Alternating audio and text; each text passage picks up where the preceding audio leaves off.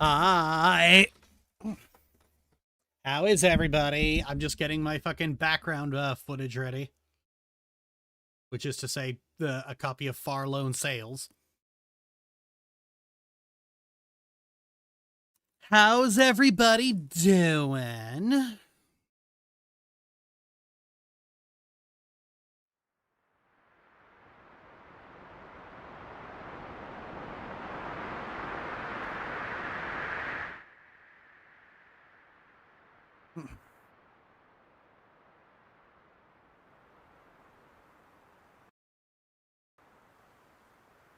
There we go. I picked this for the for something to just do with my hands because it's just very moody, and that's really about it. It has no connection to what we're talking about in any way, shape, or form. It's just some nice visual noise. Anyway, we're talking about the Avatar leaks. I'm sure Aang is in the Avatar state right now because of the leak. 1 second, everybody.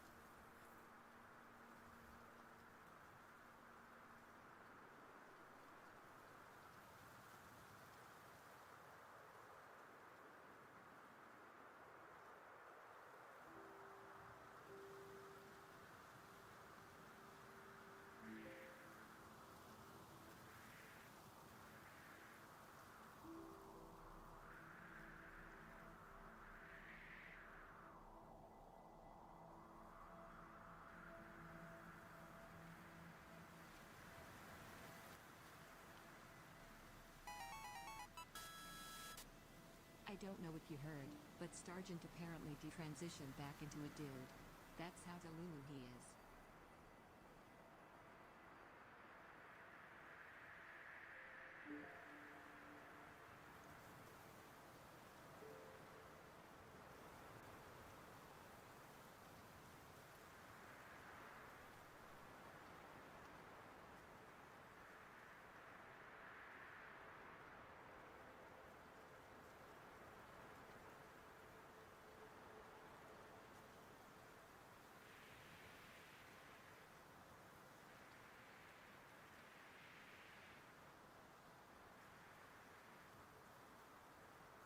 Alright, I was just in the middle of making my tea and getting a muffin when the thing started. Oh my god. You know it's a CD call stream when right after the stream starts I had to get up for about 5 minutes.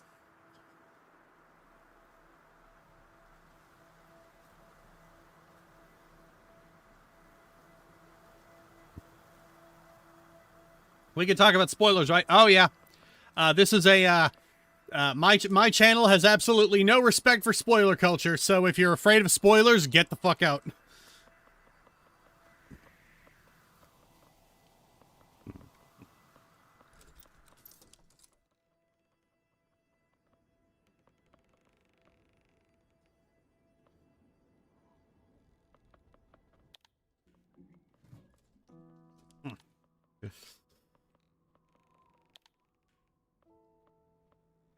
And suddenly someone was like, oh, neat. Hot take. I never found the joke with the cabbage guy funny. Yeah, they just get more and more. Like, here's the thing. They're getting way, way more overt with it. Like, originally it was just, my cabbages! And then, like, later in the distance, you just hear, my cabbages! And that's funny. But then, after it became a meme, they just kept playing it up. It's like, you get Korra, and it's like, no, not my cabbage corp. And it's like, You get to the live action one. The live action one was the worst. Because they fake it out over and over and over again.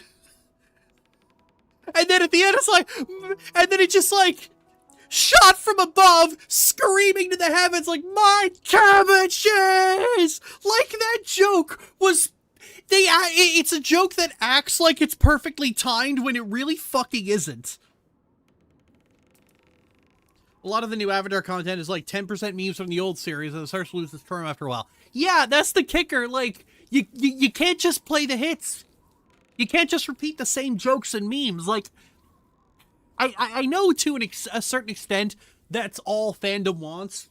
They just wanted to play the hits over and over again and give them new things to make fan fiction out of. 1 second.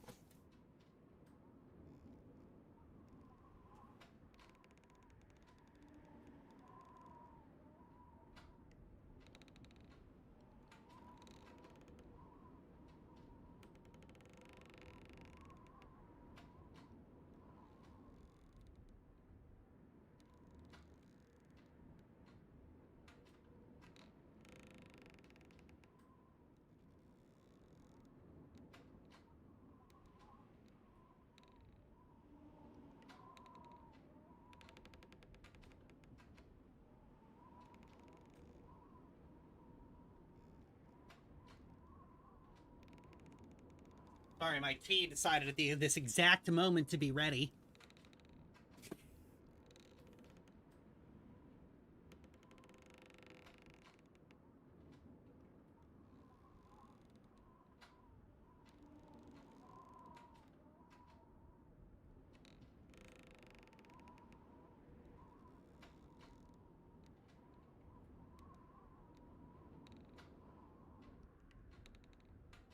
Anyway. They're just playing the hits. And to an extent, that's kind of all fandom wants. They just wanted to play the hits and give them new fucking lore to play with. And, like...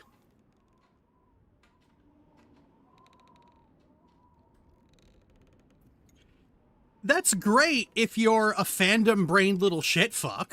That's great if you're Nietzsche. It's not so great if you actually like good TV, because the thing is, Avatar had a lot of potential. Mostly because it had the potential to be really philosophical, and it should be. But the problem, and this was a problem that Korra had, and it's a problem that the movie had.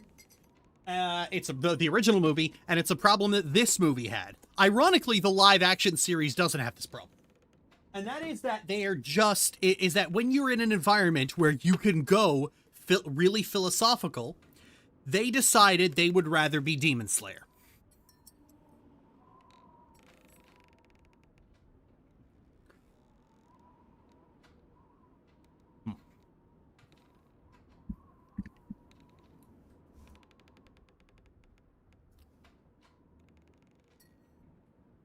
Because that's ultimately where the movie goes. So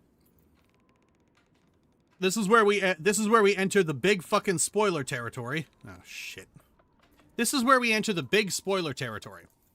And that is just the fact that the main villain is just every Legend of Korra villain all in one.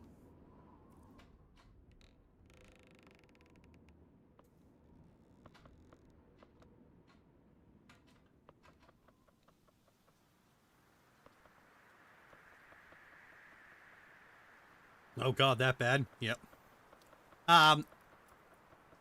His name is Taga. You can see him on the poster.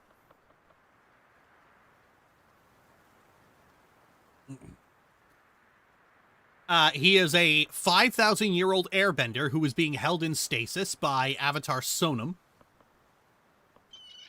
And so, 5,000 years ago, Avatar Sonam used energy bending to create a staff that could give people airbending. And this guy was one of the people she gave airbending to. She created a big city, and wait for it, you're not ready, an air empire.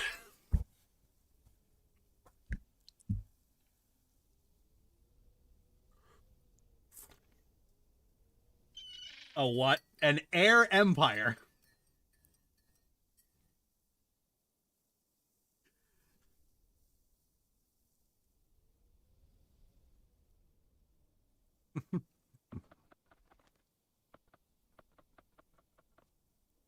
Stop, no, so just what?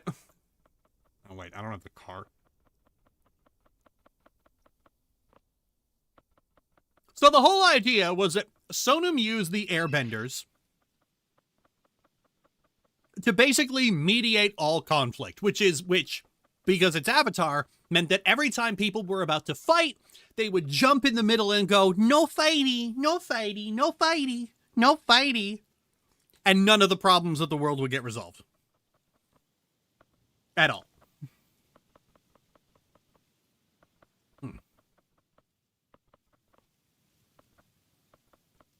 Uh-oh.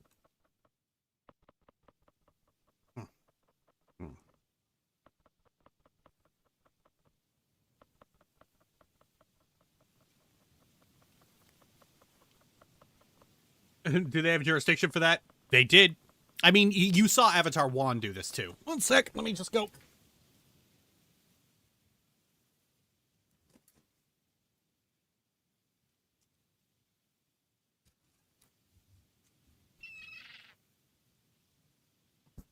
Which is kind of the problem. I mean, like, war is just one of many ways to resolve political conflicts. But the problem with, like, with Avatar, the problem Avatar has always had is that it tends to just stop at preventing war and doesn't resolve any of the issues and doesn't address or explore any of the issues that created created that war in the first place.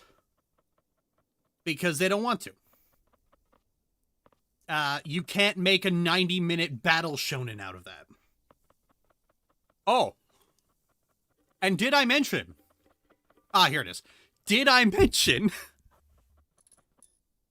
Aang goes Super Saiyan in this? Not the Avatar state. He gets Avatar state 2.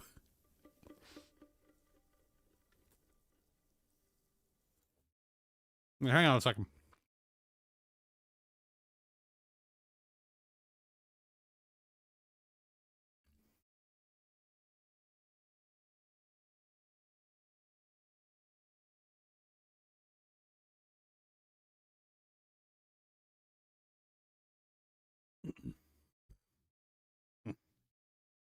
I might get the stream completely sniped for this, but...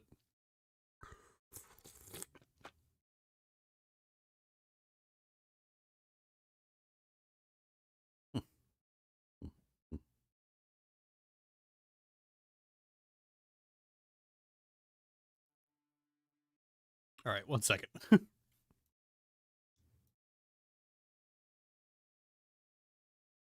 Okay, so first things first, here's the kicker. So all the the Taga and Aang can both use the staff of spirit magic to power themselves up. So as you can see, Taga goes mid suavemente. This is just lore accurate Ganondorf.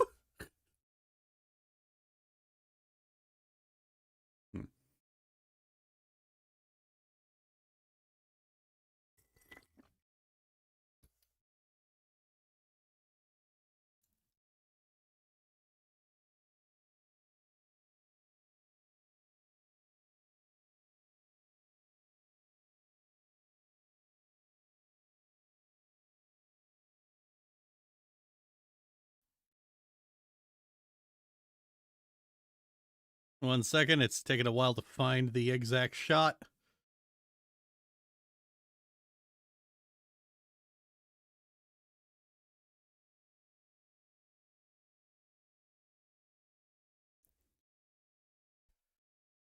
Okay. And then Aang fucking digivolves.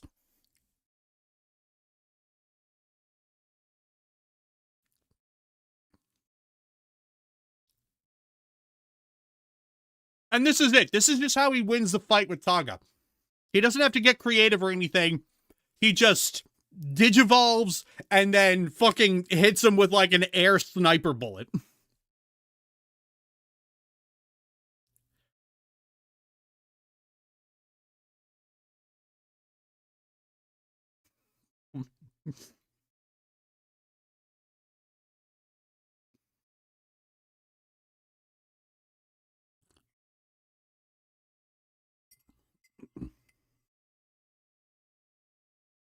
Post OG series just feels like ATLA fanfiction. Yep. Because like I said, Avatar is interesting when it's being like a combination of an old kung fu movie and like getting philosophical and political and philosophical. But pretty much ever since Legend of Korra, everything about Avatar has just tried to be Dragon Ball. It's tried to be Inuyasha. It's tried to be Naruto.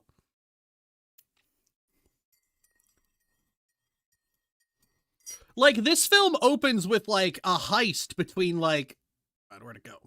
Like, this guy and, where is it? And these two.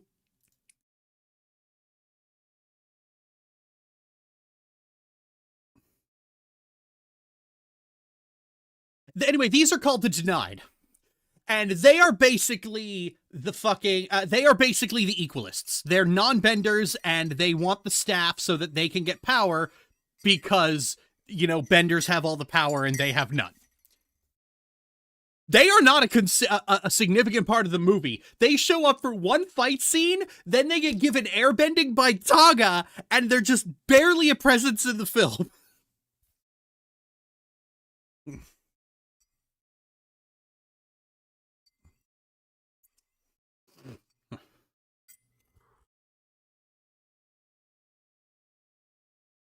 Did Bragg not have editors after ATLA? The two lead writers for ATLA, they didn't go on to Legend of Korra. They went and made the Dragon Prince, which is a whole other kettle of pork.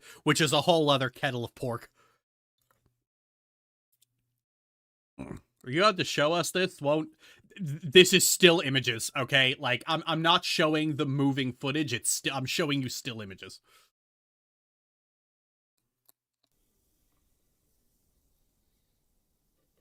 Oh god, the Dragon Prince, I forgot about that. Yeah. So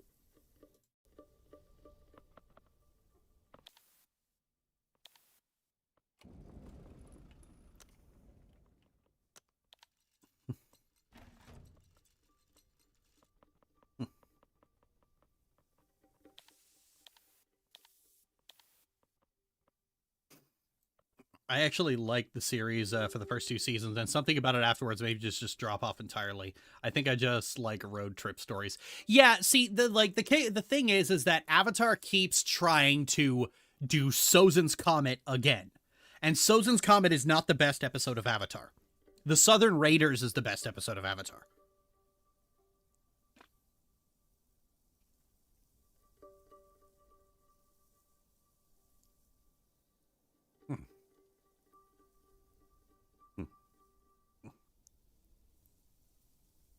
The staff gets destroyed at the end, so it can't be used in Legend of Korra. Yeah, because the thing is, Aang wants to use the staff to bring back the air nomads. So you know the staff is going to get destroyed because there are no air nomad there are no air nomads in Legend of Korra, except the air acolytes, but they don't count.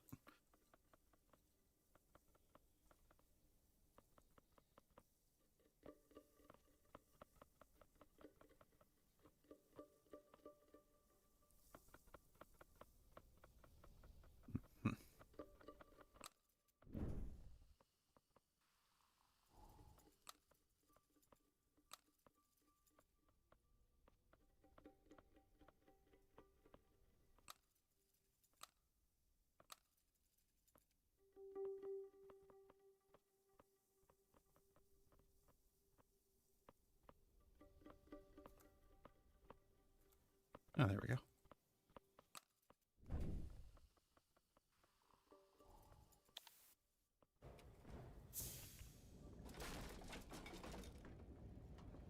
There we go. Now we're moving. Interesting personal conflict for Aang, but knowledge of Korra robs the audience of any attention it might have had. Yep. Imagine adult Aang looking at his baby son Bumi and thinking, fuck, I really wish I still had that staff. Oh, no.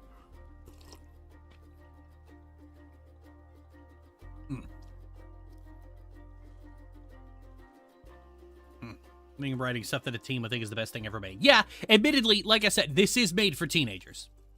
Like, a lot of what a lot of people, like, you ask most people to describe adult animation, and they will describe something that is aimed right at the sensibilities of a 13-year-old.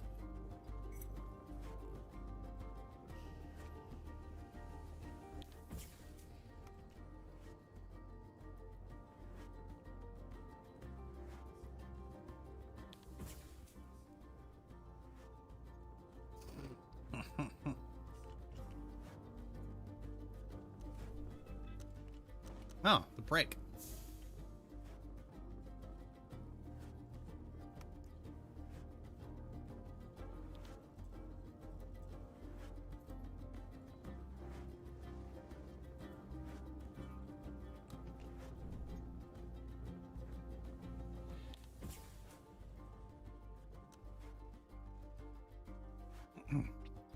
The thing is, it absolutely could strike again, but ironically, most people just want Avatar, but more. Genuinely interesting and thought-provoking stories are going to get squashed into an Avatar-shaped mold that doesn't fit them and makes them worse than they could have been if they weren't trying to be what came before them. Yeah. I like I said, I noticed this a lot when I was doing a lot of the Avatar Neva stuff. Is that Avatar has a serious Legend of Zelda problem. Oh, fuck.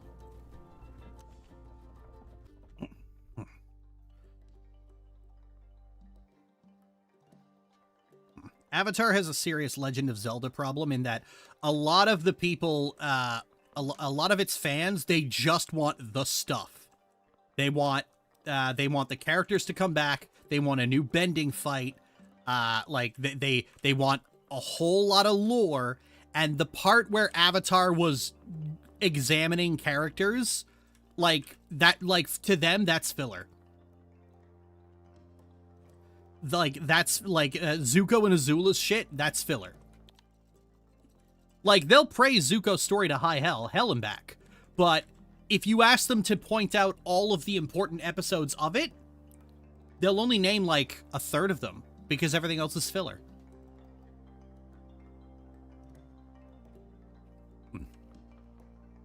There's also the problem in that I don't know a non-skeezy way to say this, but much of the film really just feels like Avatar, all your childhood crushes are legal now.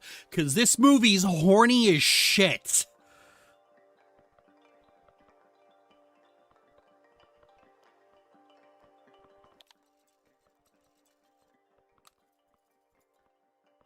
Oh god, you're right, and I hate it.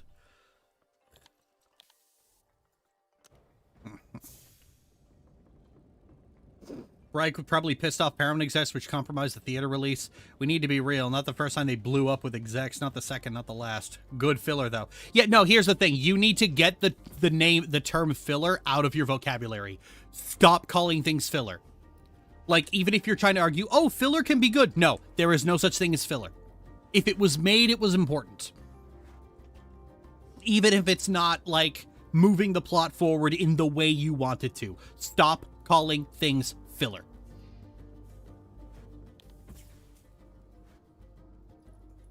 How many times did they rip off someone's clothes in this movie? I don't know, but I think like I think Toph lost her shirt like maybe 4 or 5 times. Toph and Zuko could not get like I would hate to be Toph or Zuko's tailor, because good lord, those two cannot keep their fucking shirt on. Like they keep losing it.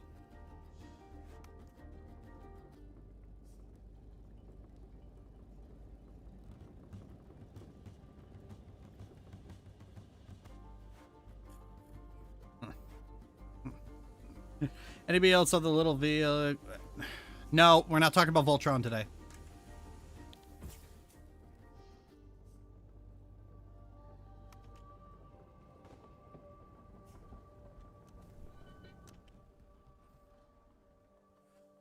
I never thought I'd have to take ATLA to the task for the horny tax, but here we are, I guess. Oh, come on. Have you not seen Venom of the Red Lotus? That was a fucking snuff film.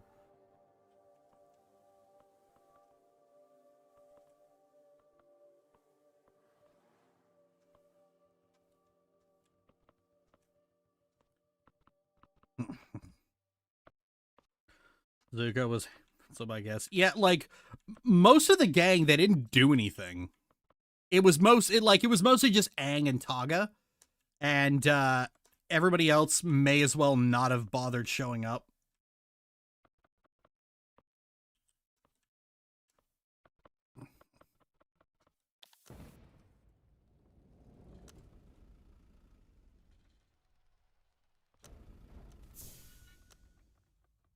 I've seen thirst traps of the new ATLA stuff on Insta and had it muted because people were acting scuzzy as hell. Scuzzy?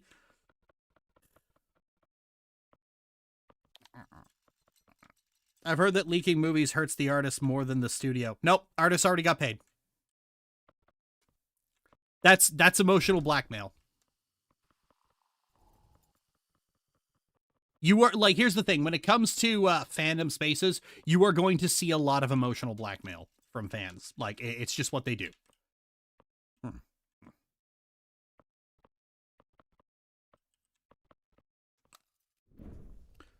Because here's the thing: the reason that it didn't. Do you want to know why it didn't release in theaters? It's because then Paramount would have had to pay royalties.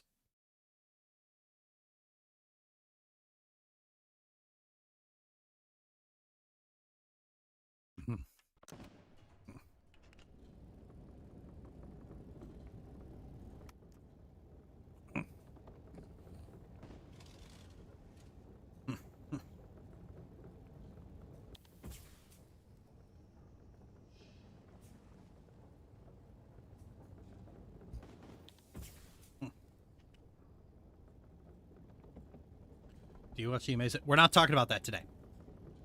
Streaming doesn't pay royalties. Oh, geez. Yeah, no. Streaming, being a relatively new medium, was exempt from a lot of the original. It was exempt from a lot of the original agreements with the fucking Writers Guild and the Screen Actors Guild. Honestly, like, that's why these companies were pushing streaming so goddamn hard, because it meant they could fuck over creatives.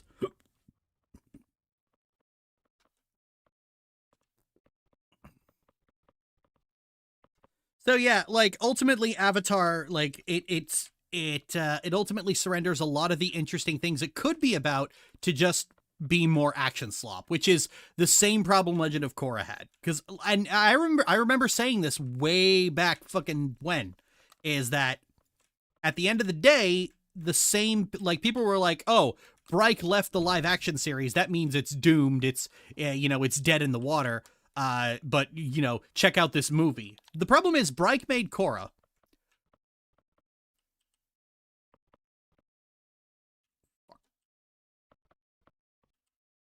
Oh, there we go.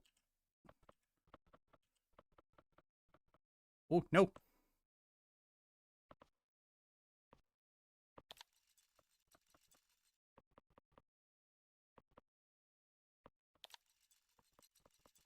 What the fuck, did they break up or something? Yeah, they left the live action series over creative differences. Ooh, what's this barrel? What's this barrel do?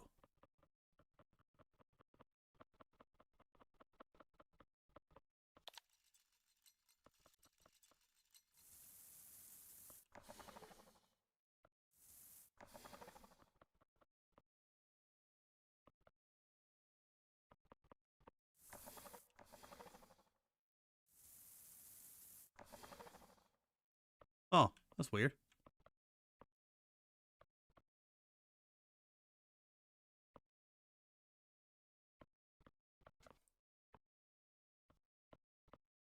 Isn't there 2 more Aang movies? No idea.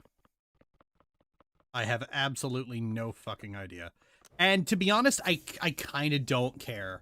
Like, between Korra and this, it's made it very clear, like, Avatar does not want to be, like, it doesn't want to be the good, it doesn't want to emulate anything good about Avatar. It wants to be Demon Slayer. It wants to be Dragon Ball. It wants to be Naruto. It wants to be that shit. It wants to be boring.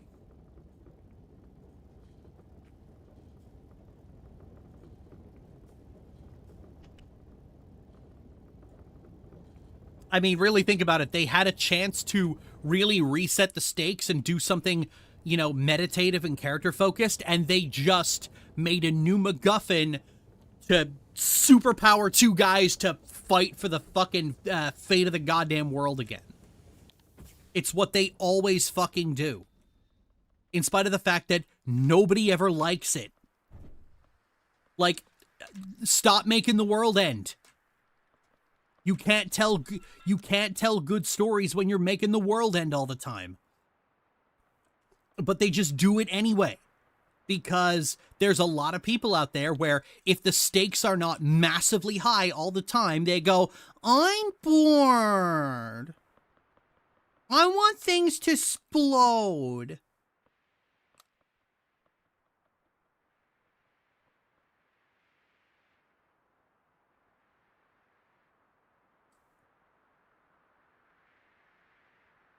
Which Avatar do you think is the most interesting right now? I mean, none of them. We don't know anything about any of them. More boom, boom, boom, please. Yeah.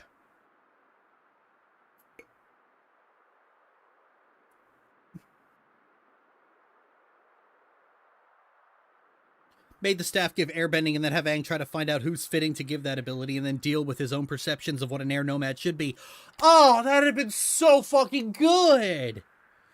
Seven Havens is already looking to be more like Korra 2.0. Yeah, I mean, like, if the Denied are any indication, Riker really in love with this idea of, like, the underclass as the villain. They're gonna do Arcane again. That's what they're gonna do. They love this trope, and they won't let it go. No matter how many times people tell them, knock it off. This is ignorant as all fucking hell. They won't let it go.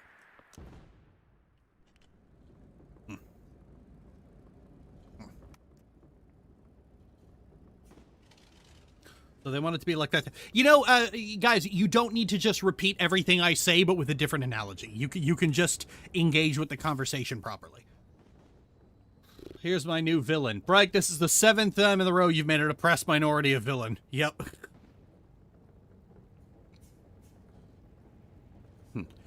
From the leaks, it seems one twin avatar is Rava and the other is Vatu. Hang on, what?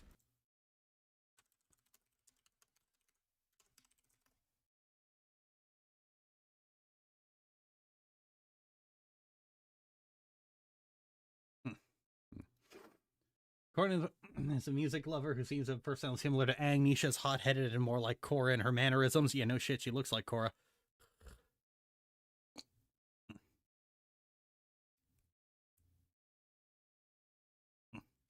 The Cataclysm is not officially confirmed to be what killed Korra. Alright. Named Elora, who's the first episode begins with a giant spear composed of eyeballs attacking Elora City and abducting someone. Yeah, I'm gonna need a source on the whole, like, one twin is Vatu thing.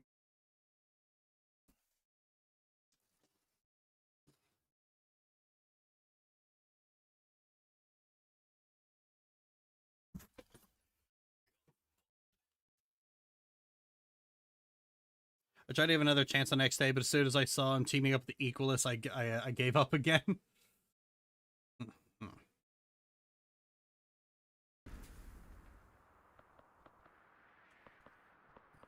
I subjected everyone to Goth Bog Witch and Neva the other day.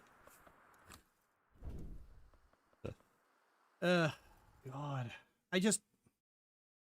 Like I said, you literally have gold in your hands, and I don't know why they won't explore what's really interesting about Avatar. I don't get it, and I don't understand why people don't see the potential there, and they're just like, no, more explosions, please.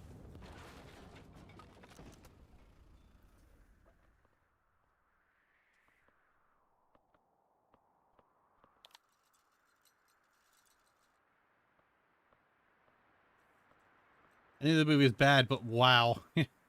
I want to like Avatar again, but every time they bring it back, I just get more and more fatigued with it because they just want to do the same thing over and over again. Yep.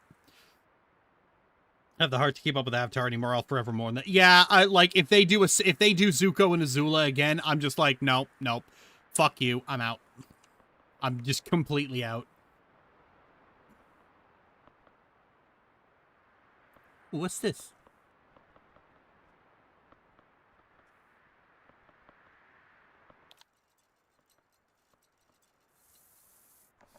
Oh. Oh. Oh, I use this to put out fires. Okay.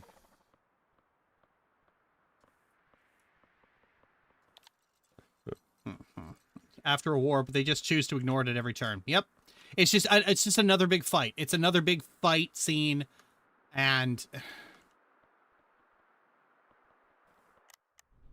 like I've said this before, I've said it before, I'll say it again. It's just, I don't understand why people don't want to do the interesting character-focused stuff. I don't understand why they just want more explosions and more fight scenes. Like, me and Michaela actually went to see that fucking Demon Slayer movie that's been making absolute bank, and it is terrible. We went in with the idea of, okay, we'll go in knowing very little about this series and see what we can fucking discern through context alone. That ultimately didn't work because they explain everything in laborious fucking detail. Laborious fucking detail. Oh! Oh, we sailing. Okay, who here has seen that movie?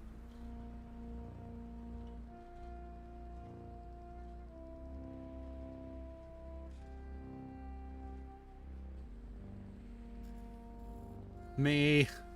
People forget that an oversaturation of non-stop world-ending threats is what killed comics for a long time. Oh yeah, this is what's killing World of Warcraft. Big Demon Slayer fan. Did you go see the Spy Family movie? Yes, we did. It's a series about demon hunting samurai. Okay, well, the funny thing is, it's like, I don't know if this is the case in both languages or if this is a dubbing thing only. But like, they over-explain everything and repeat themselves 18 fucking times.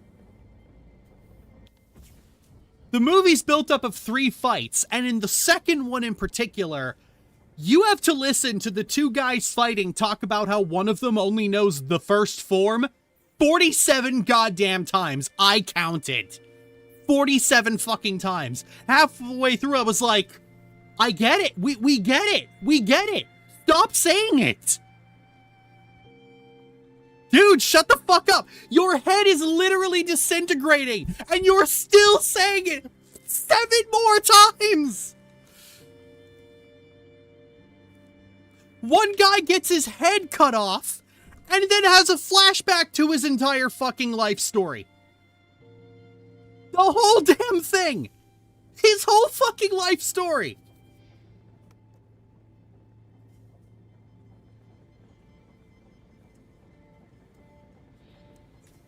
This thing has fucking instant replay!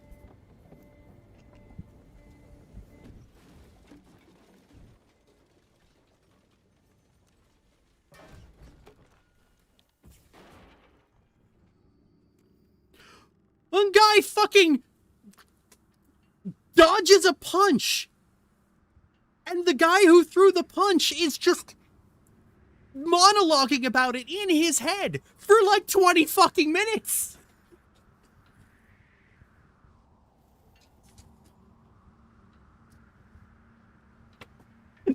God, it's a whole 20-minute flashback to, like, lessons with his dad to summon the willpower and the heart to learn how to duck.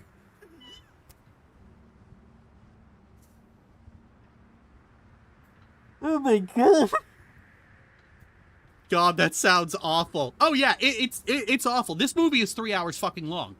It's absolutely fucking awful. But, like, by the 2-hour mark, it starts being funny.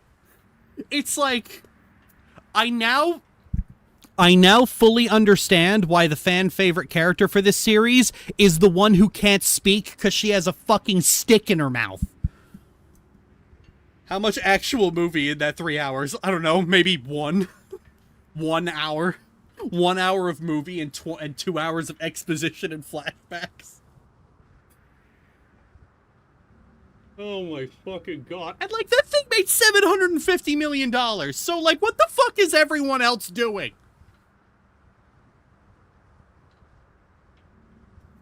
How the fuck did you even do that?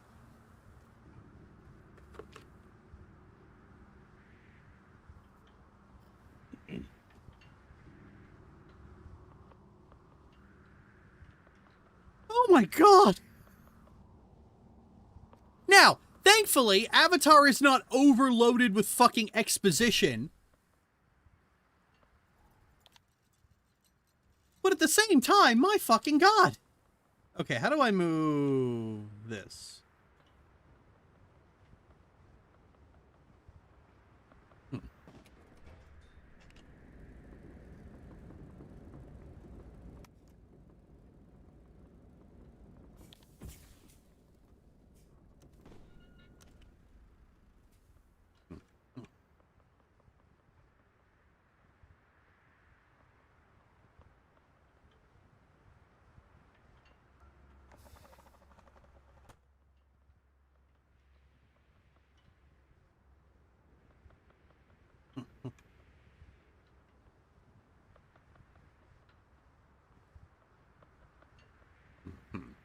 Bank because it's stupid popular and people are really damn hyped. I list our characters fights, but as a whole, it's not amazing. Oh, I've seen like maybe like 6 or 7 episodes. It's a show I have occasionally put on when I'm in the middle of deep cleaning my apartment. But every single fucking time I remember, wow, this is fucking garbage. This is slop to the umpteenth fucking degree.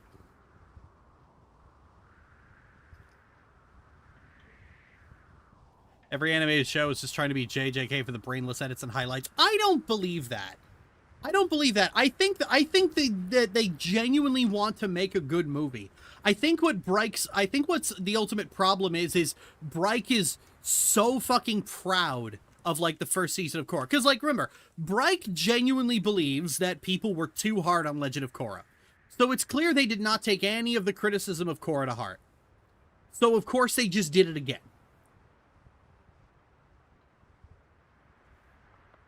Oh my god, I've got to show you. I've got to show you the one member of the Denied. Where the fuck is she?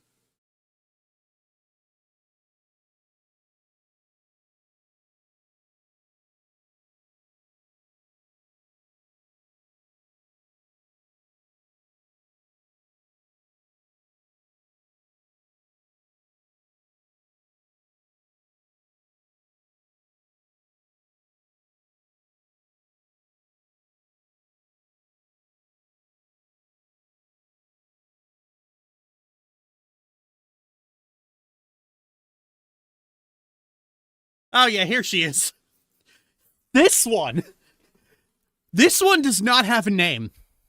The way she's designed, especially with like the big fucking Bambi eyes and the freckles, makes it very like, this reeks of like, this is gonna be a lead character, and she's just not.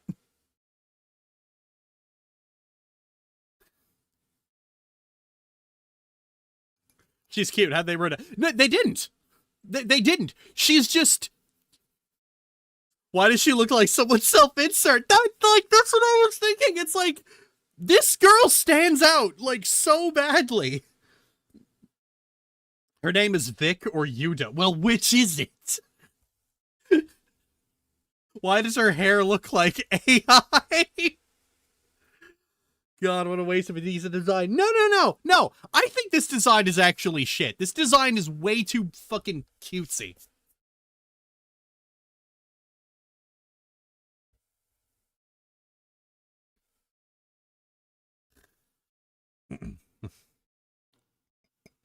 About his impossible dream finally being within reach, but he has to learn to let it go anyway, and nobody on the writing team thought, gee whiz, maybe Zuko should have something to say about that specific character arc. Yeah, I don't know why the fuck Zuko is even here. He doesn't fucking do anything. Well, okay, hang on. I do know why Zuko is here. One sec.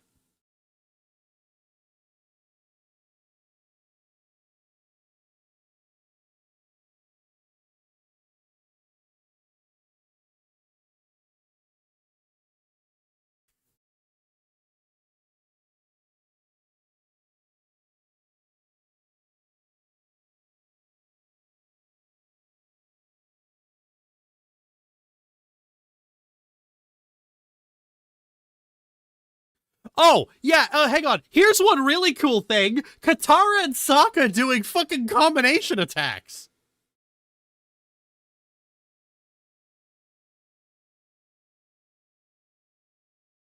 Look at that. That's fucking cool. All right, anyway, back to what I was looking for.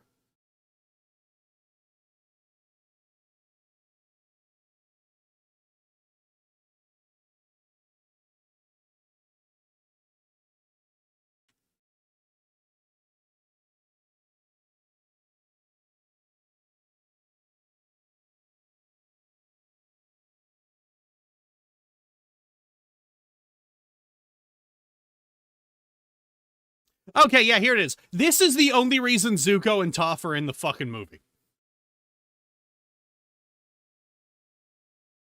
That's it. That's the only reason they're in the movie.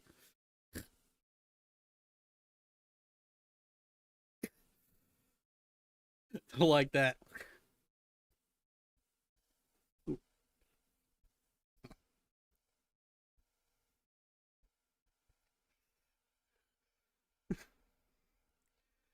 Oh, there is one bit that I think is really funny, and of course it's a Sokka bit, because it's always Sokka.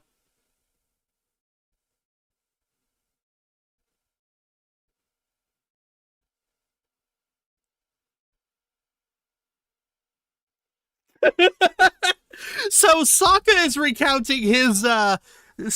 recounting his war stories to a bunch of kids. And of course this is what it fucking looks like.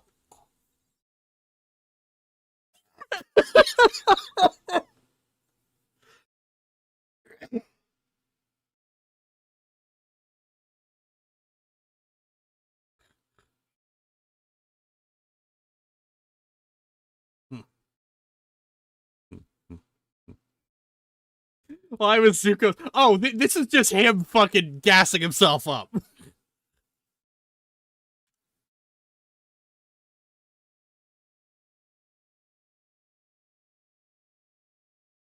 Oh, also, literally the only good thirst trap moment in this entire fucking movie. That's fucking amazing.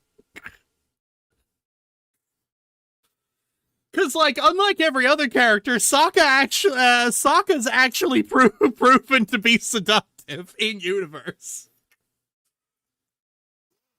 That's terrible, which means it's amazing. And especially given the fact that this is just Sokka's fucking, like, this is just Sokka's delusions. This is just how Sokka sees him fucking self. And then here he is in reality. With a fucking hammer between his teeth.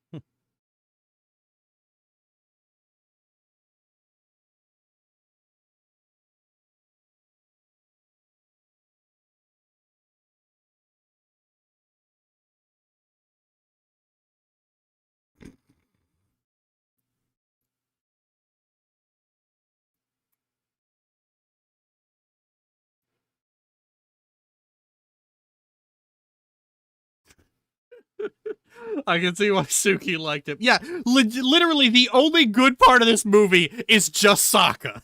You could cut this down to all the good parts, and it's just Sokka.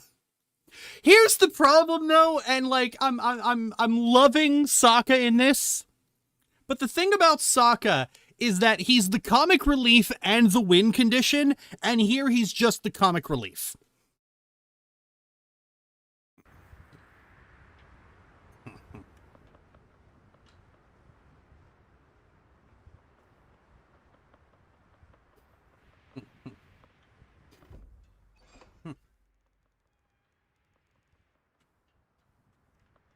Movie feels like a dare, not a passion project.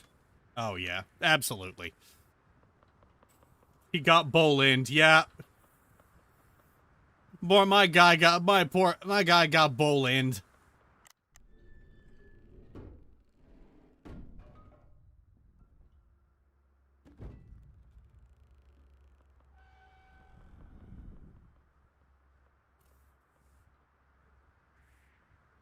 Humor is required to keep the movie from vanishing up its own ass. Oh yeah, Aang's sense of humor is just fucking gone.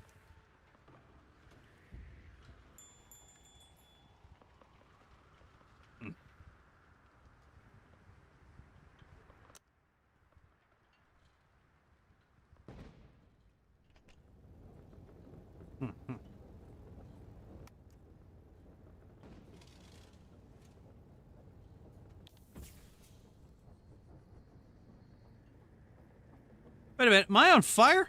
No.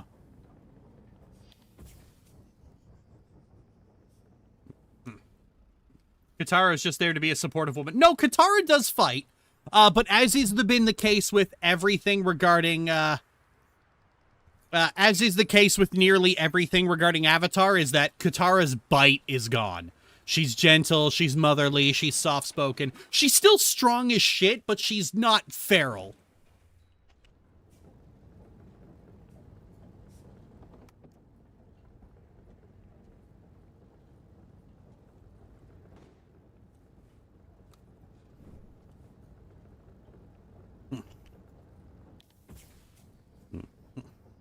She should be bloodbending fuckers. Hey, McKay! God, we got a lot of people in the stream today.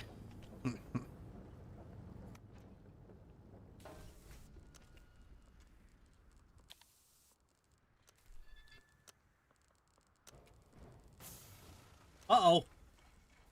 I broke it.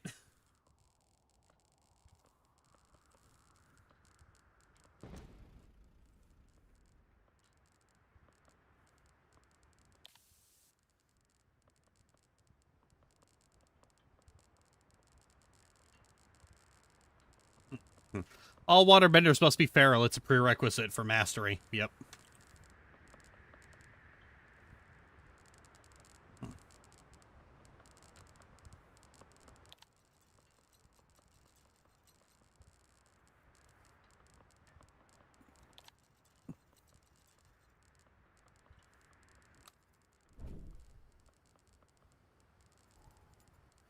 Hang on a second.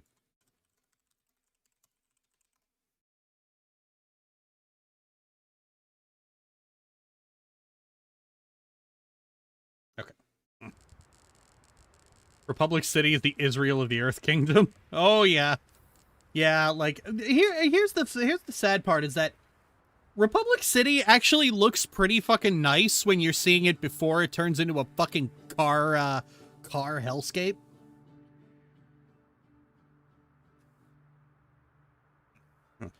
Hey, Katara, but your reads on her actually gave me a new perspective of appreciation for her. Oh, great.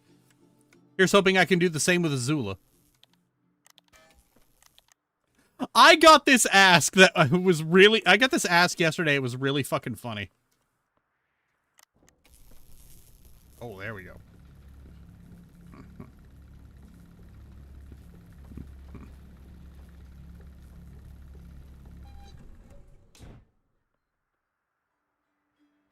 1 second.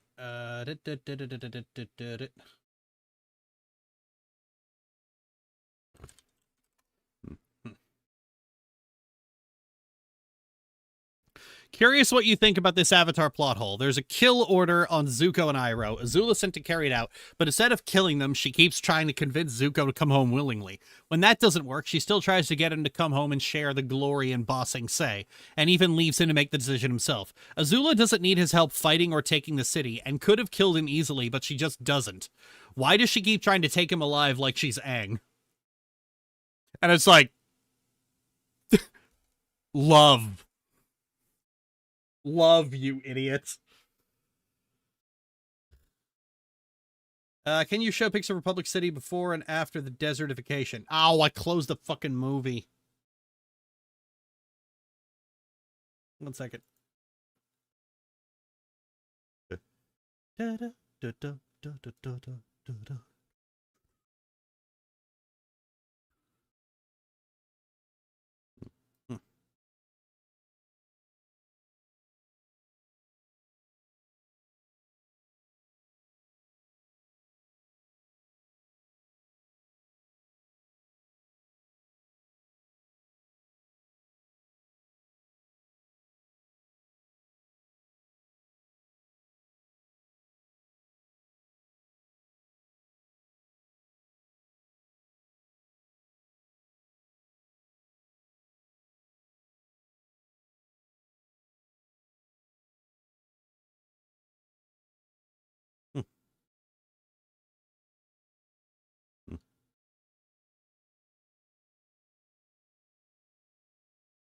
Okay, yeah, so here's a shot of it.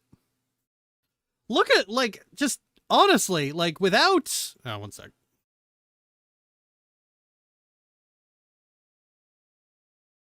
Like, because, yeah, look at the city. It looks old. It looks old and old-fashioned in particular. You know, you got all the fucking wooden ships going around. You've got all this, like... This is what I was talking about. This part here looks a bit like Ba Sing Se. You've got these lovely stone bridges. You got wooden bridges as well.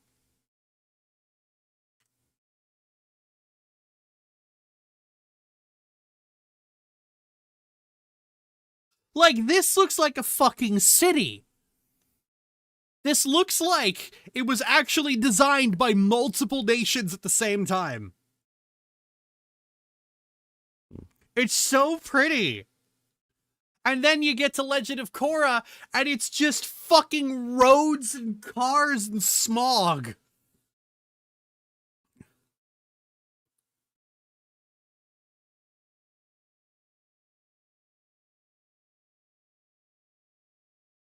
God, just look at how many people are on that fucking street.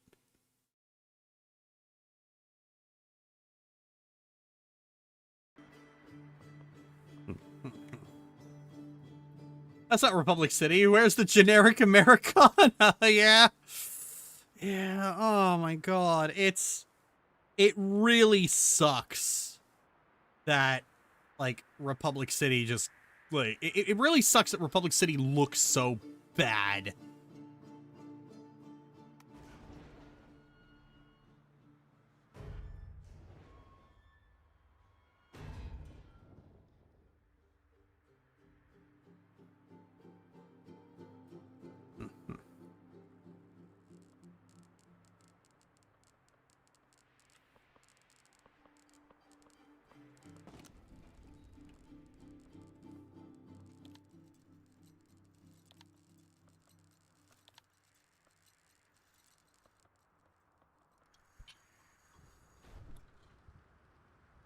Oh, wait, that's gonna...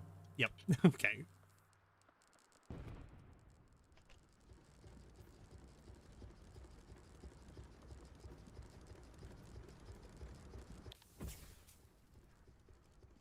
I gotta rewatch Last Airbender to be caught up for the new movie.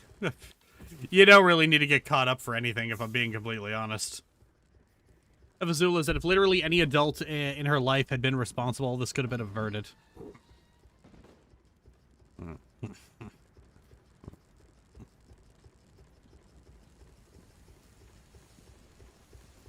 Didn't Azula also warn Zuko that their father wanted to kill him when they were kids? Yeah, like, it's a well-established fact. Like, that's kind of the problem is, like, it's a well-established fact that, yes, Azula loved Zuko. In fact, like, I think one of the writers straight up said, like, Zuko is the only person Azula loves.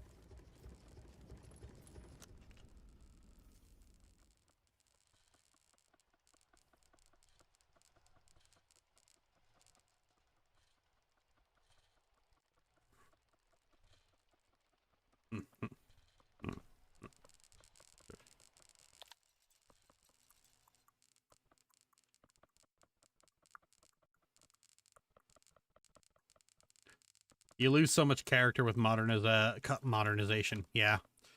Because, like, modern cities, they all look the same.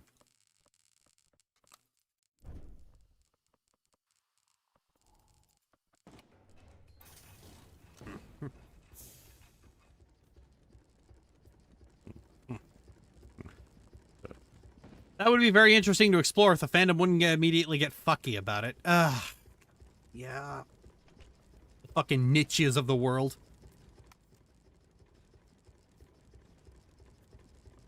Oh. Put the sail back up.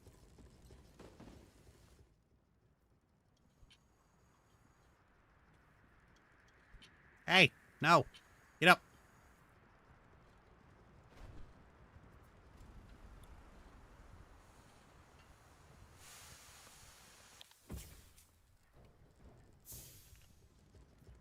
Korra gentrified ATLA. Seven Haven architecture looks postmodernist. Ooh. That's a shame.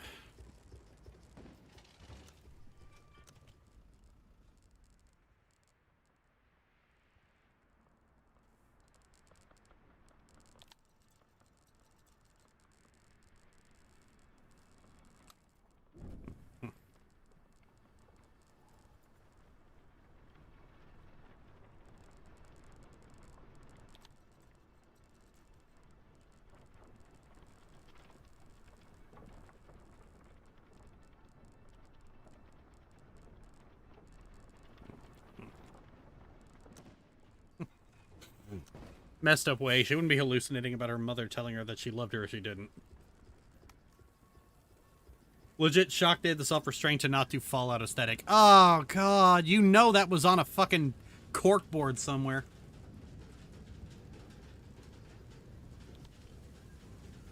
Oh.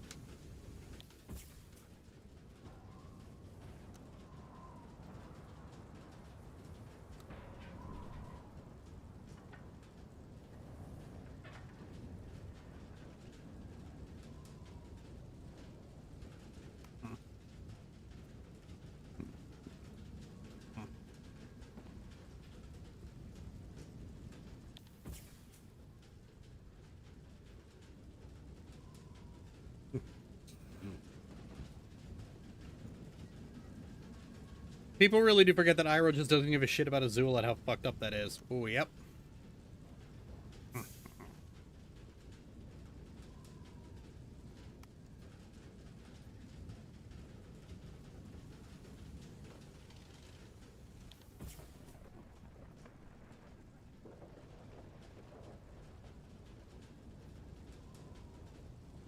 I can't remember who says it. Where'd it go? I can't remember who says it, but it's in the commentary episode season 3 of Avatar. Zuko is the only one she loves. I think it was Aaron.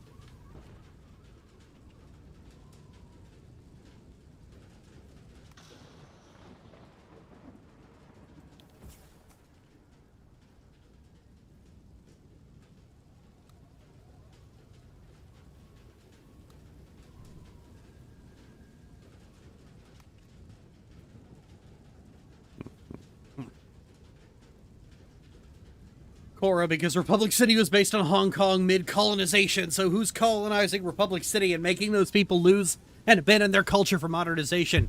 The Fire Nation. Oh, fuck. Oh, shit. Oh, no. Ship's on fire.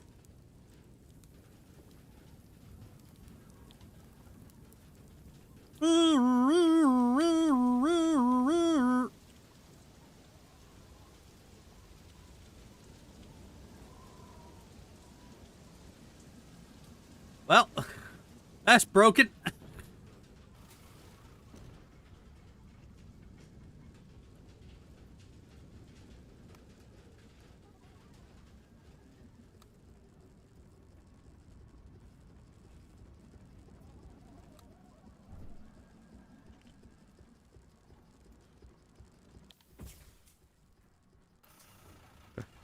Korra was really uncreative with its world building regarding modern tech. They just copy-pasted Americana and put some bending in it. No creativity in how a world with bending would progress.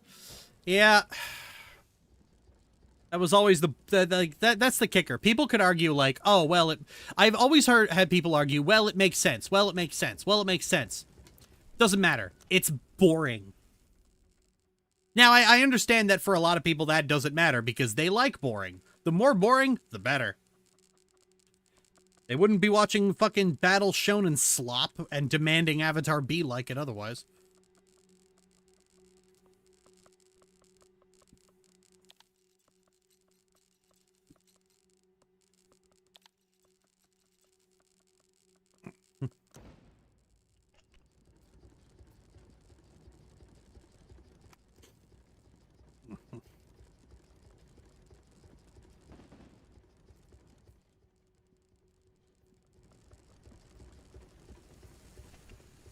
You think there would be more steam-powered stuff? Yeah, you would think.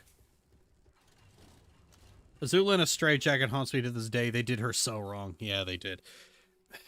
Like I said, I think the general consensus on this movie should have been why from the very get-go. Why are you doing a movie about the gang as adults? There's no story to tell. Their story is over, and you need to move on. Because think about this. We had The Last Airbender. Then we had the movie, which was just The Last Airbender again. Now we got the live-action series, which is The Last Airbender again. And then they did a movie, which is just like a Last Airbender epilogue, I guess, except not really. Whatever. And it's like, dude, move on. Move on to another fucking Avatar. Money, but yeah, fuck.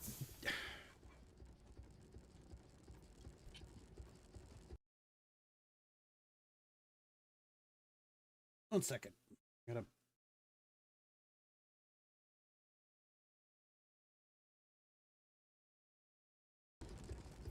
Any variation of because money or because written in the script, like you're getting banned for the rest of the day. Engage sincerely. Do not don't do snark. We don't do snark here. Engage sincerely.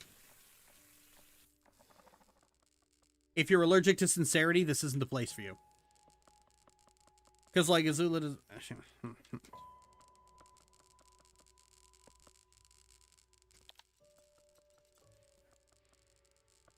And don't call me babe. Okay, where am I going? I think we need more voices to talk about the flaws from ATLA too. Well, yeah, like the problem is like the flaws from ATLA, they don't really matter because the show was good.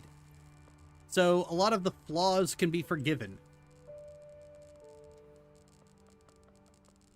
But the problem is now they're just taking all the negatives with none of the positives. The thing is, like, a big thing that benefited The Last Airbender is the fact that it was a cartoon. It was a fucking cartoon in the early 2000s. So, like, it couldn't do any of the things that make modern Avatar terrible because that wasn't the business model.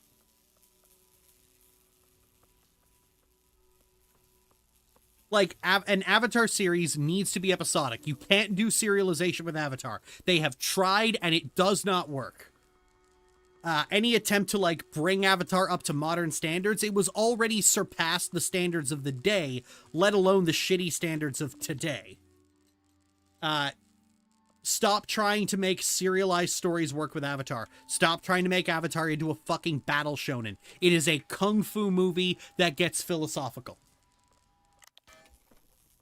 If you're going to ape something, ape KOTOR 2.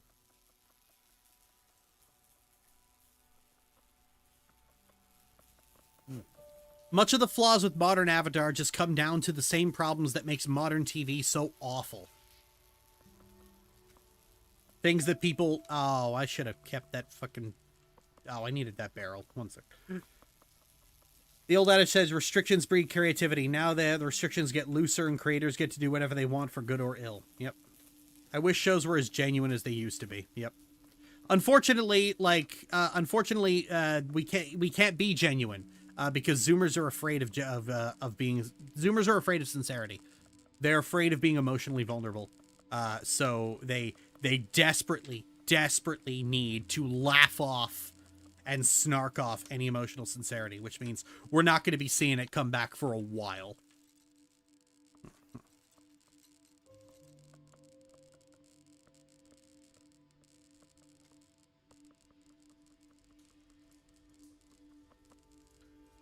As an anthology series akin to Clone Wars. Clone Wars is not an anthology series.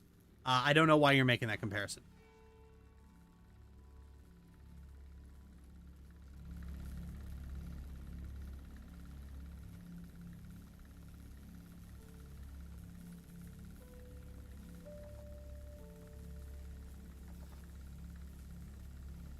Ooh, is this how I repair things?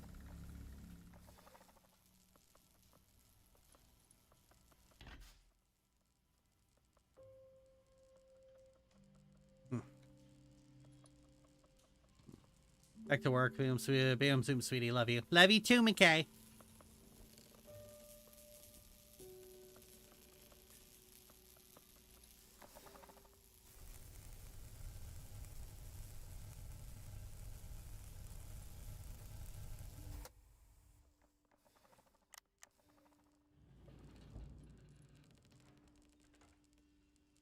Ah, there we go.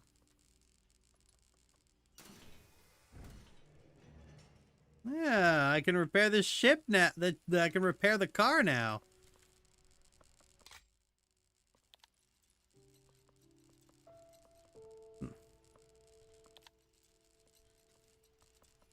Come on.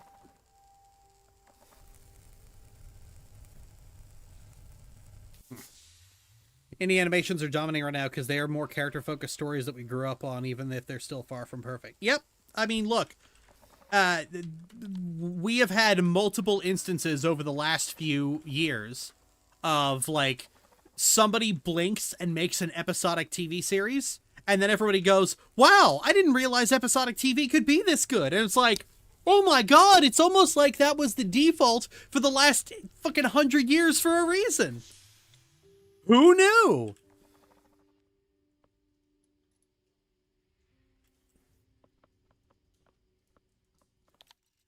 Because, like, the argument for serialization was always, well, now we can tell more in-depth and more nuanced stories. Yeah, you can, but the problem is, you don't.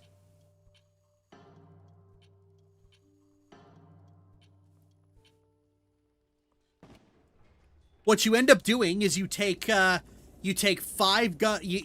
like one episode of a TV series and you pad it and pad it and pad it out to 6 hours, and that's all you ever do. You never take advantage of the increased runtime to tell a more complicated or nuanced story. You just tell the stories you've always told, but longer. It's what they've always done, and it's what they'll always do. Why did Taga die when the staff was broken? I understand why he needed to die for continuity. I don't recall the argument for why he died. There wasn't one. You don't recall it because it didn't exist.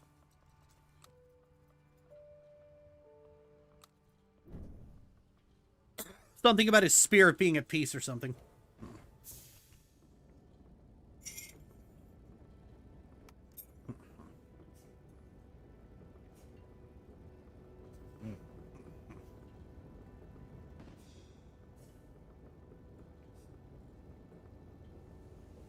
I heard that the plus from serialization is that you get invested to the season, a reason to watch all the episodes. Okay, but Burb, we were already watching all the episodes a season before this came around. Why are Zoomers afraid of emotional vulnerability? Because they're afraid of getting bullied by everyone around them, because Zoomers are cruel little shit fucks.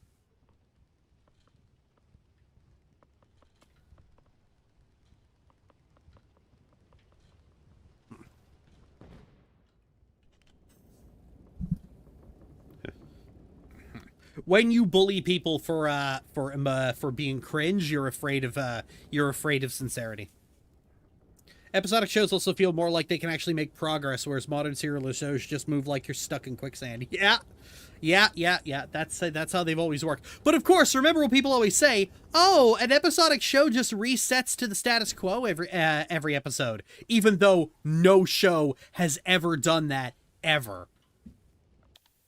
Like, it's okay to just admit you don't know anything about how TV operates, and you're just defending the thing you think is more prestige. Because that's the only reason that we do it. Because serialization looks more prestige if you're an idiot.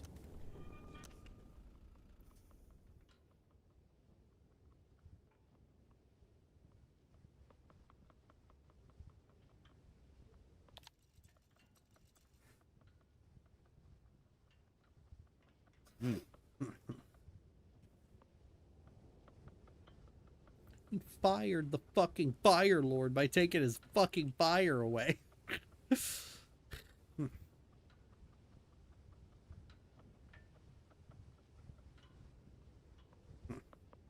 That's completely normalized being an unrepentant bully mixed with a generation of kids who grew up on South Park.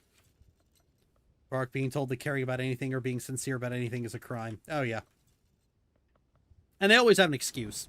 They always have an excuse for why it's okay. I think they generalize what they think Family Guy does, something Family Guy themselves joked about. Yep. I find that Family Guy is usually the source. Like, if I asked somebody, it's like somebody made that argument to me. It's like, well, shows would just reset to the status quo every episode. And I said, name 50. And they couldn't. They were like, well, Family Guy and, well, you know, they always do it. It was like, so you're stupid. And we're kind of having to deal with the fact that now TV sucks because a bunch of people got really into fucking Game of Thrones and wanted everything to be like that. What the fuck is this taking me?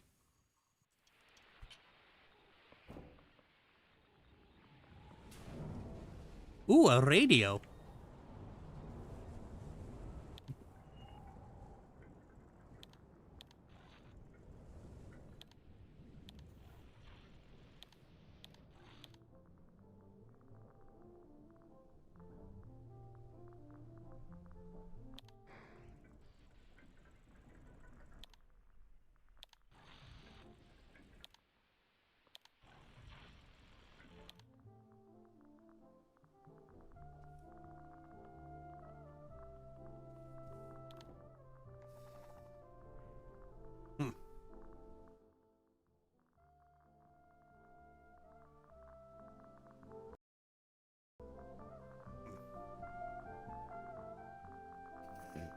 Even The Simpsons regress from where they got in the first episode. You don't need to have a serialized, grandiose story to watch every episode of a season. People get invested because the individual characters and their day-to-day lives and interactions. Yep.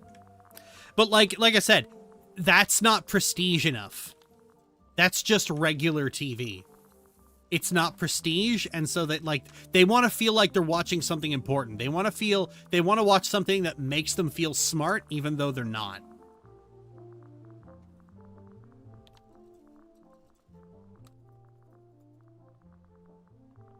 That's why TV shows are so dark now, because they're all shot like films.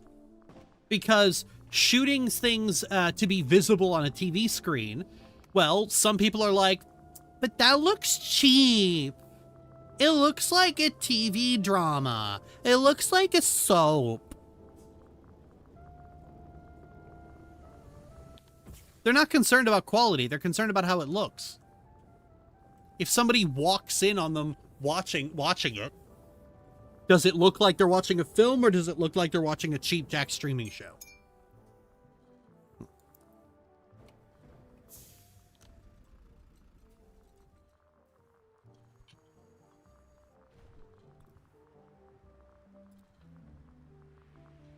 I miss when TV had actual colors. Oh, yeah.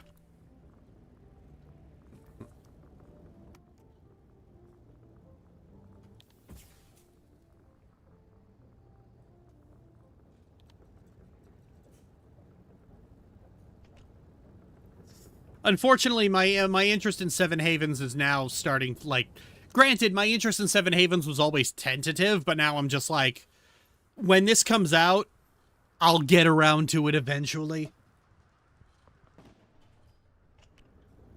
Look, I mean, look, if I want to see Avatar siblings, I'll just write them myself. Like, I just inflicted goth bog witch Neva on everyone. So, I'm not hurting for Avatar siblings.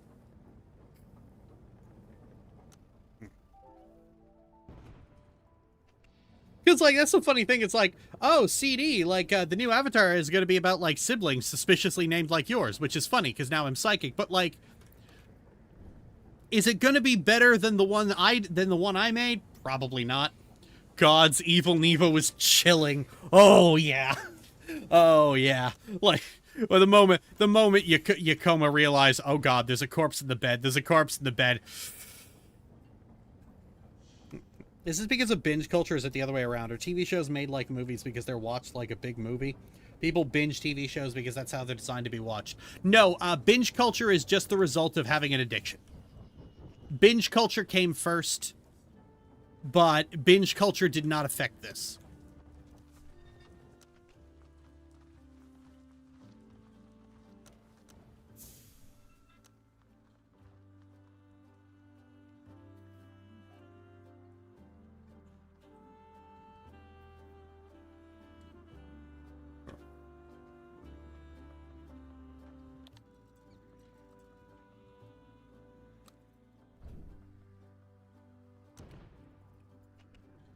I could see Neven Lobby coming up with fun combo moves during battles. Oh yeah, probably. I'm at the point that my dad didn't even pay for Paramount when I most likely wouldn't watch it, but that's only when the season and show is over, most like. Hey look, buffalo, neat. Oh, give me a home where the buffalo roam and the deer and the cantaloupe play.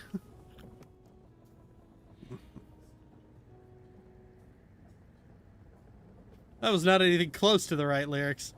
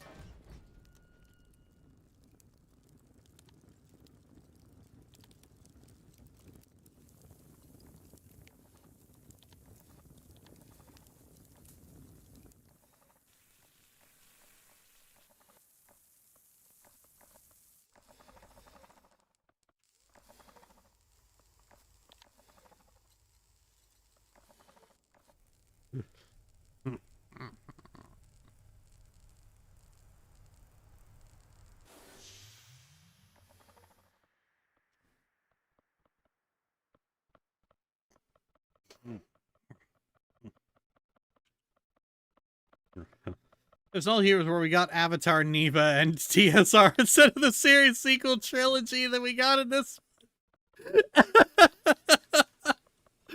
Oh God. No. You don't want an actual show out of Avatar Neva because, like, oh God, the worst fucking people are going to be just because, like, you know what they're gonna do. You know what they're gonna do with Neva and Lavi. You already know what they're going to do.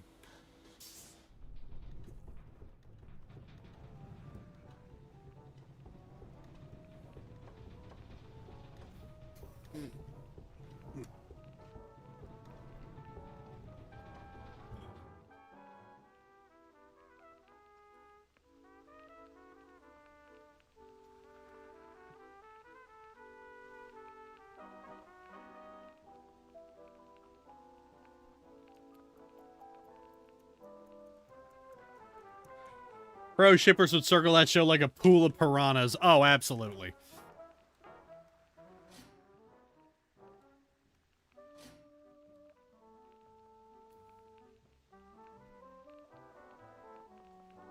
They're gonna do a Frozen all over the place.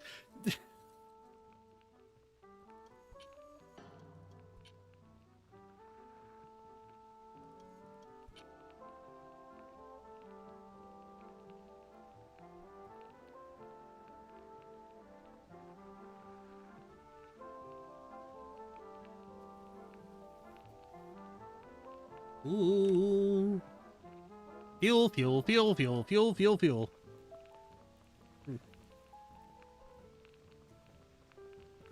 They're gonna be the Republic City Press. Yep.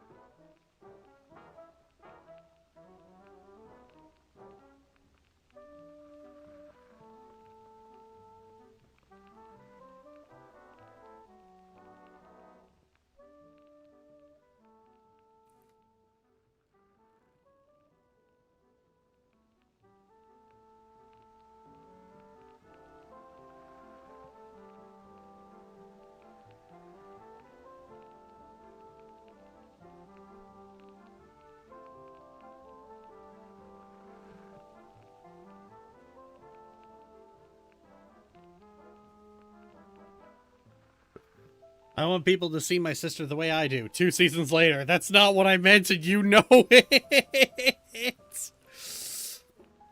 If TSR were the true continuity, the sequel would become someone's fanfic. Oh, no. The fanfiction would be 200 times worse.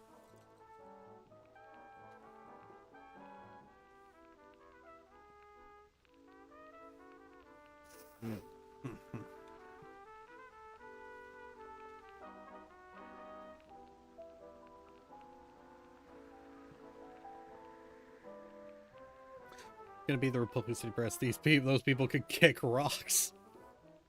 I am gonna be honest. I am genuinely stumped.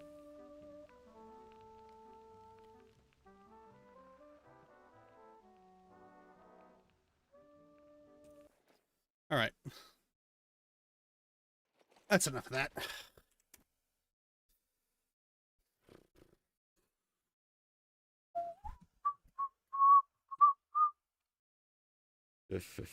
They what now? I haven't seen anything Avatar related. I wonder, could I just jump right into the Avatar movie when it comes out without any background knowledge? Okay, I'm going to give the same answer I've always given to this question. You could, but why would you want to? I mean, look, why don't you just watch the fucking series? what is it about the series itself that you're avoiding?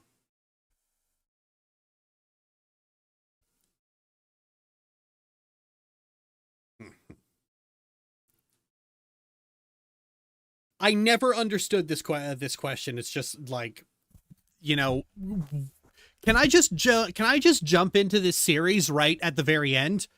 Yeah, you can. I don't know why you want to though. I really wish somebody would sit down with me and unpack that like weird fixation.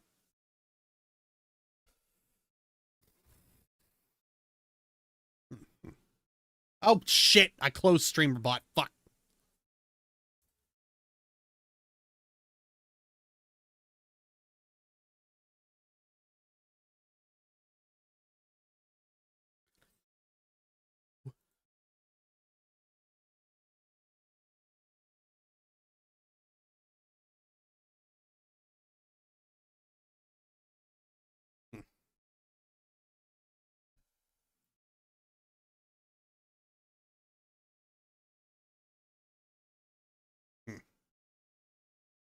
Okay, there we go. Yeah, so I don't understand why you'd want to just jump in medias res. Like, just start from the beginning. Just start from chapter 1. Like, whatever impulse makes you want to skip everything else, figure it out.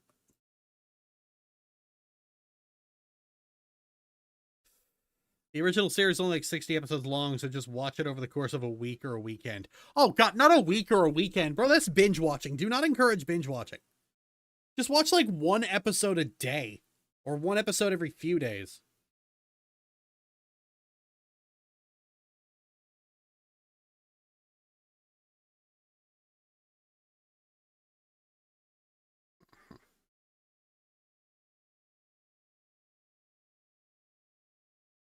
I remember when you did that Ember Island Players post, the TSR gang going to see the sequel trilogy we got, and Ailey's like, they cut me out of the Griffin movie. Oh, yeah. Poor Ailey. Anything from the franchise, but honestly, it just seems like the OG series is really the only thing worth watching. Yep. Yeah, I thought about that as I realized that. Do not binge watch for the love of God. If damn, I got humbled. Then I'll see what I can do. I mean, this wasn't about humbling. We're trying to gang up on you, but it's just like I've heard that question regarding WoW, regarding Kingdom Hearts. I don't know why people keep asking this question. Just start at chapter 1.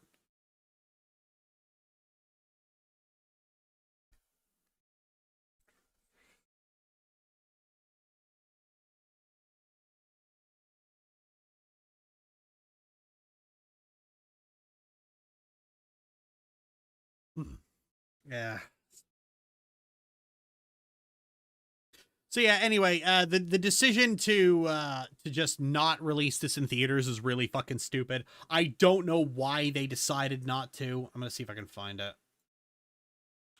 Why did Paramount decide not to release the Avatar movie in theaters? Because like you're just leaving money on the table. You'd make your budget back.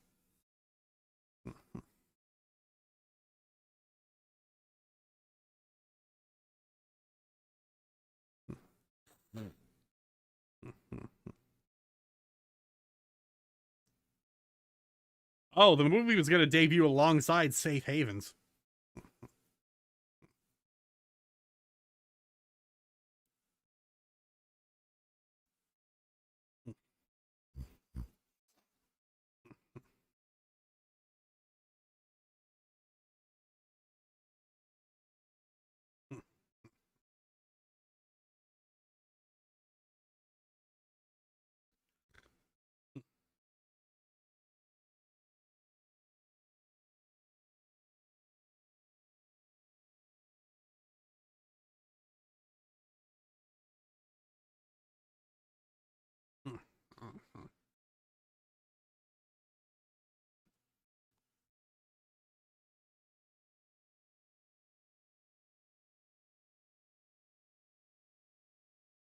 As the streamer becomes the exclusive home of all animated content from Avatar Studios. Yeah, so Paramount is trying to kill. Like, Paramount is regretting getting into this agreement with Avatar Studios, and they're gonna try and kill Avatar Studios by shunting them into the streaming ghetto. Because, like, remember, this is why Legend of Korra, like, died on the fucking vine. They moved it into the streaming ghetto.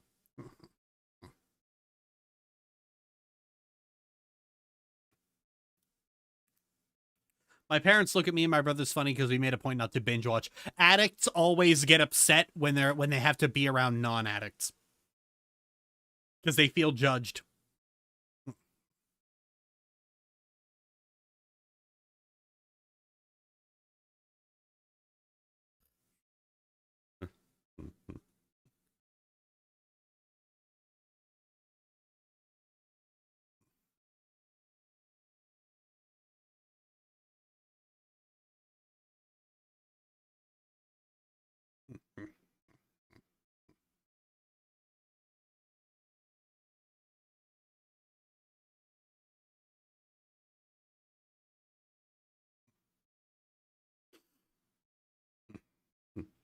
All right, you want all these episodes to bleed together so no one episode stands out? Be my guest. I am so glad you've all, like, just internalized my no binge watching stance.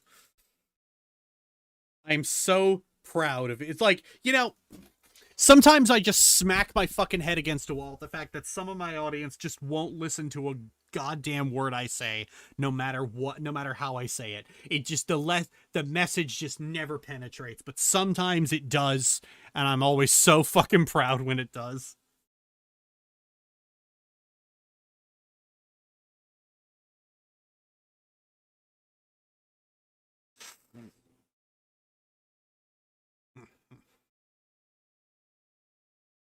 I always confused why Paramount hates Avatar so much. Like, do they not realize how much people love the original series? It's like they hate money. I don't know. I don't know. I think it's because Bryke are creatives and the Suits do not like creatives. Because, like, remember, here's the thing. Because, like, it's been shown by now that Bryke has a backbone. They left the live action series over creative differences. Like, modern day animated show producers, they don't do that. You never see Rebecca Sugar or or Nate Stevenson or fucking what was her name? Dana Terrace do that. They would just compromise and compromise and compromise and compromise and compromise until they were left with none of their original vision.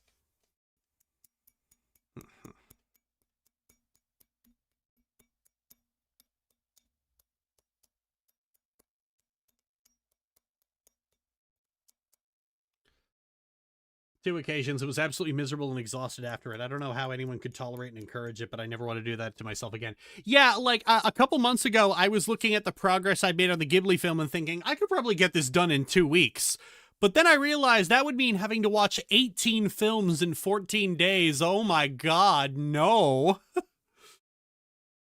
That would be hell.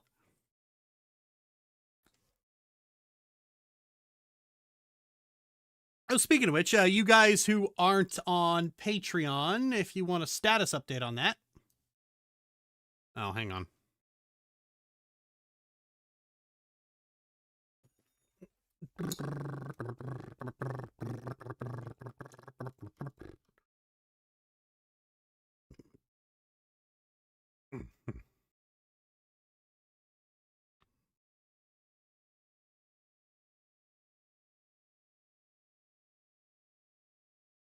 There we go. So, if it's in green, that segment is complete and available to view on Patreon for $5. $5, you can watch all those segments there. The one in yellow is currently being edited. The one in red was cut from the video entirely. And the ones that don't have a tint, I still haven't even fucking watched yet.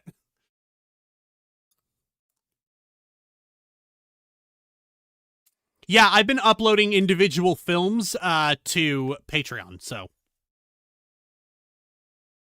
What's this for? Oh, this is for the big Studio Ghibli video. I'm doing one big video where I go through every single one of these films. The current estimate is that it's going to be about 2 hours long.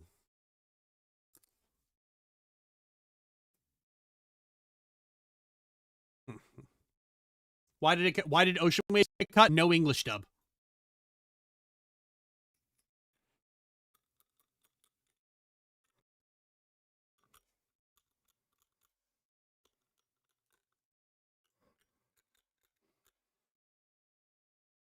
Oh yeah, that's bad.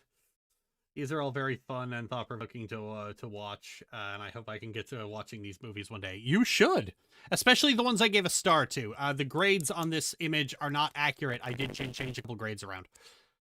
I changed from Up on Poppy Hill to a star. I heard Earwig wasn't very good. I mean, it's probably not going to be as bad as people think it is. I'm going to be automatically nicer to Earwig and the Witch because I don't typically do I don't typically talk animation itself. I'm not on the surface talking animation. I'm in the core working story, characters, and themes to death. So Earwig and the Witch might get off lucky there because I've heard that most of the complaints is that the 3D looks soulless.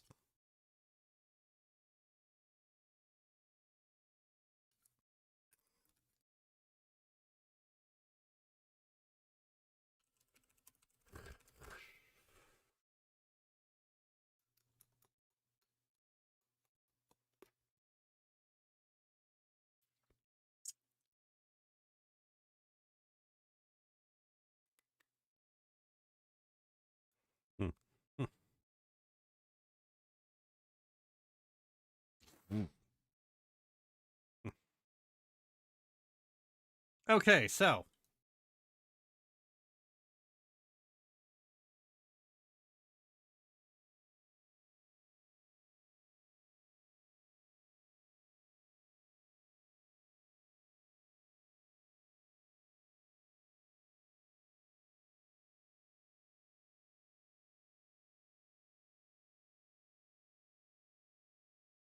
all the footage I have now is about an hour and 45. So let's say about 4 minutes, about 5 minutes for Earthsea, about maybe 5 minutes each for Earwig and Boy and the Heron. That's another 15. So that's 2 hours. And then we still have the intro, which is going to be about another 5 minutes, and then the ranking, which is probably going to be another 5 minutes. So yeah, it's about my estimate is going to be 2 hours and 10 minutes. That's my estimate.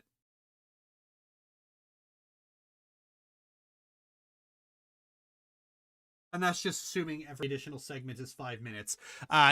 Most of the actual like film reviews, like the individual segments, have been about like 5 or 10 minutes. Yeah, it's usually it's usually anywhere from 3 to 5 minutes per video. The main exceptions are The Tale of Princess Kaguya and Only Yesterday. They both ran 12 minutes.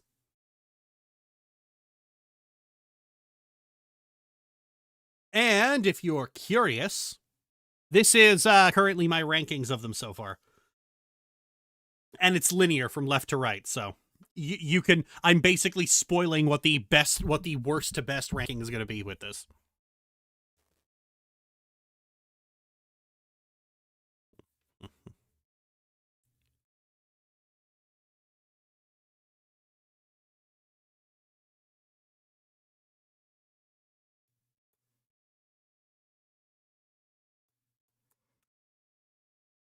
And like I said, the last 3 aren't on there yet.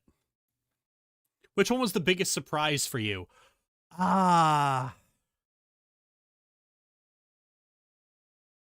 Whisper of the Heart, honestly. I was expecting... No, sorry. From Up on Poppy Hill. I would not expect to love that as much as I did.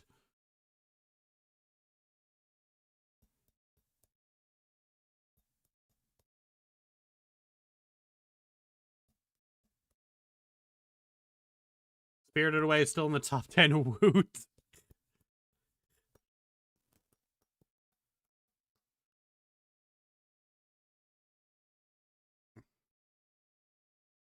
If I am going to do a video on the Avatar movie, it'll probably be after this is done, unless I just decide I need to get something out or I'll explode. In which that's why I'm doing this stream, because I don't think I'm going to get a chance to do a video on it before it passes from relevancy.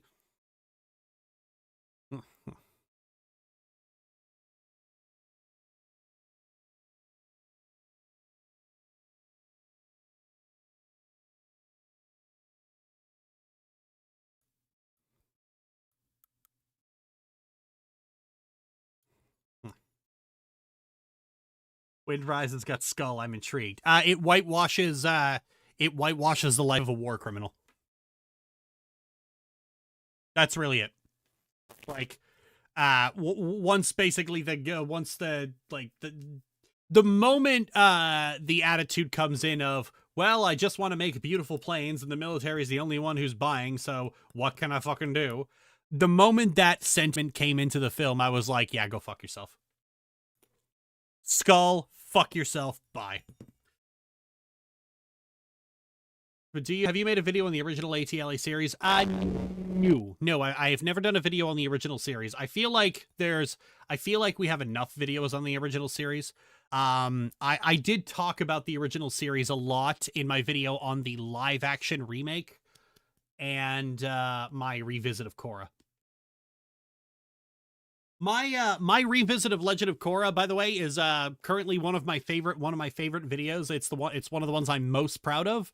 I think in terms of it updating an old video that I wasn't happy with into something better, I fucking nailed it. So you should absolutely watch it.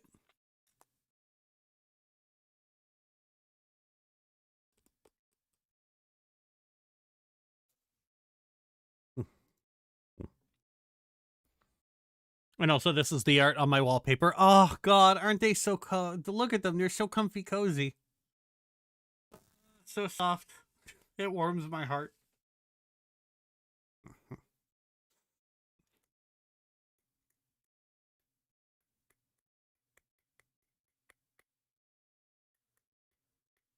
Brand's artwork. This is Michaela, actually.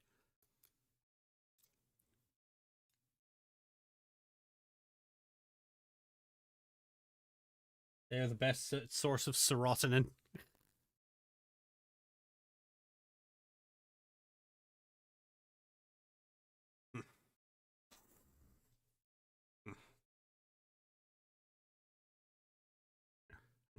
The 6-hour Pokemon video, even if it's mostly for the celery jokes. Oh, God. Yeah, the celery jokes. Man, that video was so much fun. It's a shame that a bitchy incel, ruined it.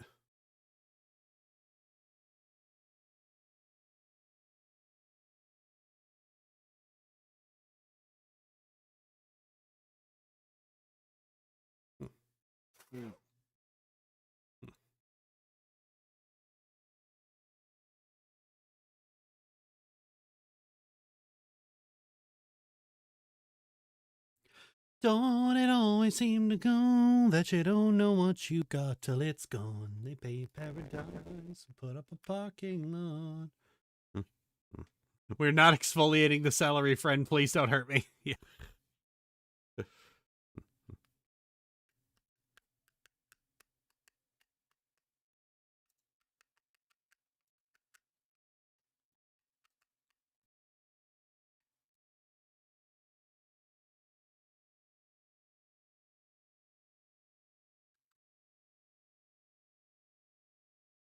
Bitchy incels can't ruin anything we love because that would involve us paying attention to them.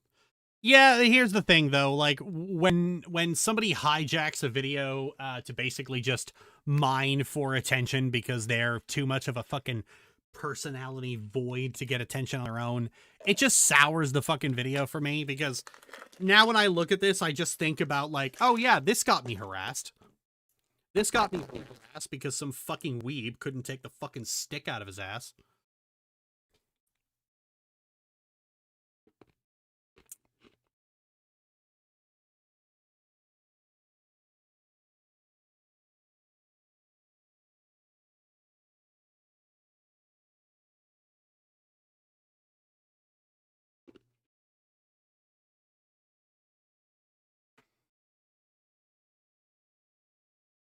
In many ways, the Pokemon video felt like G's last hurrah before getting retired as a character. Oh no, G will be back. At some point in the distant future, I intend to do a video on Pokemon's post-game, so you're going to be seeing a lot more of G.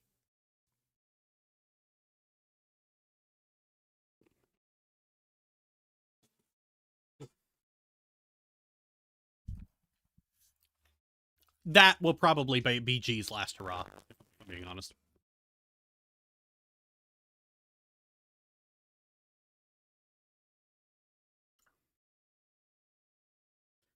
Like, I'm not going to give you more of the Celery Sister.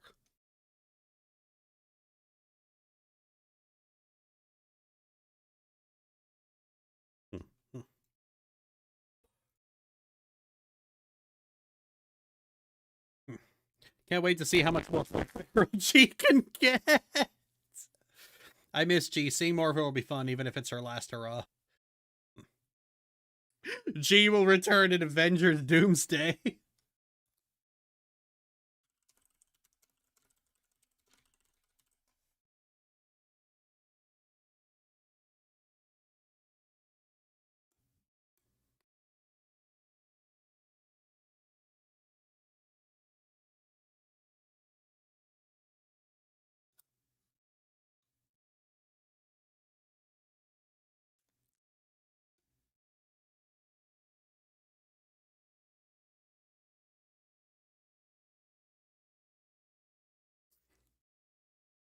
Gee, what are you gonna do with those 6 evolution stones?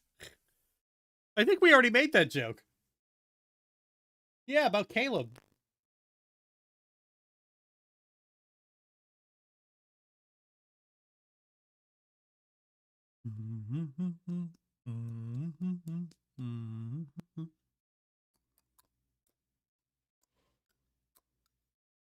G with Shark Fangs was such an incredibly inspired choice. G now stands in the pantheon of other great fan versions of Gardevoir, like Gloverfield. Oh god, Gloverfield. Like, G was partially inspired by Gloverfield.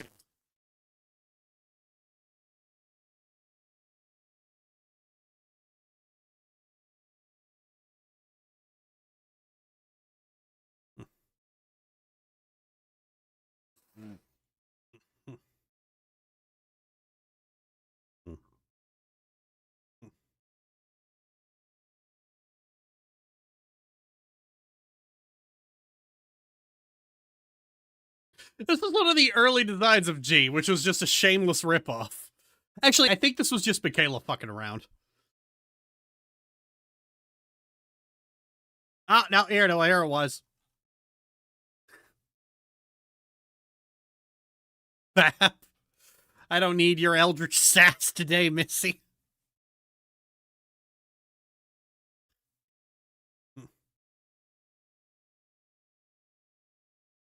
Oh, I can't forget the big one. Like, I've jump scared people with this one.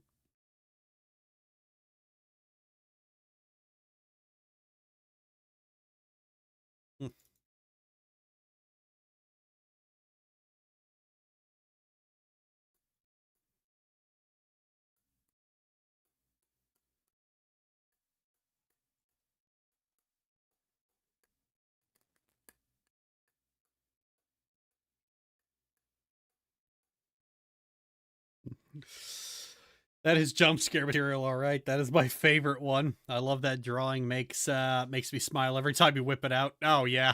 Oh fuck.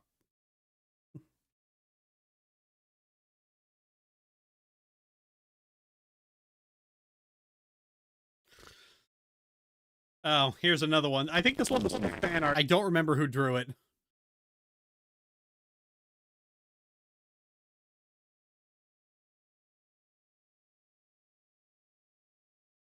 Oops, that's not right.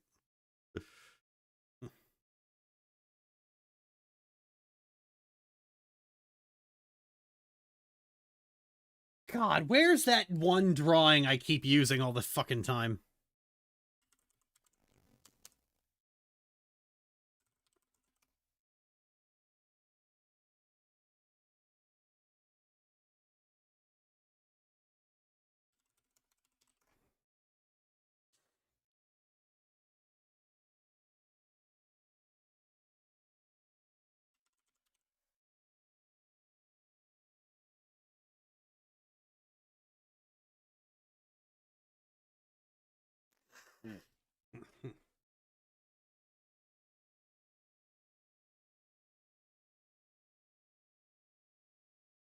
We'll get back to the Avatar talk in a second. I'm gonna find that one image I was looking for. Then I'm gonna go make some more tea, and then we'll get back to the Avatar discussions.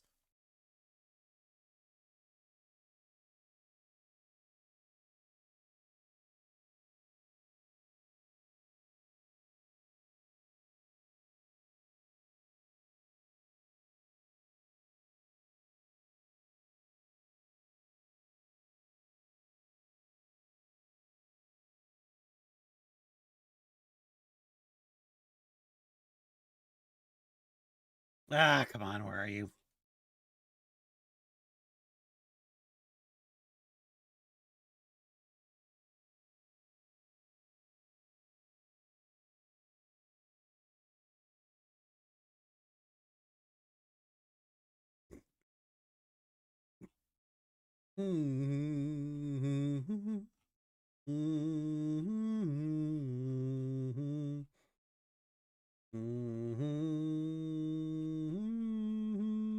Ah, there it is. Got it. Got it. This one. This is my favorite drawing of this Pokemon. This is fucking perfect.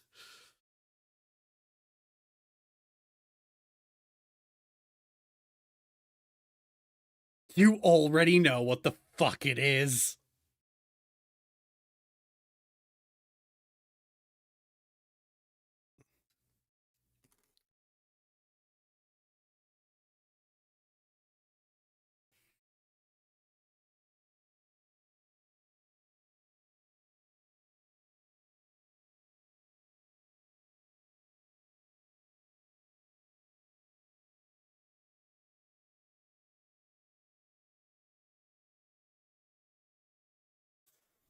Good one. I remember that from your top 20 vid. Yup. Oh, God. I fucking love this.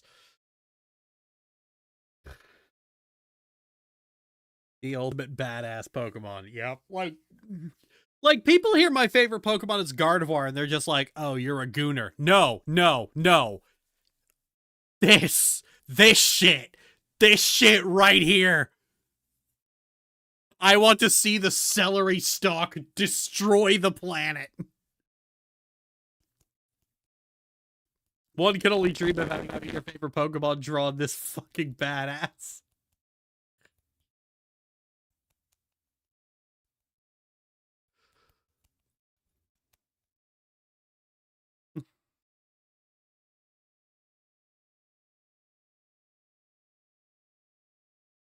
If N challenged you to a double battle with Lucario and a Charizard, which Pokemon would you send out with Gardevoir? Maggie.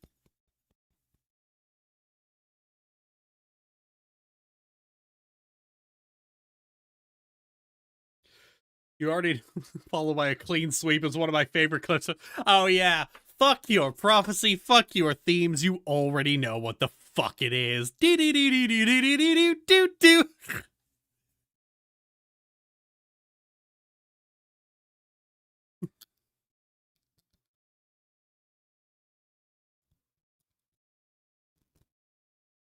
Let's see if I can find that clip, and then I'll go make some tea.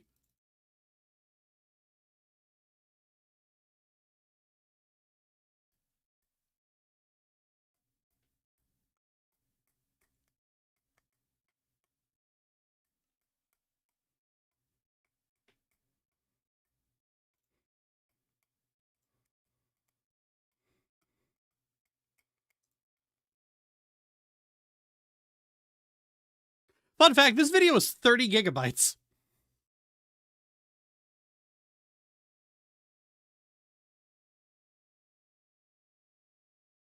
Main series alone.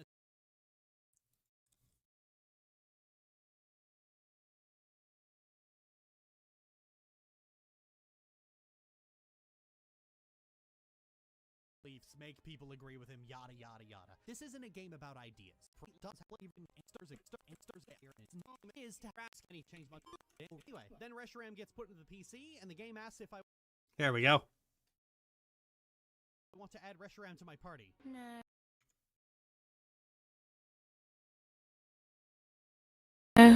Unless this Pokemon had a really high catch rate and I wasted it. But if I did, I don't care, we're at the end of the game anyway. Then Reshiram gets put into the PC, and the game asks if I want to add Reshiram to my party. No, I won't need that. Fuck your prophecy, fuck your themes, you already know what the fuck it is. N throws a little baby bitch tantrum about how he wasn't strong enough to enact segregation, and then Getsus comes in and just fucking roasts him for being weak and stupid. And Getsus is scum, but goddamn, N, you fucking deserve this. Fuck this guy. Fuck this guy. I got so much, I need to do the rest of this fucking commentary, but I got so much rage with it. It's like, I can't believe you're cheering on a cult survivor, like, getting roasted by his abuser, and I'm like, that's how much I fucking hate this kid. If the game would let me, I would kick him. It's like when people are like, are you really gonna, like, when I was talking about Damien, are you really gonna put that on a 6-year-old? Yes, I am. And people were like, say psych right now, and in response I was like, I'm gonna kick Damien over a fence. I'm gonna grab him by his hair, spin him, and then just hurl him into the fucking sky.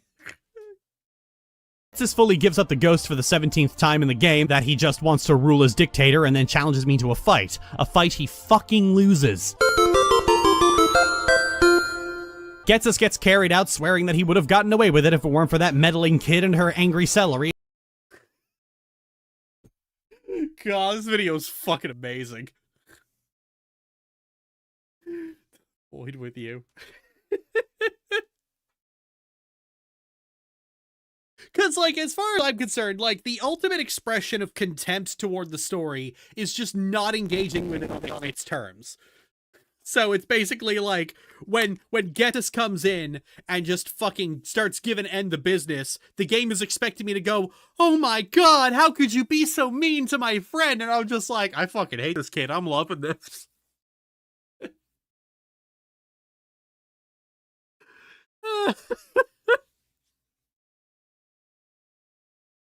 I love the retrospective so much. Maybe I'll do the rest of the fucking director's commentary another time, but... Alright, I'm going to go and make some tea, and then we'll get back to the Avatar stuff. So, think about stuff regarding Avatar you want to talk about, especially if it's regarding the movie.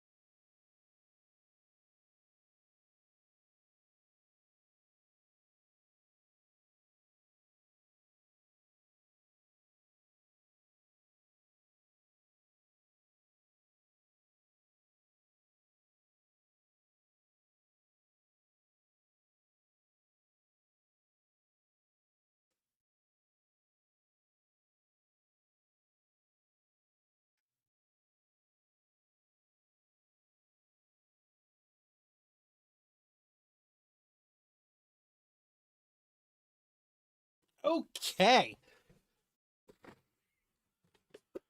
Do you guys mind if I herb farm while we have these discussions?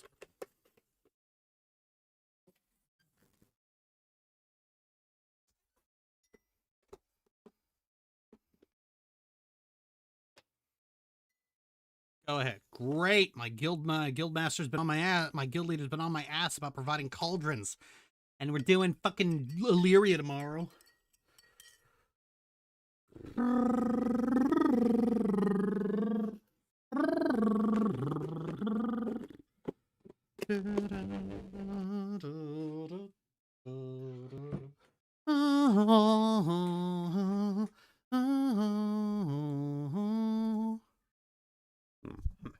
You're the boss. Well, you know, I would like you guys to not bail out on me, so.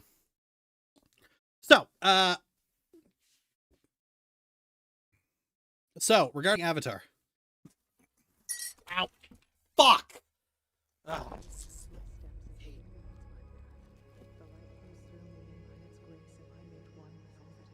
Playing again. The light guides my steps and illuminates my path. The light flows through me, and by its grace am I made one with all that is sacred. The light Zandrin, it has begun. I need you with me on the wall. Vorthamar, the void will envelop us soon. Only the light can save us now. No. The time for prayer has... That was weird. So like regarding regarding Avatar, here's my question. What's the kind of story you guys would want to see in Avatar? What the fuck is this? Oh, you know what this is? This is the PTR.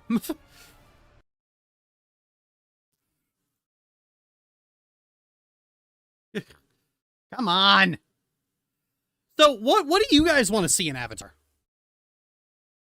Like, if you had the opportunity to decide what the next Avatar story was going to be, what would you want to see?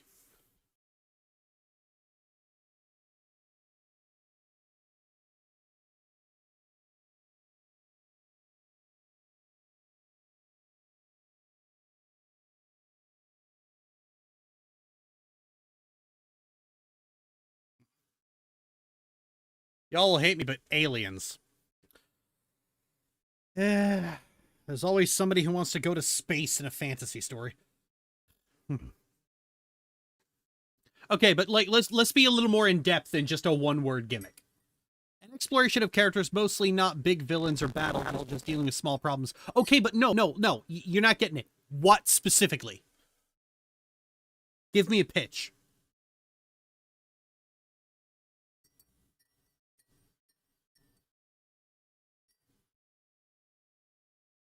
Set somewhere in a jungle. Okay, nobody's getting it. Let's move on. Oh, wait, no, that's the beta. Fucking hell.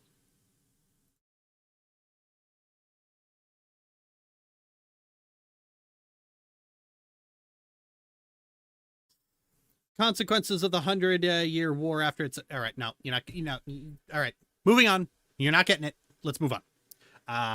We're gonna move. We're gonna drop that. We're gonna move on so that I don't get angry with you guys. I'll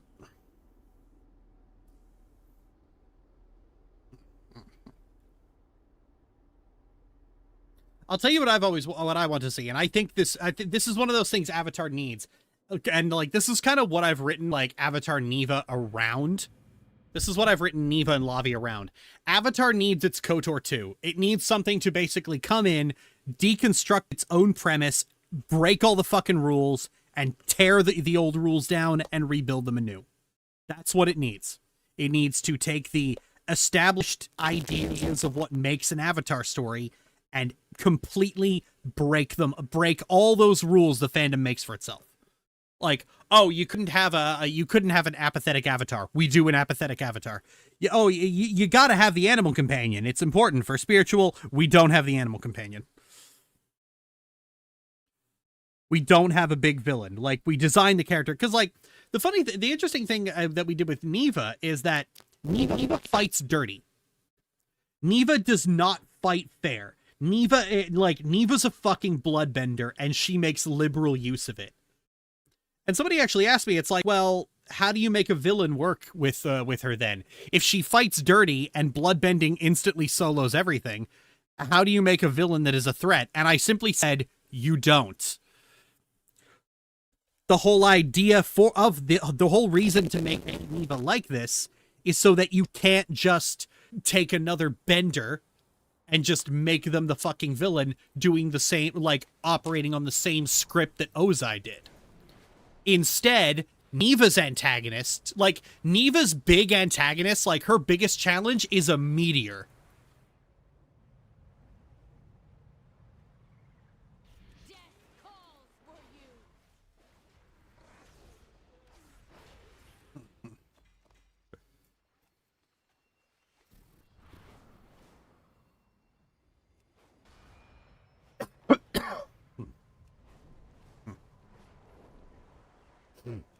Are you going to be making a video about the... Yes, I've already said that.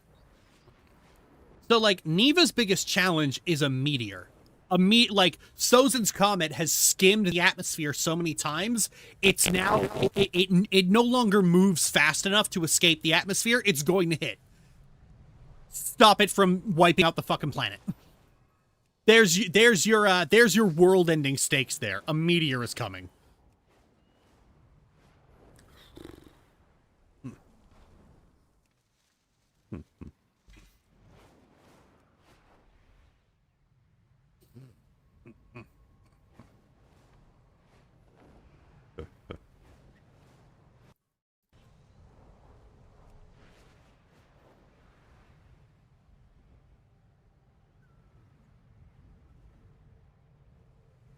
Anybody have anything to say to that?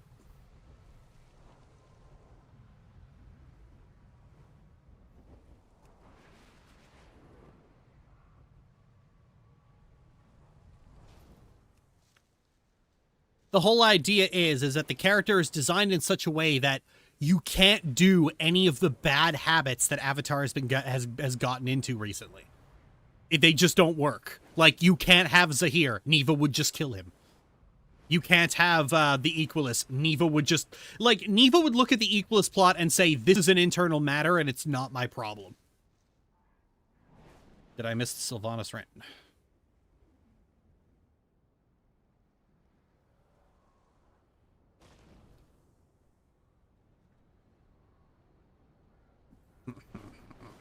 I gotta learn to be more creative because that's gold. Yeah.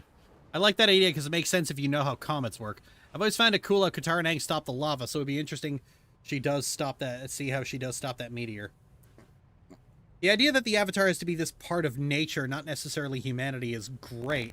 I love the idea that Avatar clashing with natural disasters. Oh yeah, like natural disasters are the best thing to call in the Avatar. Because like I said, Neva's approach to combat and just her personality. Come on, come on.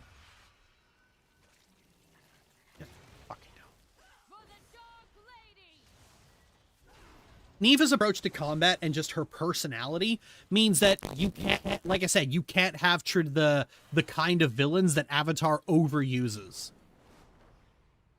Because she would either one tap them or she would just decide this has nothing to do with me. This is not something I need to intervene in. Because that's how Neva would treat the Equalists. That's a Republic City problem. That's a problem for your politicians, and I am not your fucking police force. Get the fuck away from me. Why are you still talking to me?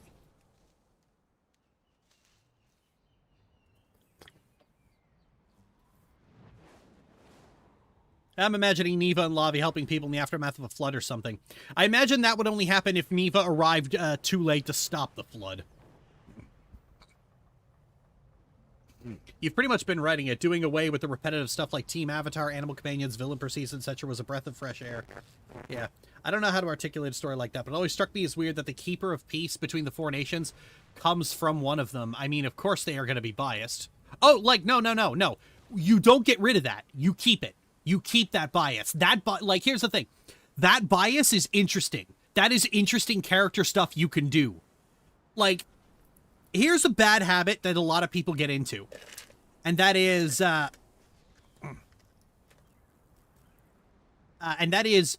people try to resolve conflicts rather than explore them.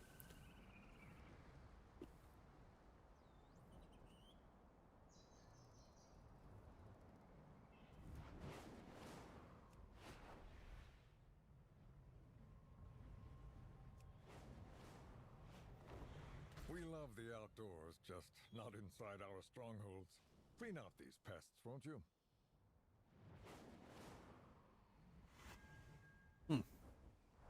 Like, Neva has is much gentler when dealing with the Earth Queen than dealing with anyone else, because she's kind of a patriot, and she doesn't want to be on the Earth Queen's bad side. At the same time, she won't let herself just be used as an arm of the Earth Queen, but she also doesn't want the Earth Queen to be. She doesn't want to be on the Earth Queen's shit list. There we go. The why and how is so much more interesting than just a solution. Yeah, this is the problem WoW's been having. It's like, there's a lot of conflicts and bad blood between the elves, and rather than explore it, Midnight Story, rather than explore it, tries to resolve it by just getting rid of it.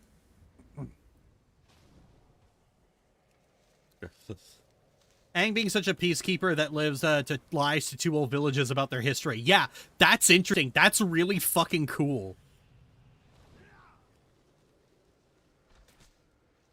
Aang is such a conflict-shy coward that he's just like, he just fucking lies.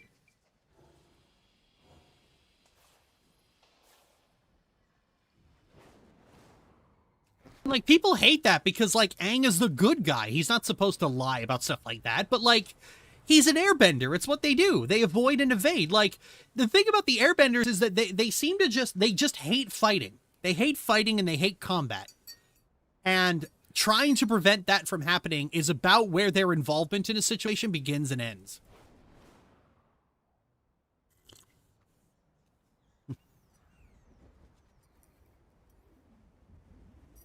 Toph had to steal his glider to teach him earthbending. Yep.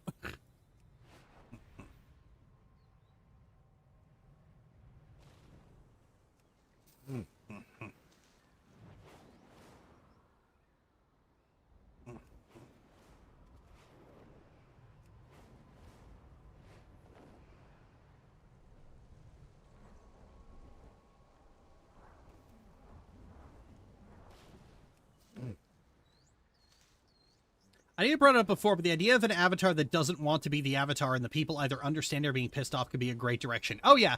Because, like, the thing is, they've done that before. They did that with Aang. You know, Aang didn't want to be the avatar either. But, you know, he eventually embraced it. And the thing with Neva is she doesn't embrace it. To her, it is always an unwanted burden, and that impacts how she approaches being the avatar. Namely in that she approaches being the avatar in a way that that makes it so that, again, the overdone shonen anime villains can't happen. They don't work.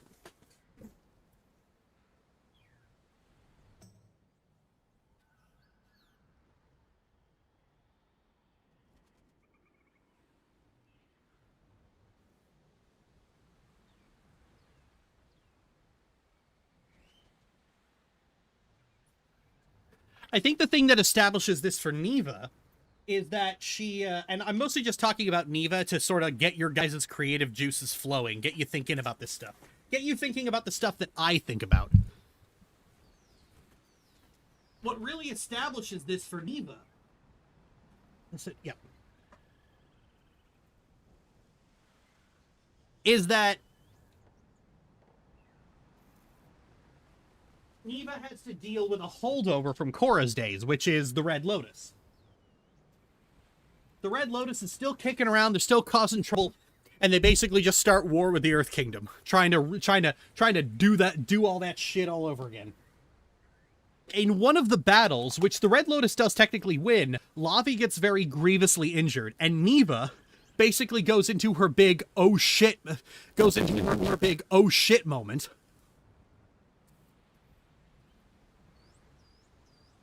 Goes into the Avatar state, flies to the Red Lotus compound, and wipes them out.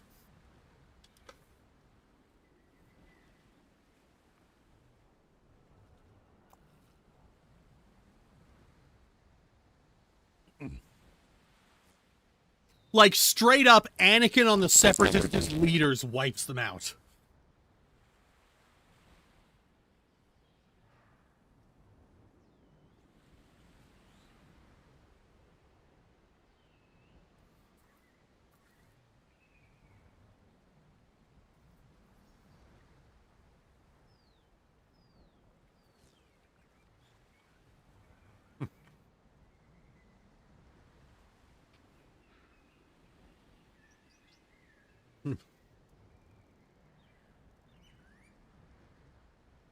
Another idea that could be fun is having an avatar that comes from parents of two... Okay, hang on. So this establishes two things. One, it takes a lot to provoke Neva to come and intervene in basically what is effectively skirmishes.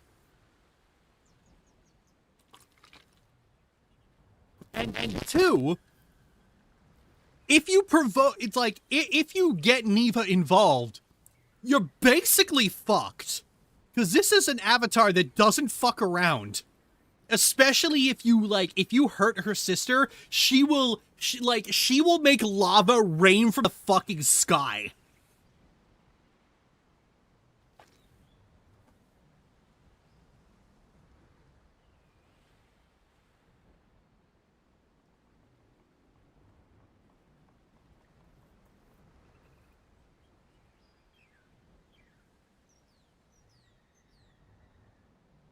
She will combine sand bending, lava bending, and air bending and fill you with glass.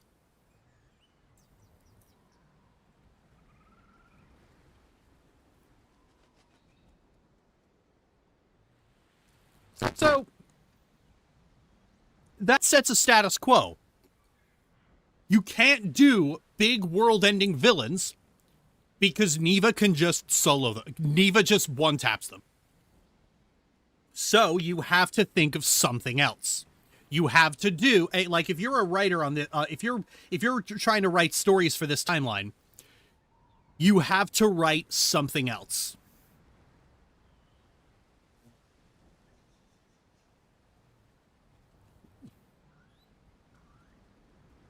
You have to write something else. Now, this basically comes in two ways. One, natural disasters. That's the best go-to. Natural disasters and like all the ways in, because like natural disasters are, the damage from a natural disaster is many-pronged. There's the disaster itself, there's the preparedness for that disaster, there's whatever caused that disaster, and then there's the response to it afterward. And that in and of itself, you can get an entire fucking season out of that.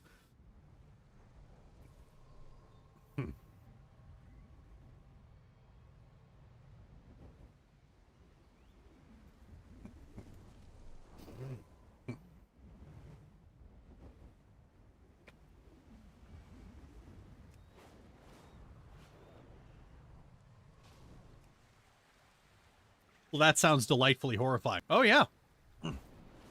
Like, okay. I don't know if you're... Because, like, we've already gone through, like, the meteor. You know, So's comet. But think about this. A nuclear meltdown.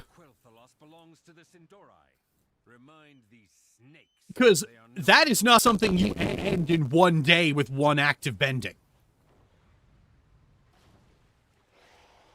That is going to have after effects for a very, very, very long time. That's like the last thing Neva deals with before she dies, is a nuclear meltdown.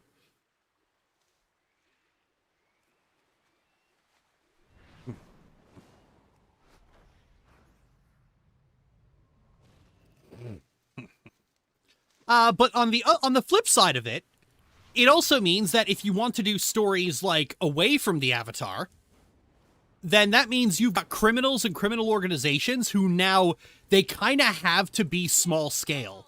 They have, like, they can't go international. You can't be an international crime syndicate in Neva's world. Because, like, the moment you go outside the bounds of a single nation, Neva's gonna be on top of you. So you can already see among, like, fucking hell. So you can already see an attitude brewing of, you know, If the family's told you once, they've told you 1,000 times, don't provoke the Avatar!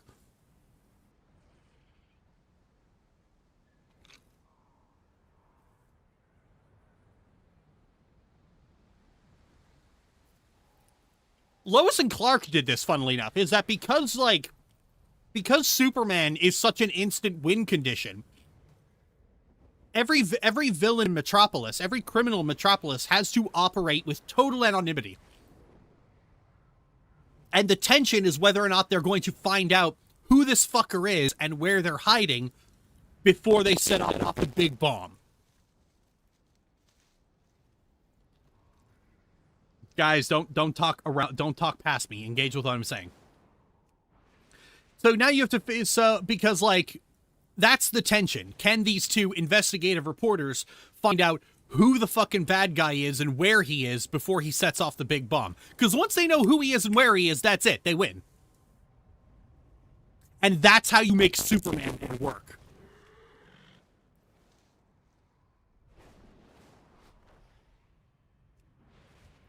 The problem like modern Avatar has is it's so enamored with villains. It's so enamored with big world-ending villains because it's the instant dopamine hit. Admittedly, doing all this other stuff that I've said would be interesting. But for the fucking the millennials who grew up on Naruto or the fucking Zoomers who grew up on fucking prestige TV, they'd get bored within 20 minutes.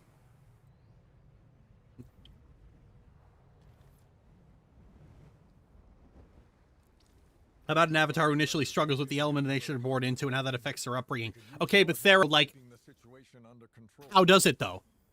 How does that work? Don't ask me questions. Just give me a pitch. Participate. And chat's dead again. Great.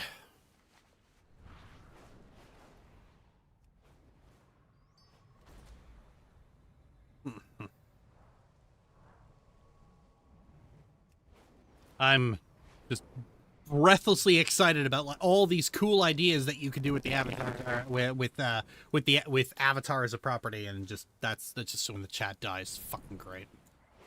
Ugh.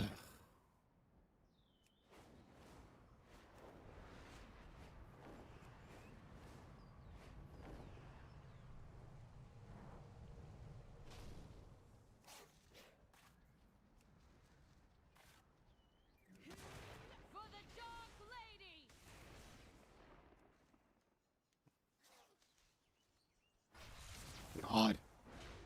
Too many fucking mobs around all the herbs. What's the point of giving me the ability to pick herbs while mounted if there's just gonna be mobs around every single node?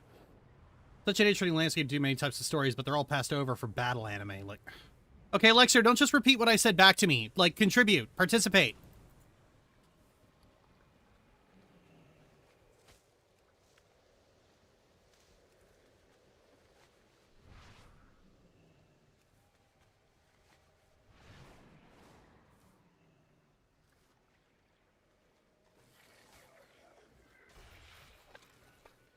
I'm not going to say anything else until the chat picks up again, so.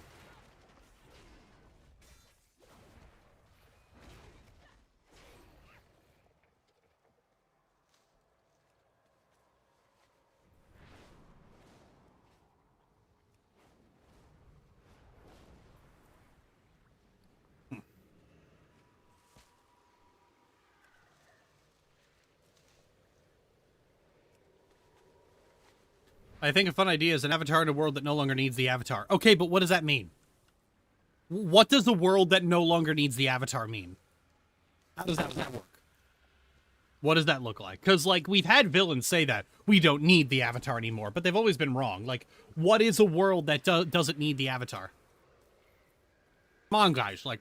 Really think about it.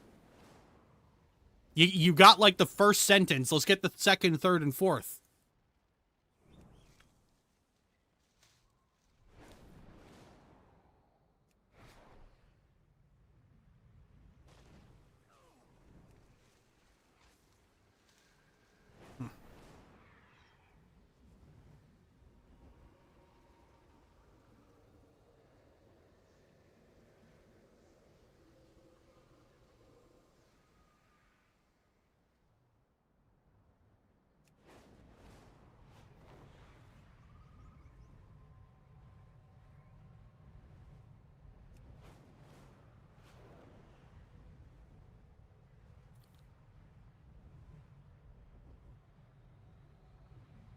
How about an avatar with a hero complex? Well, how about it? What does it look like? Is this not getting through to you guys? Like, you know, like, follow that through. Don't just ask me how about and expect me to do it. Participate.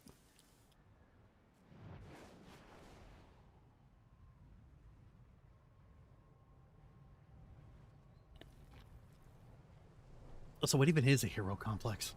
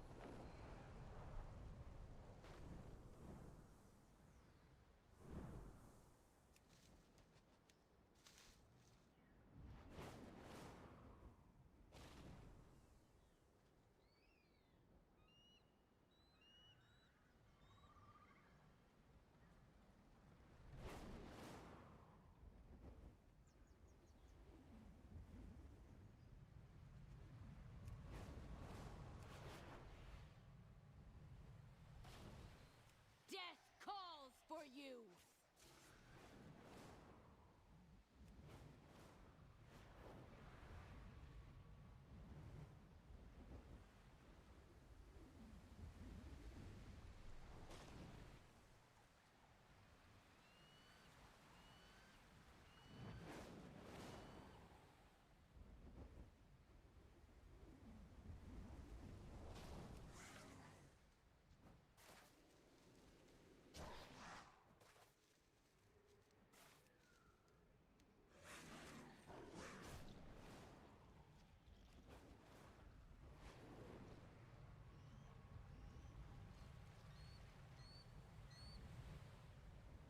The magic of Quel'Thalas belongs to the Sin'dorei.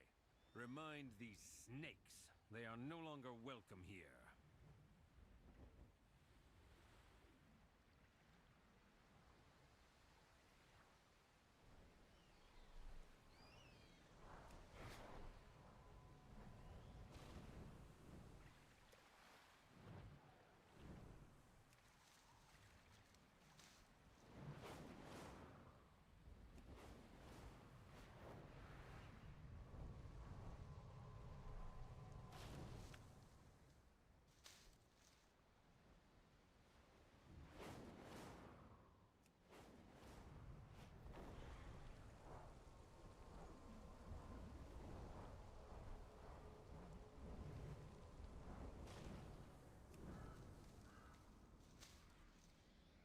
Well, that was a waste.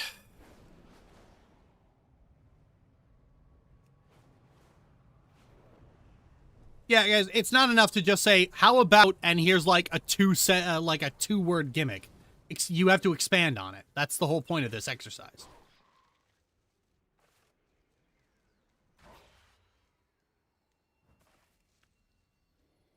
Here.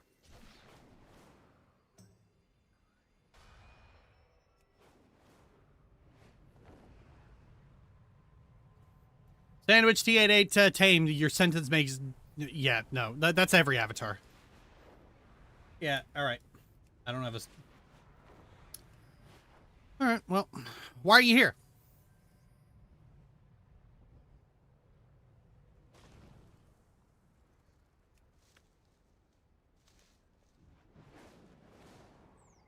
Okay, so here's the problem I'm kind of having with you guys is that... Alright, Drunk Wiseman, you're banned. Here's the problem I'm having with you guys. If I'm giving you a lot, if I'm basically going off on an interesting discussion, the chat either dies or goes off on its own tangent. And when I ask you guys to participate, like, And when I ask you guys to actually like participate and present interesting ideas, you can't do it.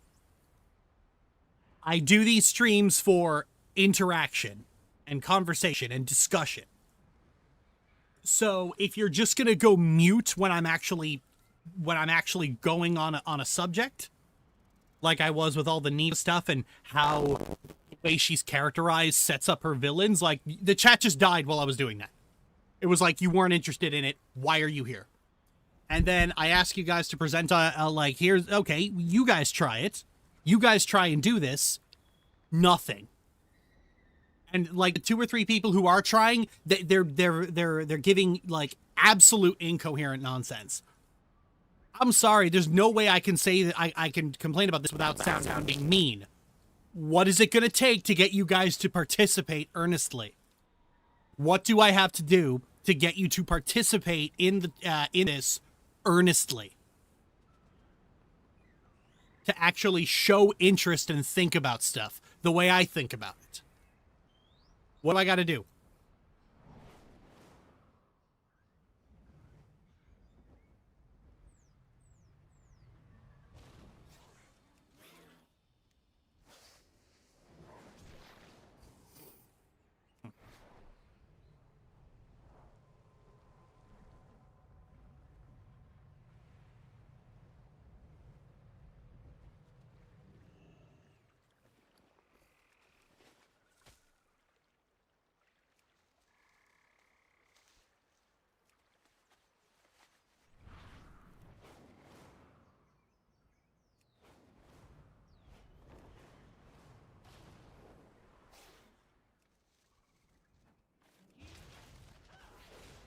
For the Dark Lady!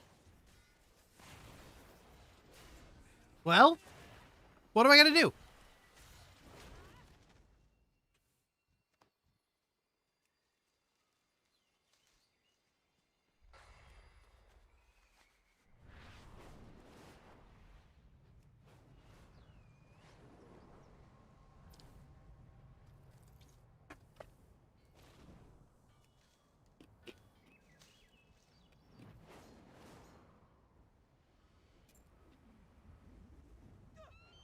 Death calls for you!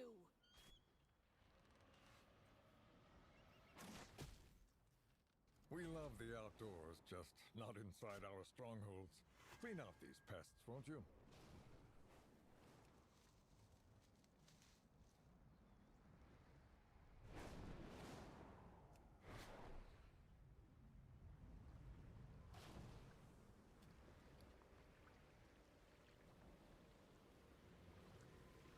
I'm thinking something is on the spot, you know? But you guys expect me to do it.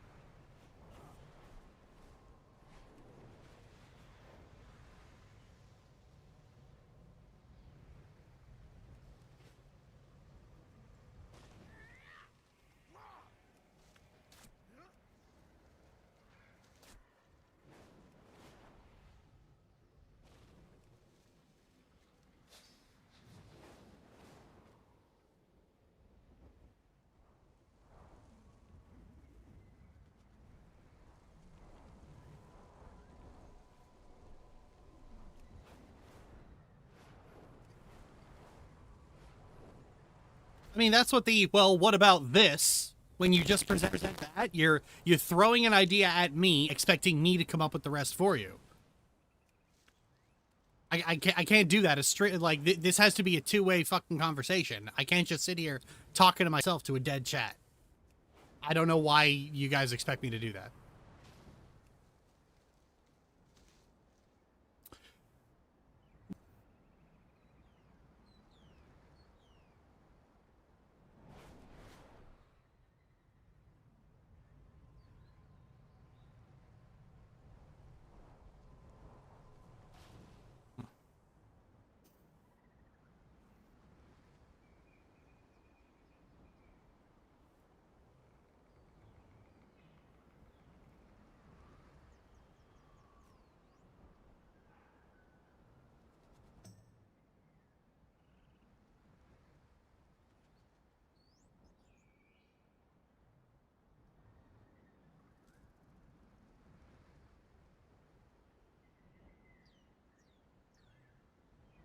let alone keep up with someone that can. Okay, but why is that stopping you from engaging with, like, when I actually am going off on a big concept? Why is that? Why can't you engage with it earnestly? Why does the chat die when I actually start giving you things?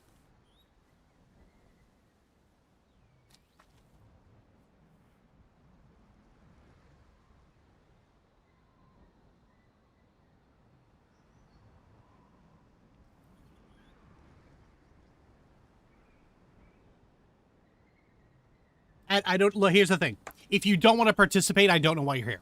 That's this is where this is ultimately this is the point I'm trying to make. I do streams for interaction, and if you just want to be a passive viewer, leave. I don't want you here. This stream is not for you. It doesn't work with you here.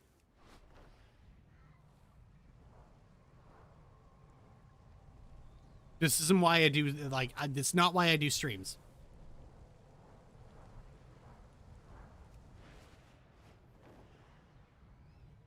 Anyway, let's cling on that whole idea of, like, a world where that doesn't need an avatar, the avatar, because I want to know what does that look like? What is the what does it mean to not need the avatar?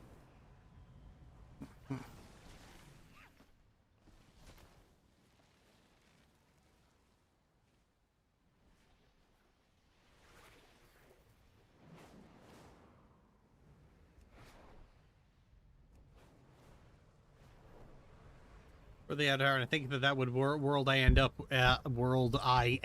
a version of socialism that doesn't scan. Like, all parties have to agree on mutually beneficial resolutions. What does that mean, though?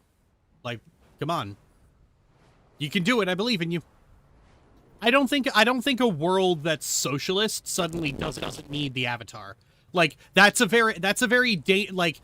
kind of attitude that leads to very insecure Soviet-style communism. The idea that we're socialist, therefore all problems have been solved forever.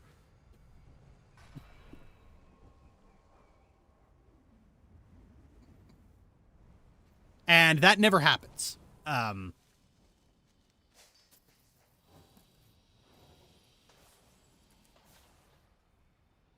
You can't build a society on the idea that we have already solved all problems ever.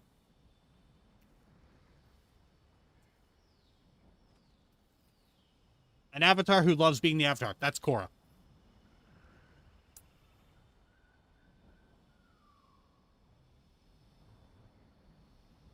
I keep thinking back to the relevancy of the avatar depends on what the world actually perceives the avatar to be. A political figure, a spiritual leader, or a local super cop with powers. What I think is interesting is that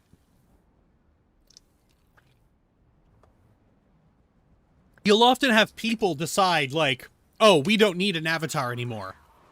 But the funny thing is, that's not your call to make. This is the thing about the avatar. The avatar is not an elected official. The avatar is not elected. The avatar does not have their powers and their status as a result of the consent of the governed. They don't. They are completely separate from the idea of, like, of electoralism. They are randomly selected, and they are they are always there. They are randomly selected, and there will always be an avatar whether you want one or not. And I think the idea is you get the avatar you need and not the avatar you want. So the idea that world leaders, or hell, even just the public, can decide we don't need an avatar anymore is deeply fucking arrogant. It is so deeply arrogant. Because you're getting one anyway.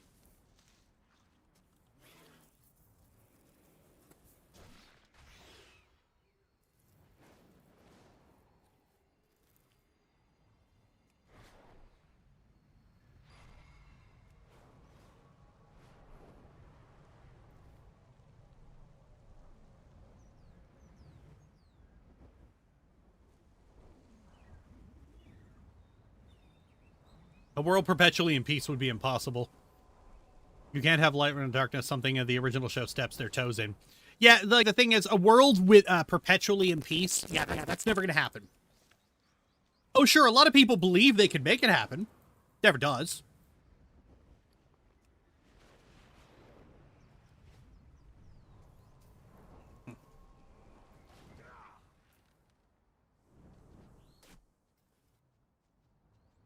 I mean, think about this.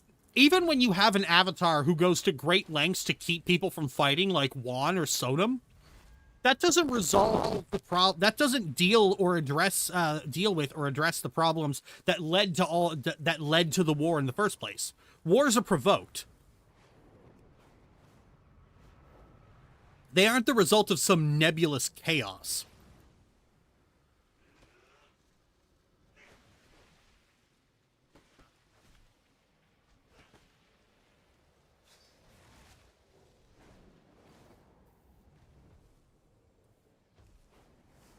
That sounds like the fandom. Yeah. For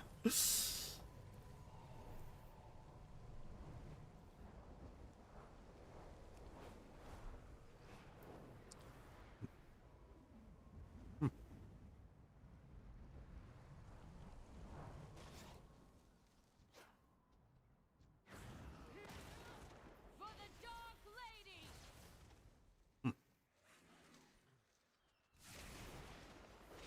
Why'd you aggro from so far back? The world is actually it's like the deep layer of people. No. Everyone could be the avatar, someone who solves problems. You can't have everyone being the avatar, because somebody would just start a war. The modern era has toward the avatar is worth unpacking because there's a lot of tug against the avatar's own at play.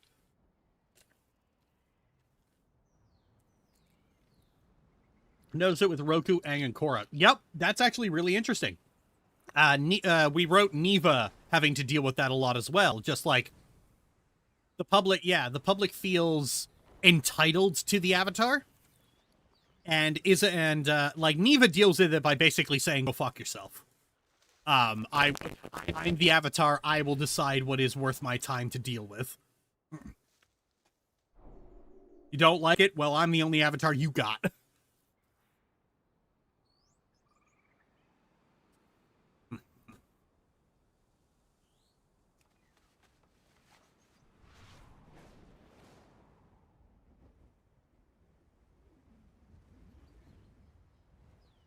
Helping the people of the world not be so dependent on the avatar. Well, that's the thing. The world isn't dependent on the avatar. The world needs the avatar, but it's not like the avatar has to go around solving absolutely everyone's problems. Most people, like, in universe, most people would be extremely lucky if they ever saw the avatar once in their life.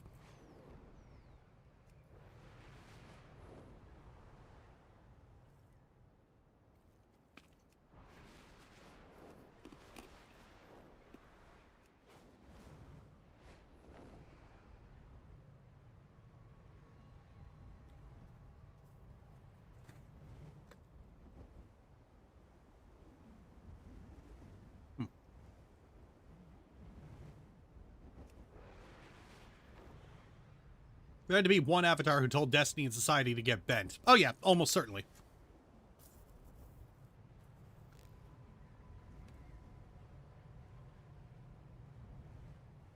See, like Korra is often having to deal with the idealized version of the avatar, the kind of person that the avatar should be. And one thing we have Neva do is Neva learns early on from her firebending teacher, no less, that she is the avatar. She decides what being the avatar means. Oh, where was that quote? Oh, I actually wrote that down. Fuck.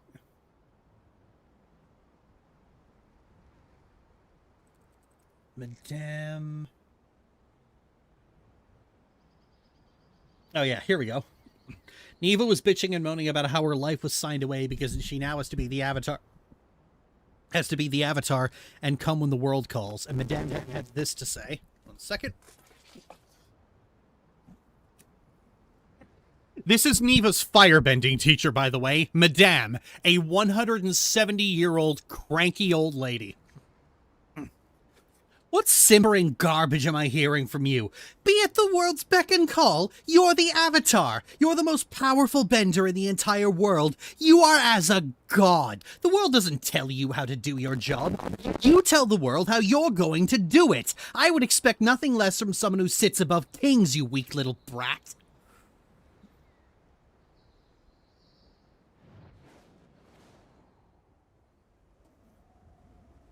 Is she Betty White? No, worse.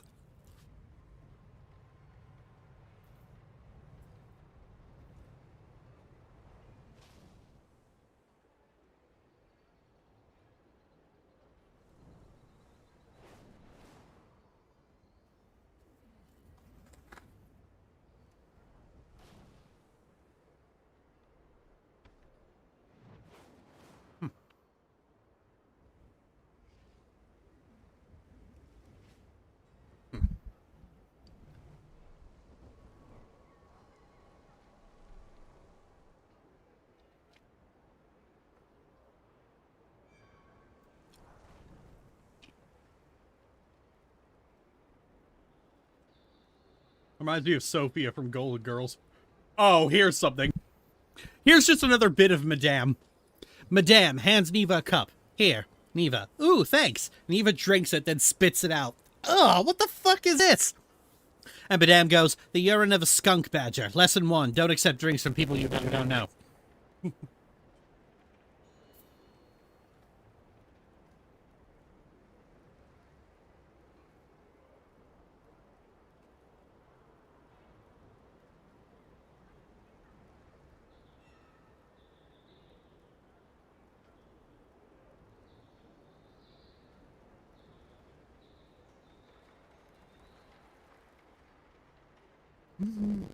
Madame sounds like a pip. Damn, that's hardcore. Her name's not actually Madame. She won't give her name to Neva, so Neva just calls her Madame.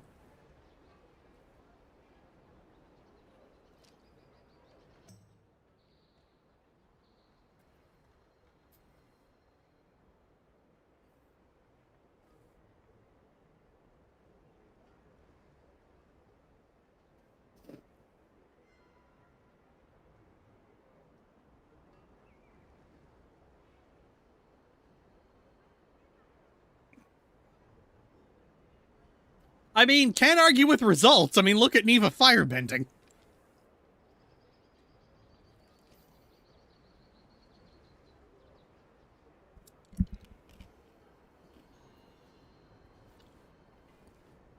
Madame sounds like she would become best friends with Toph. No, she would not.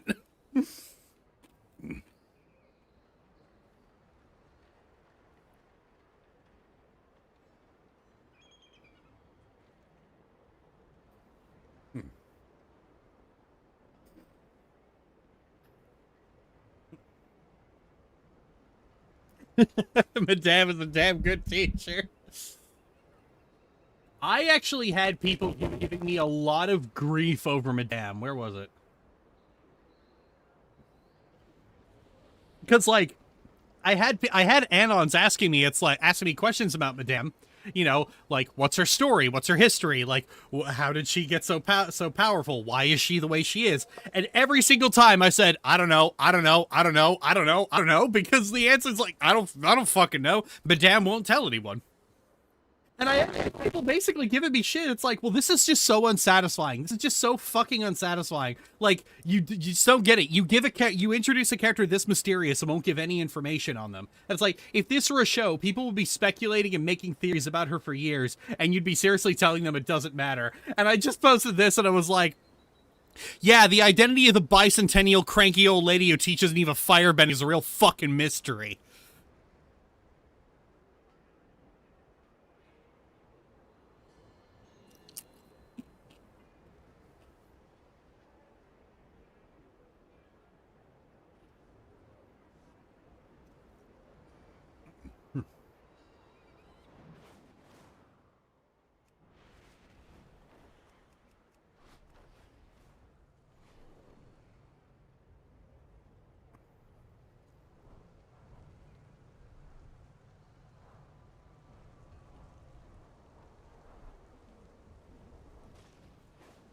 Oh, right. Why am I in the city?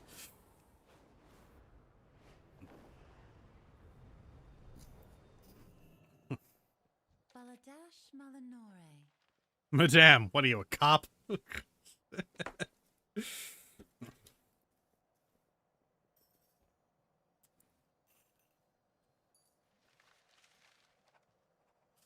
Oh, hang on.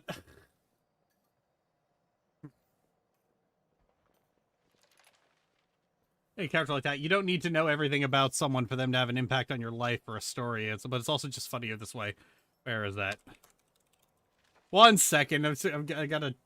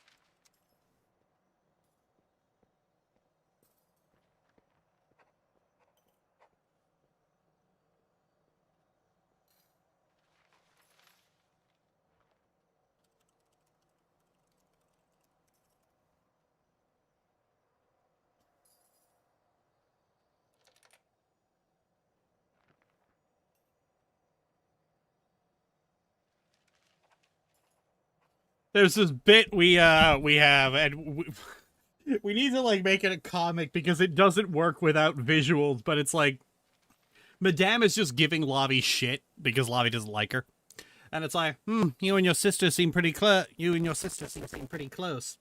It's like, yeah, we've it's like, yeah, we've. It's like, yeah, we've always been basically attached at the hip our entire lives. I don't. And of course, like the way it is, Madame is just like would be like standing in the foreground pouring tea, while Lavi's just like leaning against the is like behind her, just leaning against a doorway. It's like, I don't need to separate you two. I'm not gonna have to separate you two, am I? And Lavi just scoffs at her. It's like, don't be gross. We're close, but we're not Fire Nation royalty close. And Madame just looks up, scowls, like, what? Like she just gives an expression like, hey.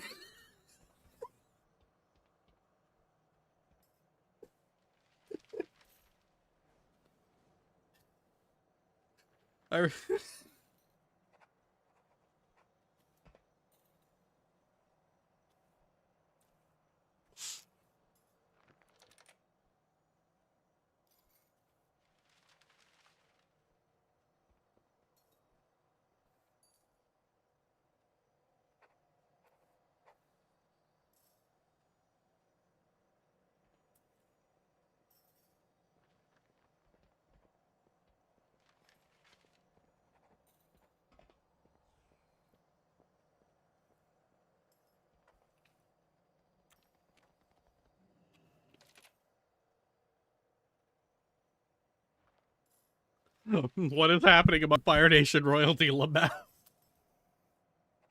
Like, okay, for those who've, like, not picked up yet, the whole thing is that Madame is so very... If this were a TV series, it would be immediately obvious to the viewer that Madame is Azula. Adiel Shala.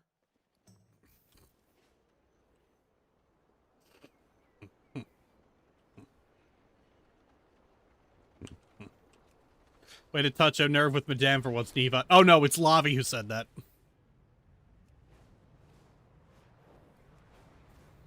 Neva doesn't give a shit how they're perceived.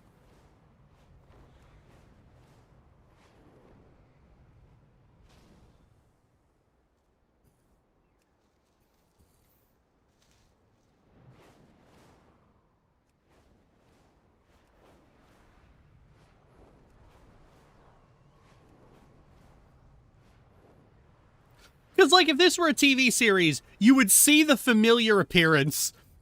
Like, the moment she opens she answers the door when Neva knocks on it, you would hear the musical sting, you would hear Grey Delisle, and it would just be like, come on, there's no mystery here. It's obvious. It's so nakedly fucking obvious. And it's kind of funny that the lead characters don't know. That one Anna was right, holy crap. Yeah, it was so fucking obvious. I wasn't exactly hiding it.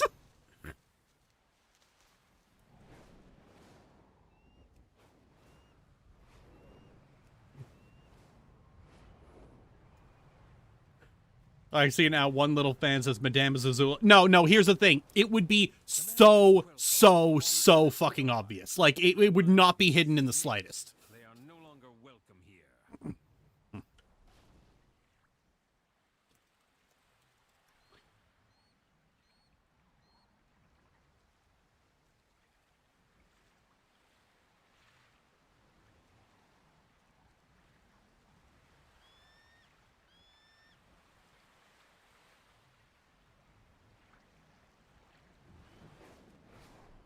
Lives as a hermit in the woods far away from idiots. Yeah.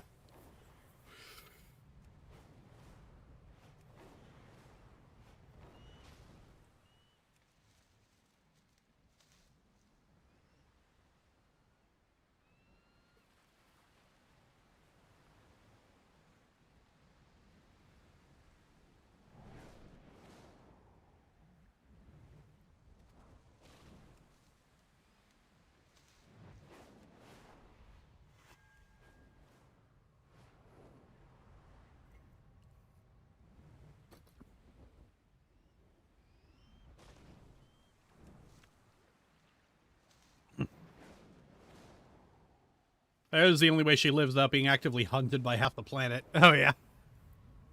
Here's the fun part. She's immortal. She's managed to basically... She's learned to just constantly siphon energy from the sun, so she doesn't die. Like, she is effectively immortal.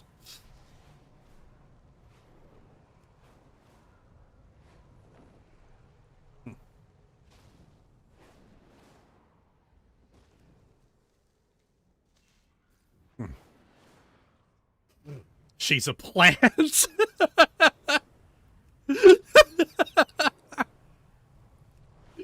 She's a fire flower.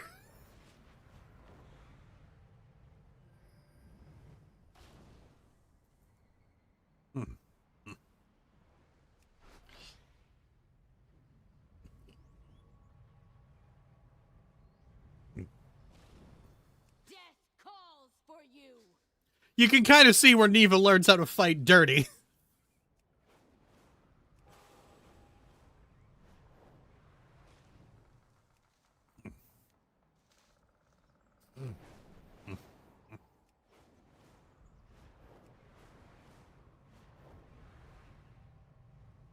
She's a Venus flytrap.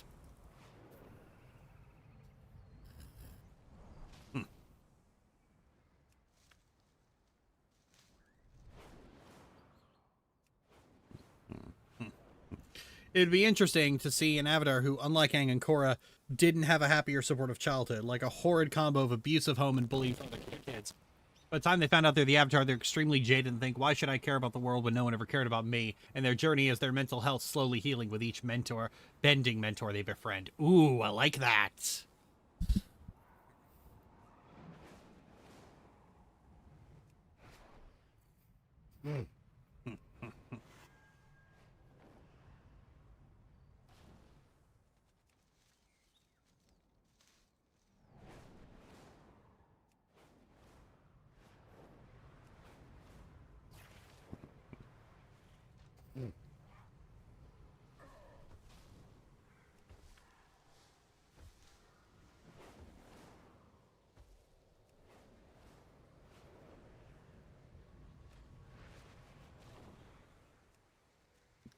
We gotta give the Avatar therapy before he texts his friend saying, I like you, don't come to the dojo tomorrow.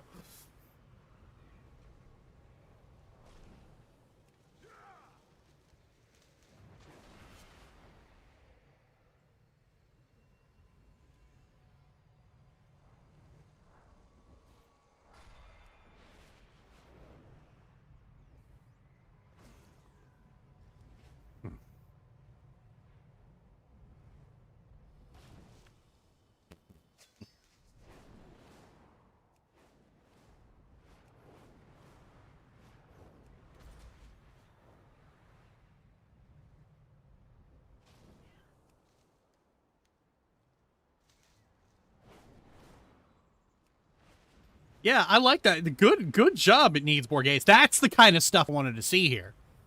That's what I wanted to see. Excellent. I like it.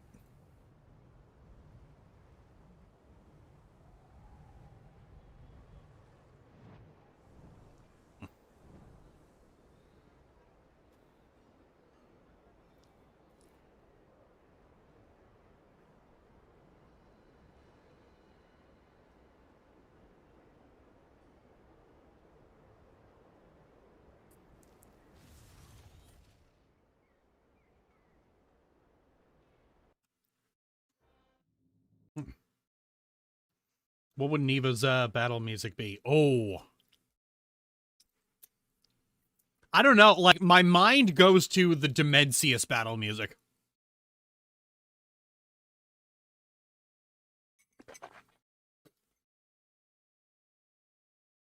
You guys want to hear that?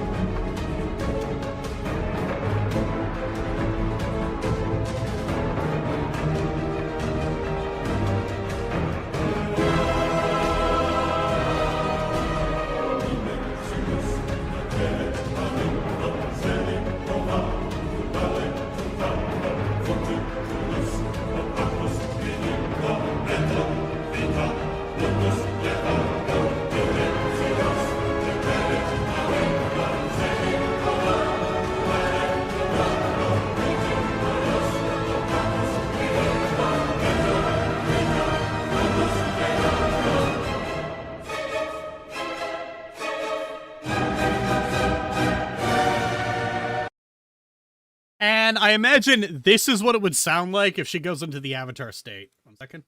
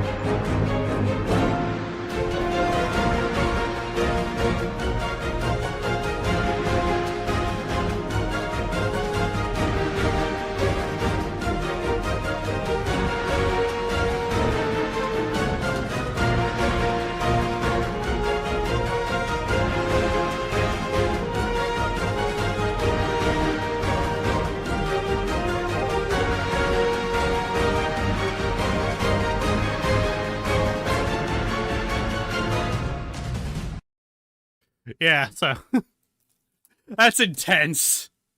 I think the first part is better, actually. The second part is a little too heroic and triumphant, especially given what we did with the Avatar State. Because the thing is, for Neva, the Avatar State is like Spider-Man's black suit.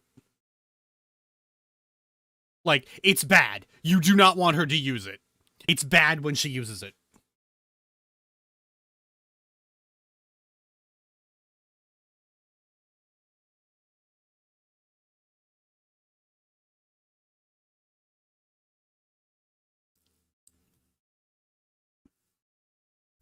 I know what I'm listening to all week 24/7. All right, here you go. There's the whole thing for you. It's 10 minutes long. There's a whole phase I didn't include.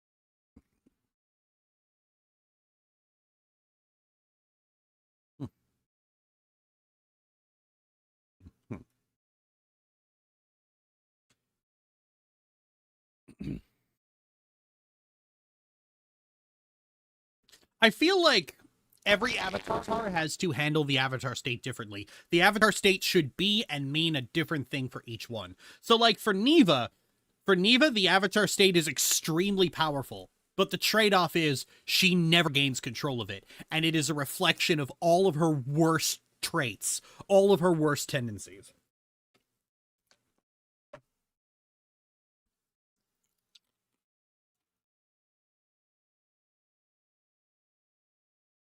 Because, like, Neva normally is like, she's like Kari Kamiya, but who knows Kung Fu.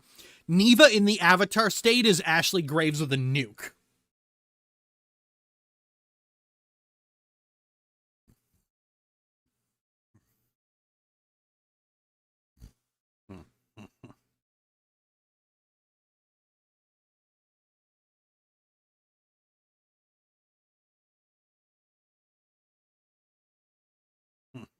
What a sentence.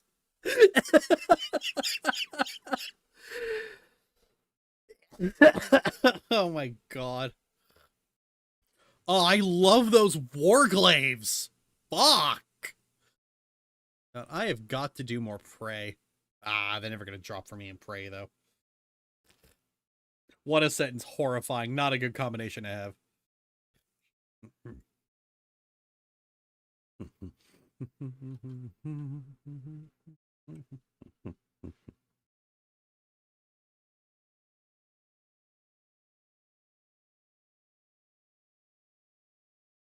That's certainly an improvement over how Korra used hers. Yep.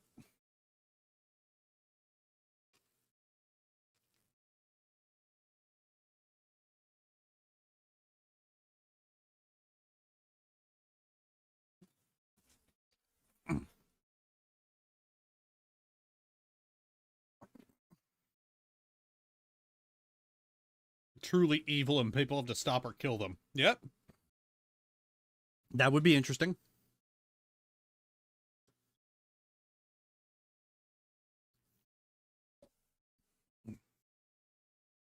People have made all kinds of arguments for why the Avatar can't be evil because something light spirit, but like Vatu's inside the Avatar now. Like, that's the thing with Neva. Vatu is definitely inside her, and that's why the Avatar State is so bad.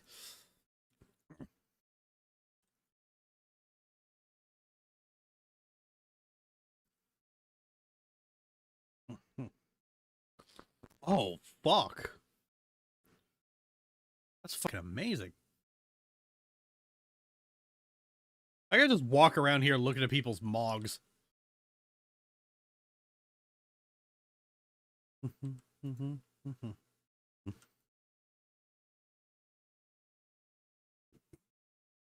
Problem arises on how you kill someone who is basically a god. Every avatar dies. So, Sozin did it.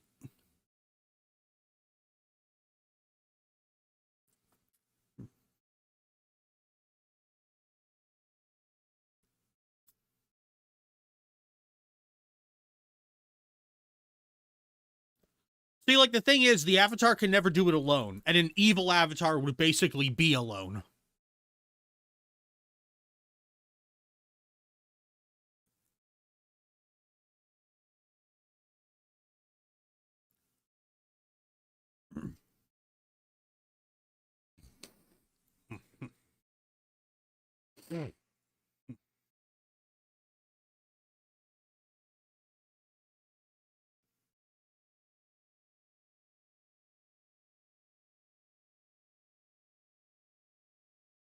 Do you guys like my house?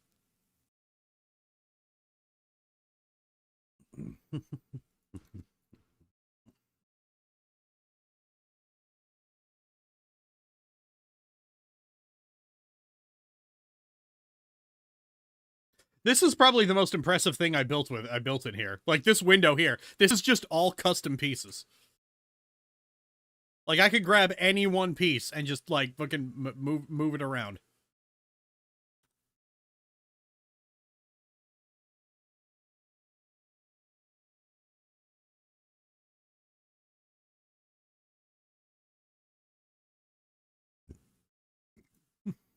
Hell, I can slide this over and, like... I actually built the view.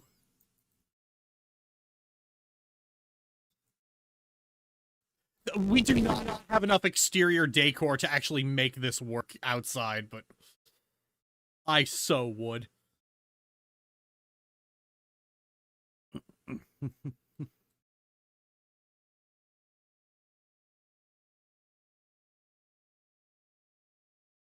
Why would an evil avatar be alone? Couldn't they attract a following of people who want to suck up to the most powerful person on the planet? Sure, but they're going to be weak, sniveling people who the avatar wouldn't need.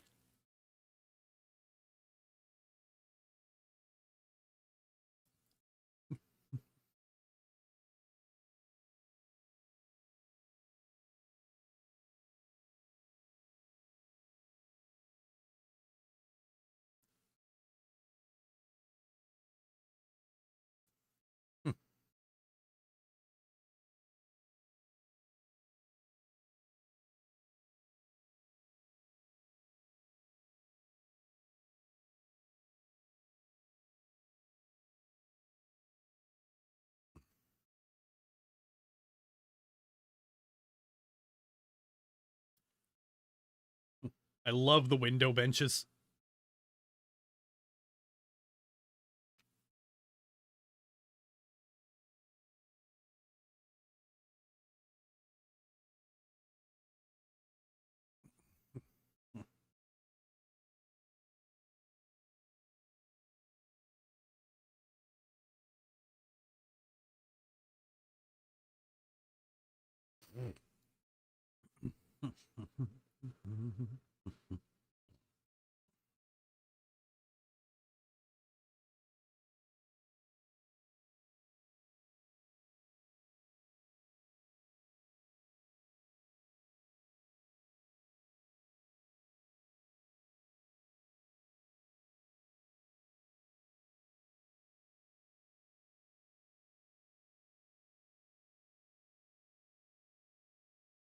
That bed ain't just big, that's a statement. Oh yeah, the bed is designed for nesting.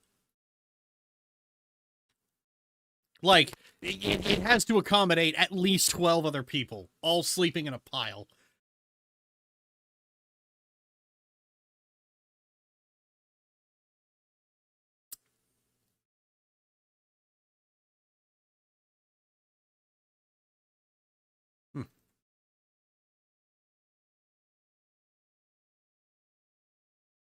I think, here's the kicker. The idea that an evil avatar would poison the fucking, the well for the next one, I don't think that would happen. Uh-oh. I don't think that would happen, because, like, at this point, everybody is aware of the fact that every avatar is different. So by the time the avatar is dead and the next one can be born, it's like breathing a sigh of relief and the hopes that maybe the next one will be different.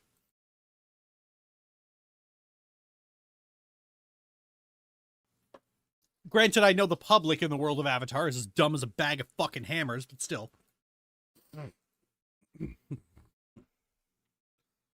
Egg.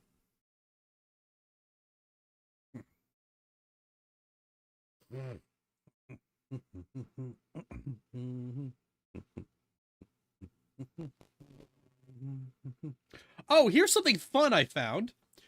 When you complete like the normal heroic and mythic versions of bosses in their relevant season, you get this little trophy. You get a silver one for doing normal, a gold one for doing heroic, like this one here. And where is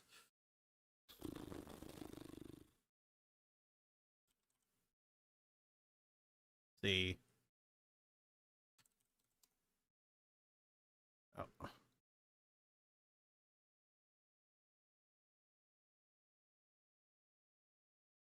let's see.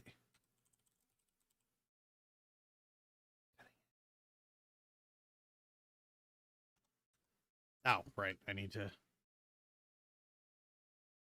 Here we go. So, you do normal, you get the silver one. You do heroic and get ahead of the curve, you get the gold one. And if you do mythic, you get, holy shit.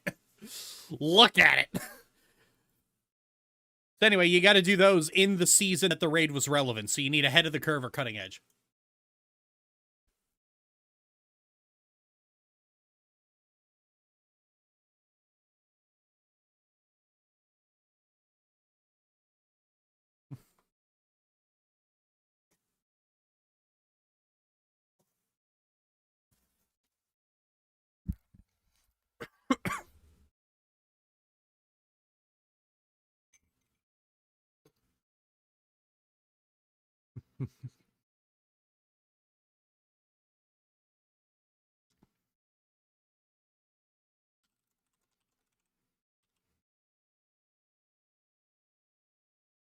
It's a shame they didn't go back and retroactively add them for other ones.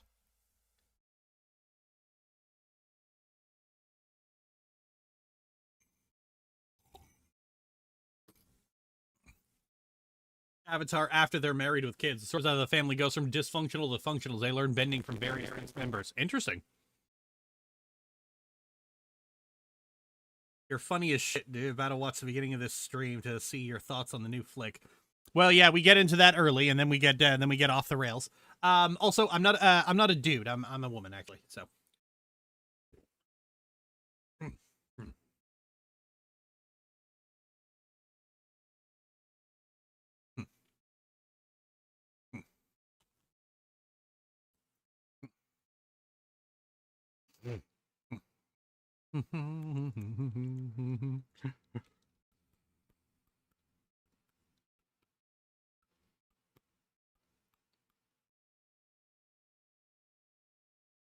Limits the philosophical possibilities to battle of God and Satan. Granted, you can still go. Well, here's the thing: with Rava and Vatu basically stuck inside the Avatar for like the next 10,000 years, they're no longer a factor.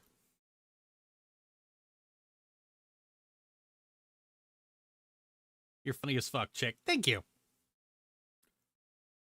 If you get recommended shitty drama videos about me, I apologize in advance.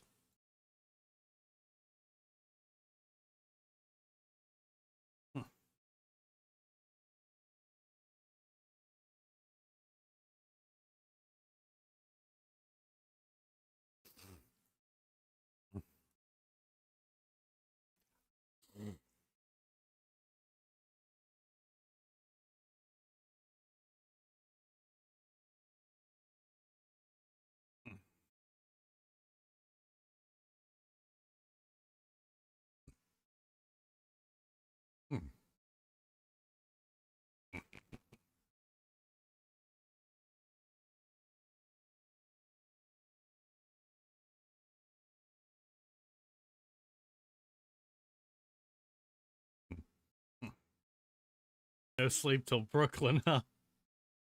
Huh?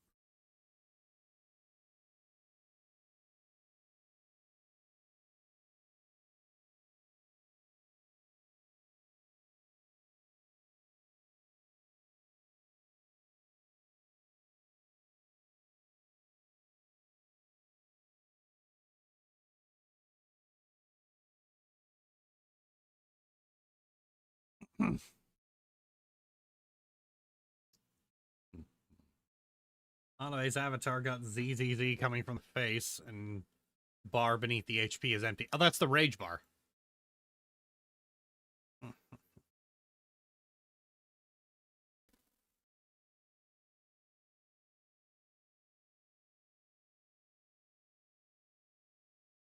Oh, and the ZZZ is just, I have rest, I'm in a rest area.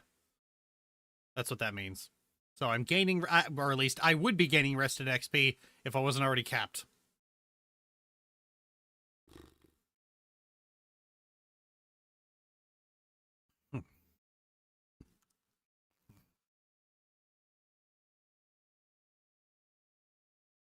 This has all been some, it was rocky getting you there, but once we got you there, this has turned out to be a good stream. God, this is like, I just changed my Warlock's transmog on a whim, and this is so fucking good.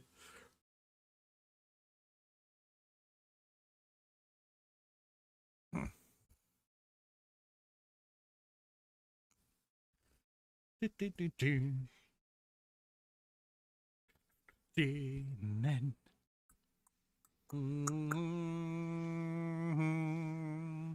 Demencia, Demencia, Demencia, Demencia.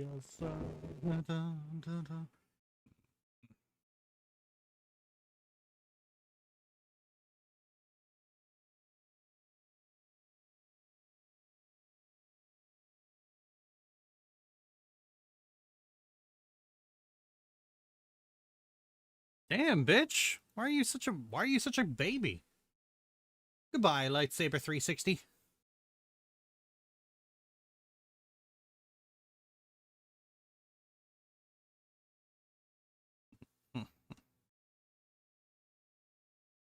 Thanks for the soundtrack. It's great. Oh yeah, no problem. I'm still going, so. One sec, I gotta put this milk back in the fridge.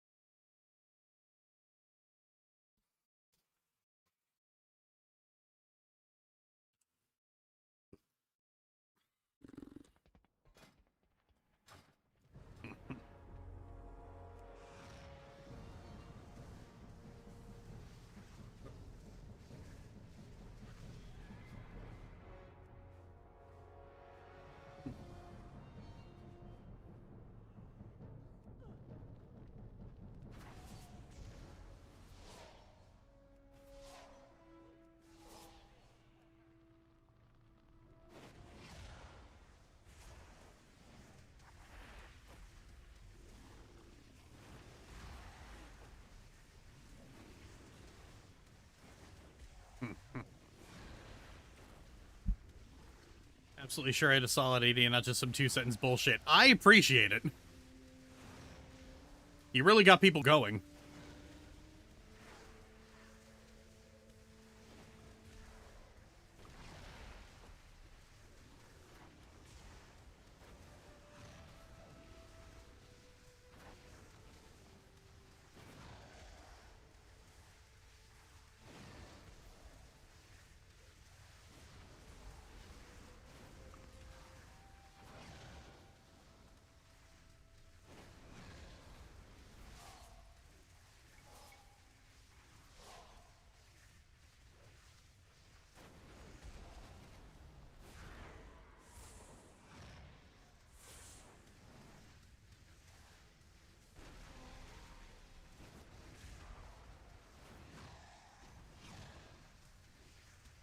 Fun Avatar show idea, but an anthology show that focuses on how the Avatar has an effect on the everyday lives of regular people in both a good and bad way. That could be interesting.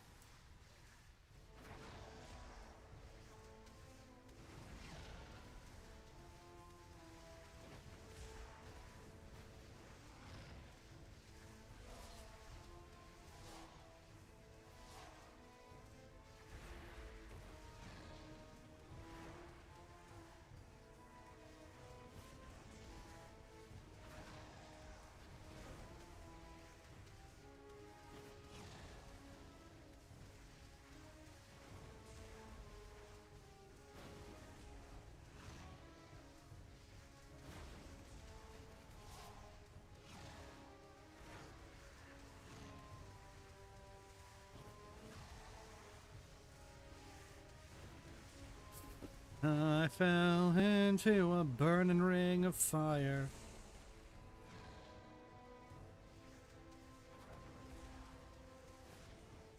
Oh, that looks good.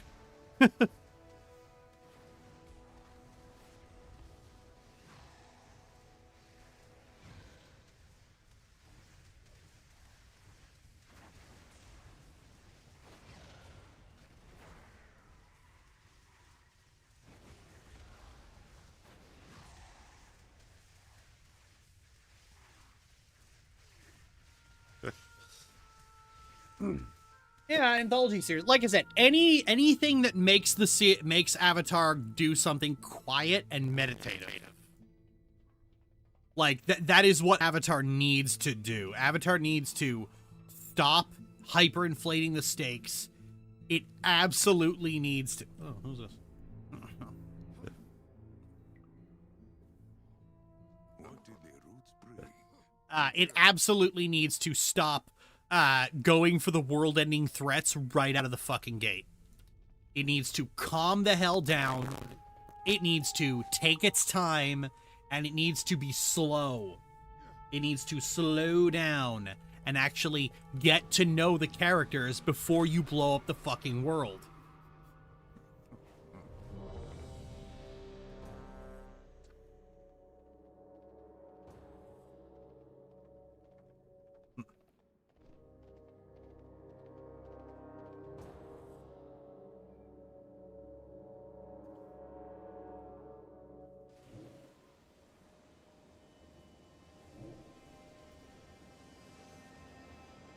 Lothraxian, give up this foolishness! We have already won! You put all of Silvermoon in danger! This isn't worth the risk! There seem to be a few pieces missing. We have to find them if we're going to stop Lothraxian.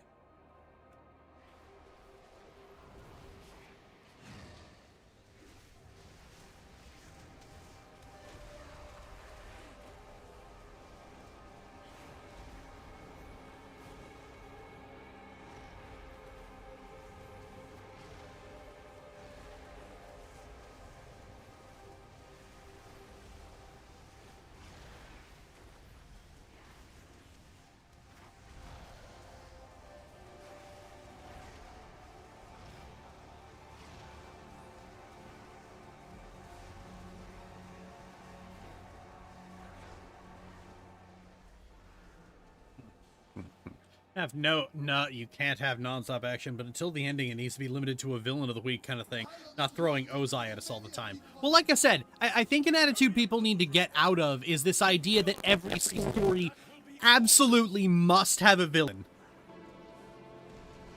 You can tell oh, I misaimed that. You can absolutely tell a story without a villain. They are not mandatory. And they have never been mandatory.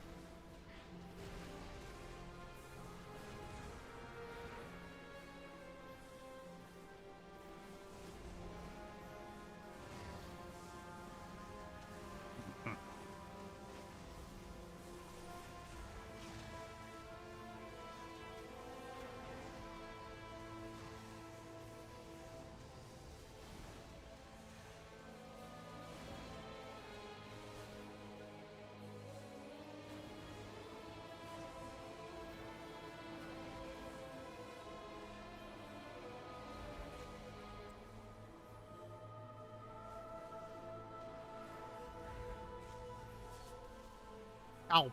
Why is my pet not attacking? I put him on passive, you stupid idiot. People always demand villains of stories because they think it's more mature when it's reality it's quite the opposite. Yeah, the more mature, the more nuanced, the smarter you're writing, the harder it is to fit a villain in, because the more you realize they're unnecessary. It's just another one of those things is that people want to be mature, but they want mature to mean a shonen anime they watched when they were 5.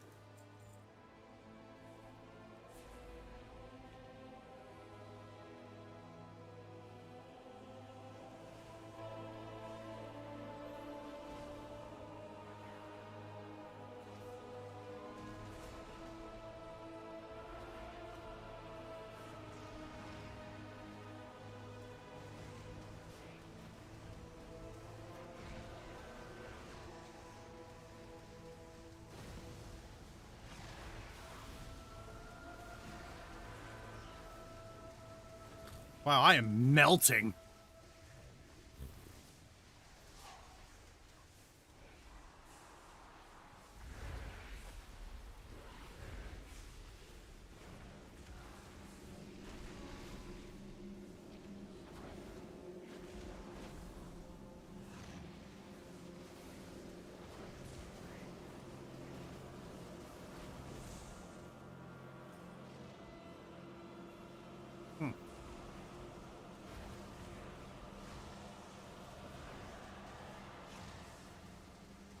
Meaning an antagonist can exist in low stakes, like a mean girl bully, for instance.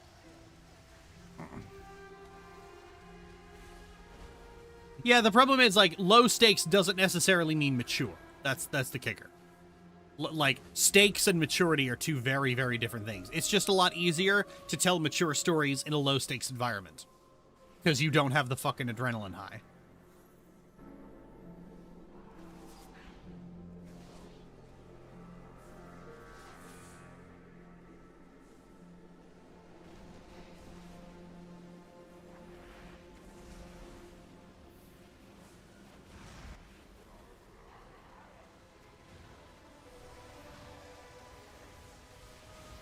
I don't know why the shaman keeps knocking everything back.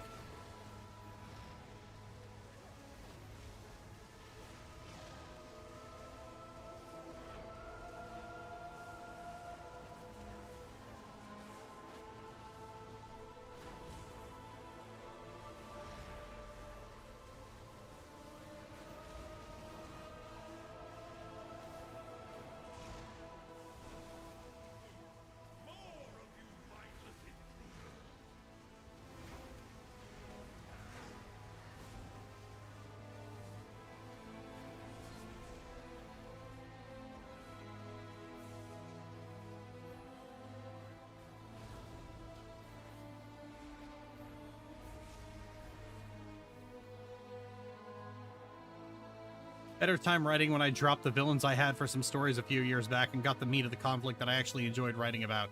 Yep. Rule number 1 of writing: don't make shitty rules for yourself.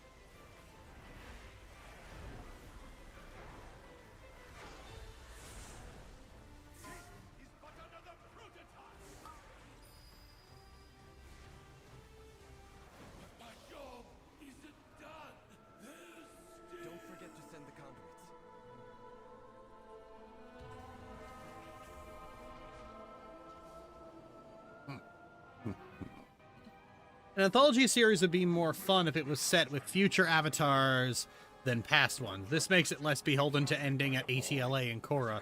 More fun seeing new things than the same old thing. Oh yeah, that is interesting. Lost Raxian, but I don't want to believe it.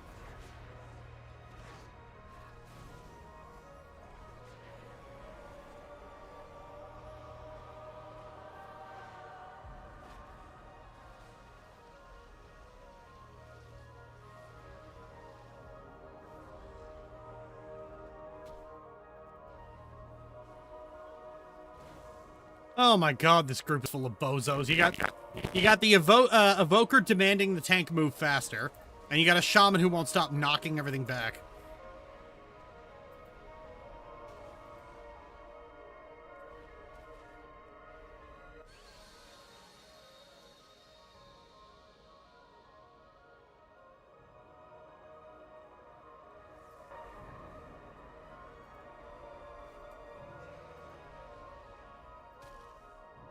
Why is my fucking drain life interrupting?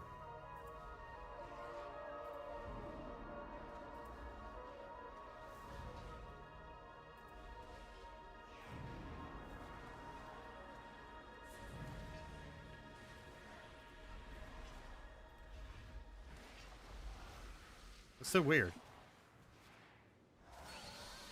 Ugh.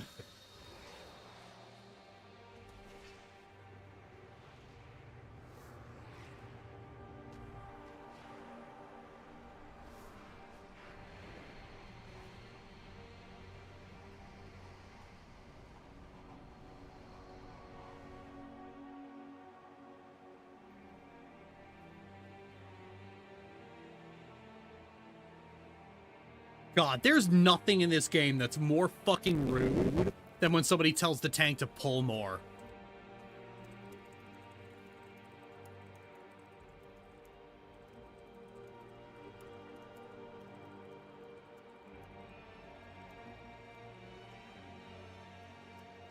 Nothing.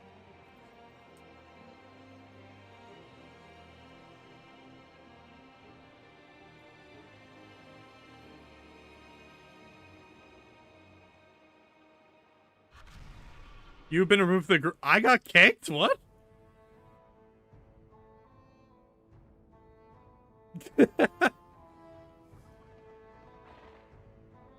Okay.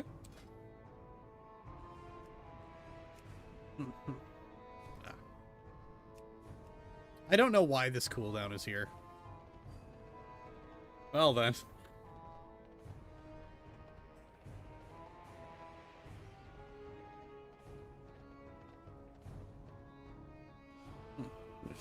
Like, Run was already dead, whatever.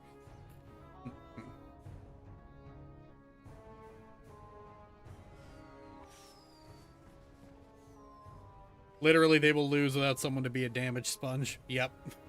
Like, being rude to the tank is absolutely the dumbest fucking thing you could ever do. Hey, Lolo, we've just been talking about Avatar.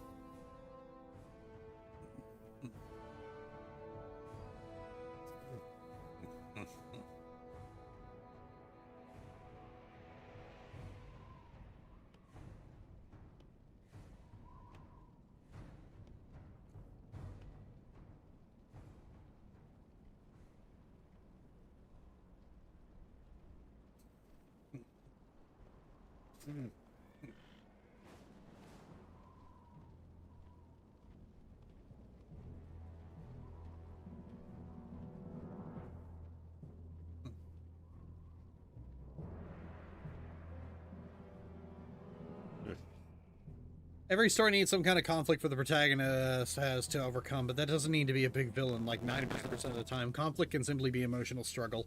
Not good, I presume. Oh no! Oh yeah, the movie. Yeah, no, it was terrible. The movie fucking sucked.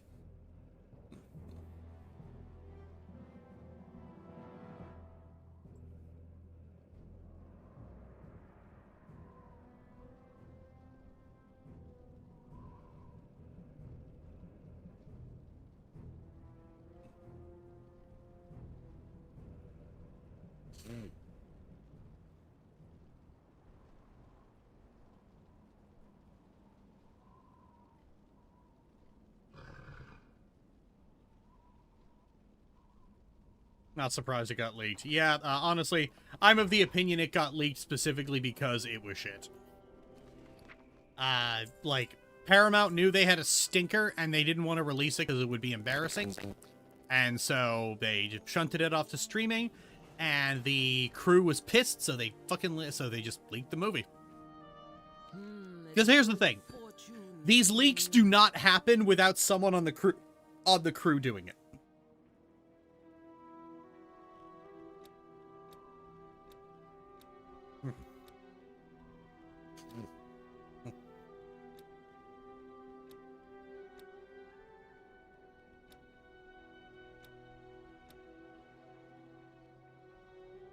Safe travels, hero.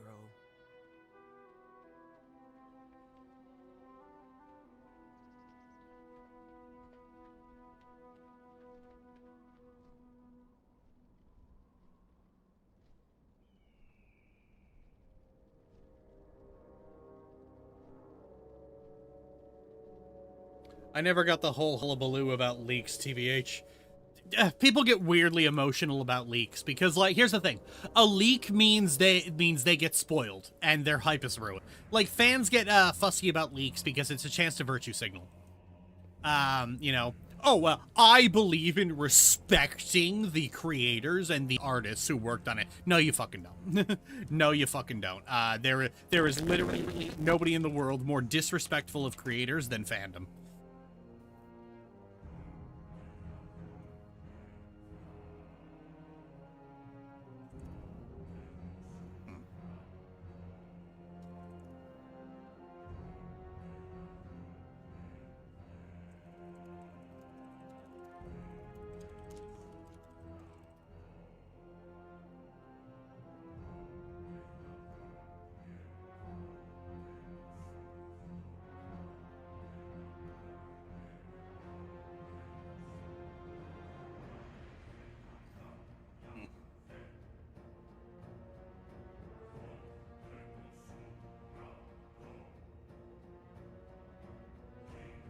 Who's gonna stop people from checking it out anyway? Yep. Like, I promise you, the people who are talking about, like, I'm not watching it to respect the original creator, they've seen it. They've already seen it. They were the first ones to see it.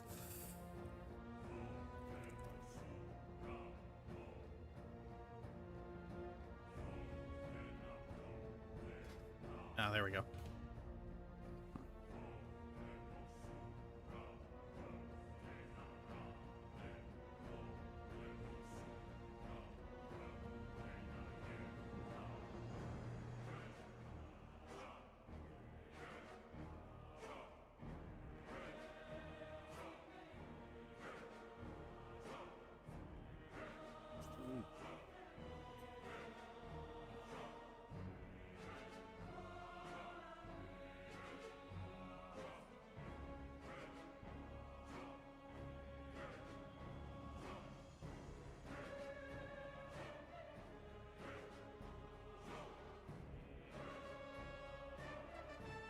I think that's a pretty safe bet. That's why I don't really interact with fandoms. They claim to care about creators. The moment they're given something different, they attack said creator. Yep.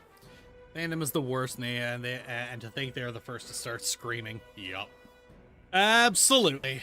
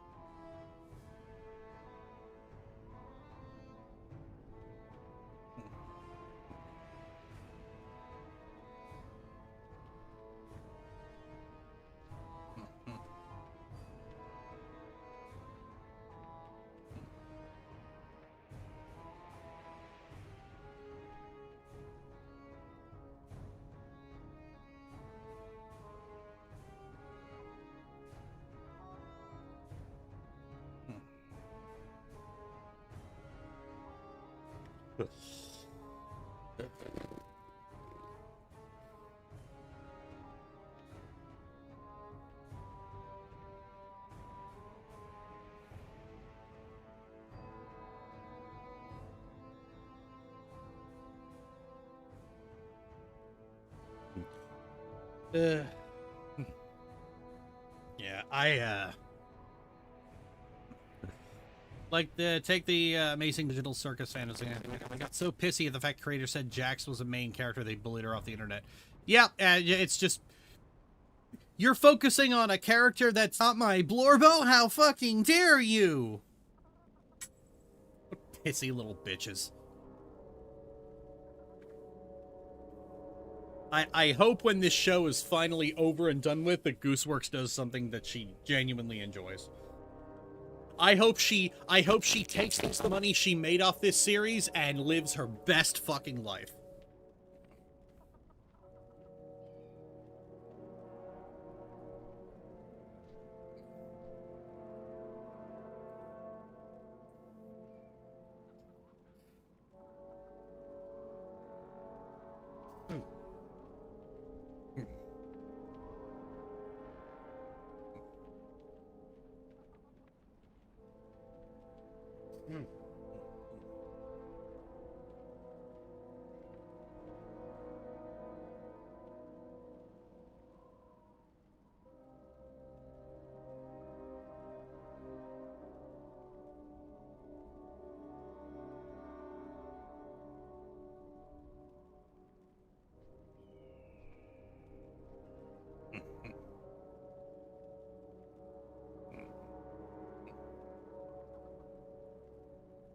Ugh, I was doing a bunch of Mythic Pluses yesterday. After I got the Only Yesterday part video finished, I decided, all right, I'll go in and I'll just do a bunch of Mythic Pluses. I don't do Mythic Plus often. Holy shit. The vitriol toward tanks. Go off the route that nobody discussed beforehand. The DPS starts shrieking at you. Go pull extra mobs that are skippable. DPS shrieks at you. Just you fucking blink the wrong way and the DPS shrieks at you. The first fucking dungeon I got into, this went on for like 5 minutes before I just stopped and I said, "Shut the fuck up or I'm bricking this key." I think this was like a plus 12. So, high level key. The key holder did not want his fucking key to be dropped down 2 fucking levels.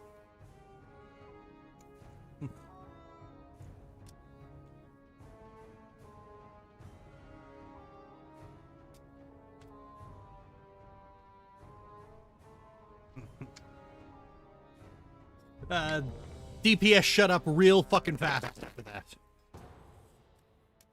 DPS players the worst. Oh yeah, they're the worst. They want to be carried through everything, and they are sandbagging like crazy half the time. Just, and then they have the gall to complain about a tank shortage. I said that in the second dungeon when the DPS started going off. It's like, you guys behave like this, and you complain about a tank shortage. But they threw their home and their bond away.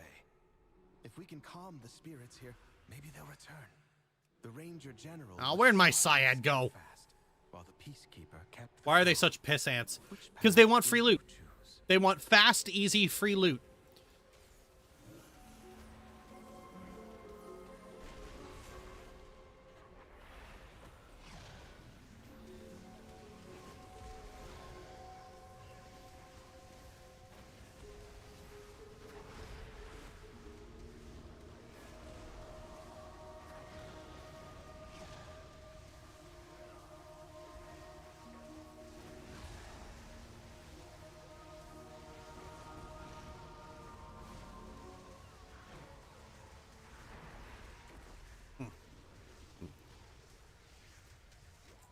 Every live service game nowadays, the reason why I stopped playing them. Yeah, like Final Fantasy XIV is actually the worst because like they will ban you for taking the if you pull it you tank it mentality.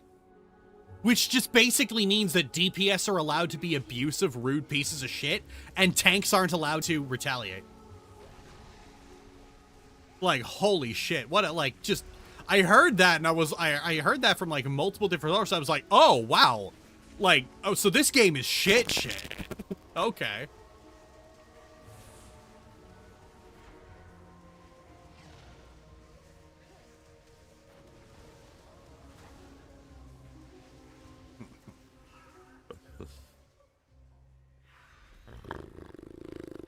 Verisa was the peacekeeper of our family. She spent many days tending to the gardens here, but the wilderness has overtaken it now.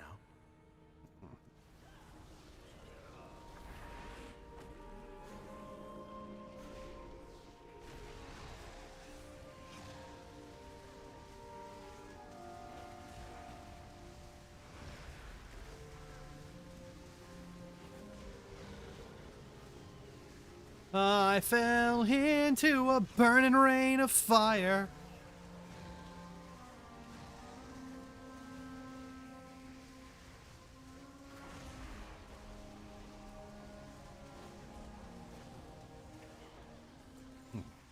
Never played it. I'm not playing any of these games that noted. I'm so glad Michaela got to skip the pug world. Like, Michaela does not have to live in the pug world because she just raids in my guild with me.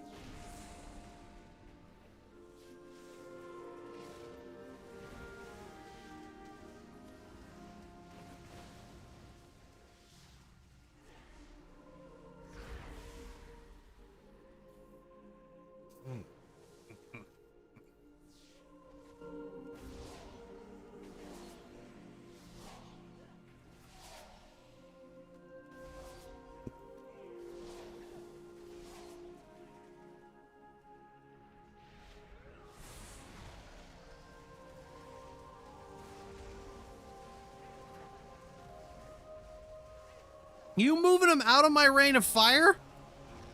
What a passive-aggressive move from a tank.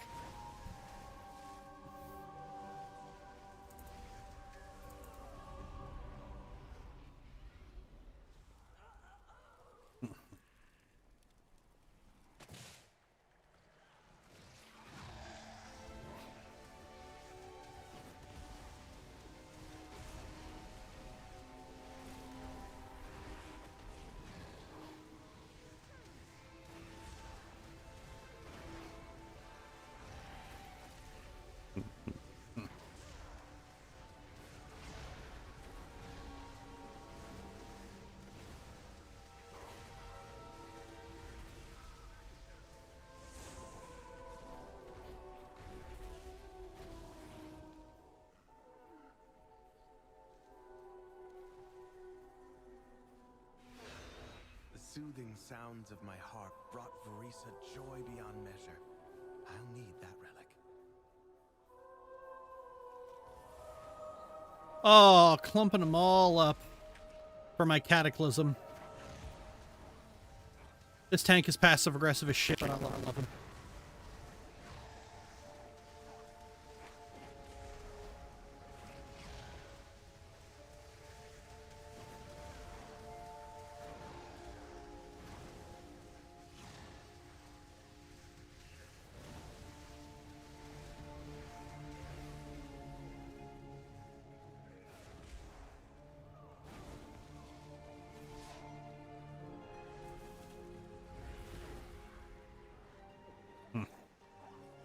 Single player will always be king for me. The only multi-game I play is Minecraft and D&D with close friends. I love how I pointed out that some people are bitches in this game and it just scared you all off multiplayer games forever. I don't really have a problem with toxicity in games because, again, I play a tank. I can make them shut the fuck up real goddamn fast.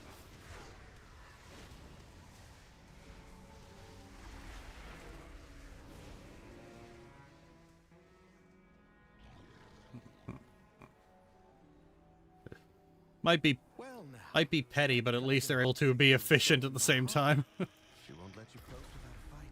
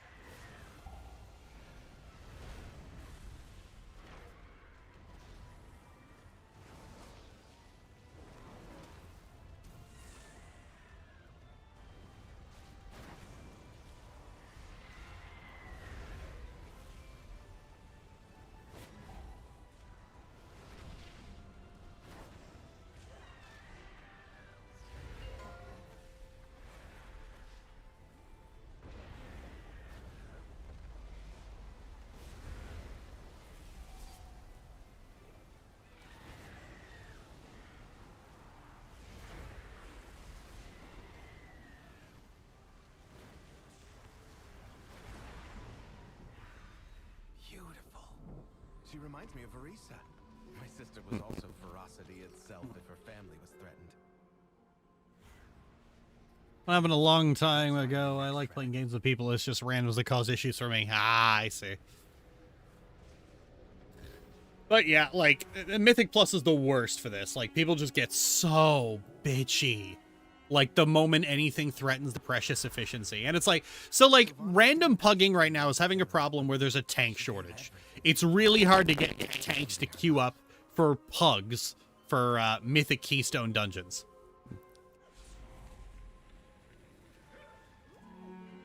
And everyone's trying to come up with solutions. But the only real solution is for fucking DPS players to pull the fucking sticks out of their asses and quit being such assholes, because they're the reasons. All the tanks, like, there isn't really a tank shortage. All the tanks in this game are raiding, and they're in guilds, and they're doing Mythic Plus with friends. And they're just not pugging. And they're not pugging because pugs are assholes. Gifted by our mother. Undead fanatics have invaded to loot it and anything else that belonged to her.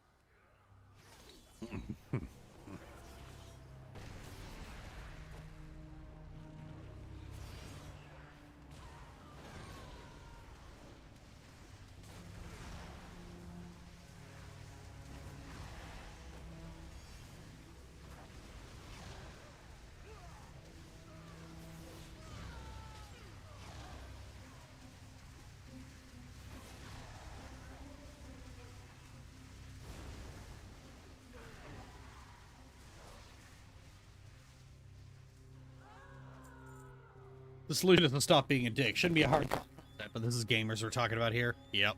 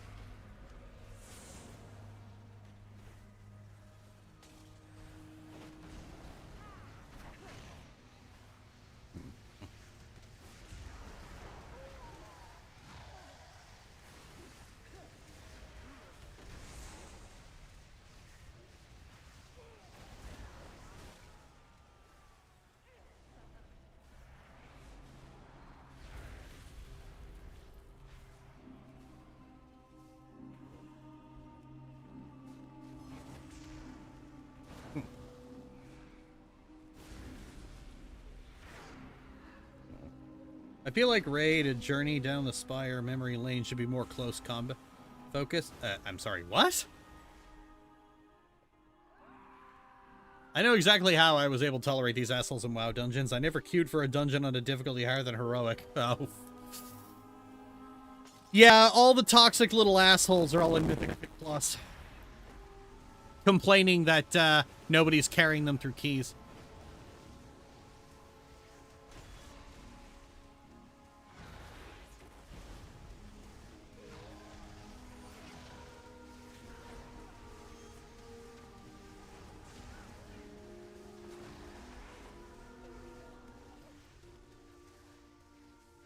I love AoE as a Destro Warlock, because I'm just dropping infernals and fire on everything.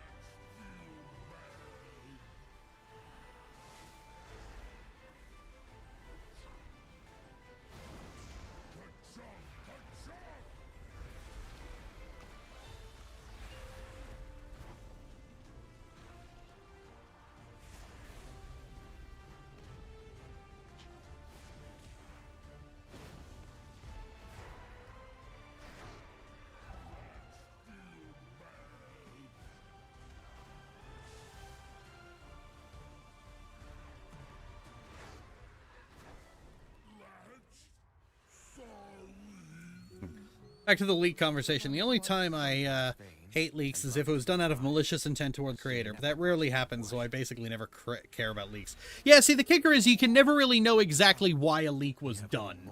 And it's hard for it to be done out of malice to a creator because, like, leaks always come from inside the house. So that would have to be a disgruntled employee, and at what point, what caused them to become... Like, why aren't they gruntled in the first place? Like, you did something. Don't lie. You know you did. There's a reason this employee is not gruntled.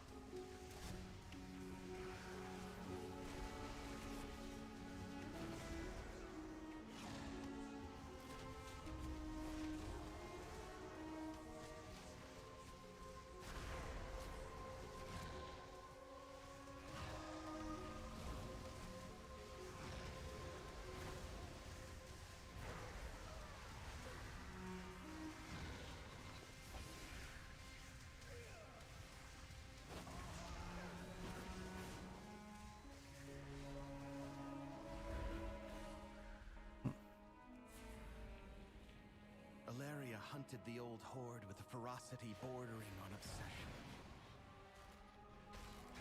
For good reason. They took my life, savaged our home. One of Alaria's scouting maps is within. It seems to have called on the ghosts of vengeance past. We need that map from them.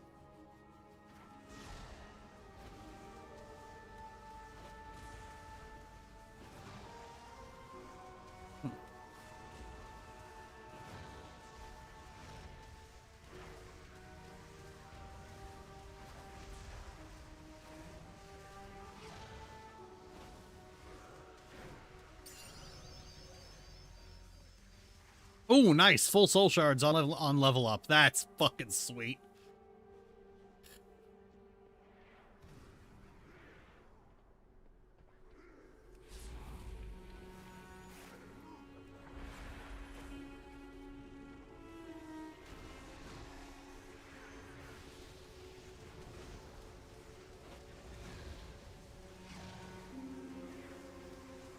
Oh, I'm dropping so many fucking infernals on people.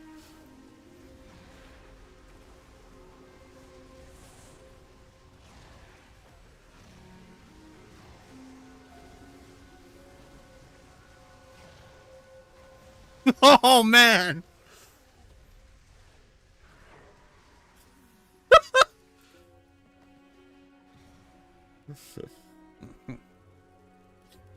Yeah, people get way, like I said, people get way too emotional about leaks for basically no reason. Leaks are going to continue happening. You're seeing leaks happen more and more because, like, now people can just fucking upload a whole goddamn movie to Google Drive and send it around.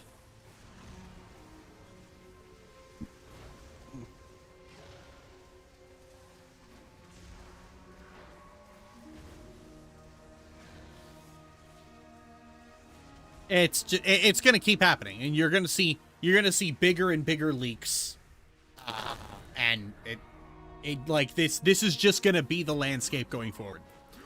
You're not gonna be able to just hold something as like secret in perpetuity from now on. Those days are over. Those days where you can just hold on to something and give no word about it, like, because the fact that there was, like, no marketing, no trailers, no word about this movie for a long fucking time was a big contributor to the leaks. It was like, fucking shit or get off the... Like, Paramount was being so cagey with it, and it's like, shit or get off the pot, dude. And eventually somebody just made them get off the pot.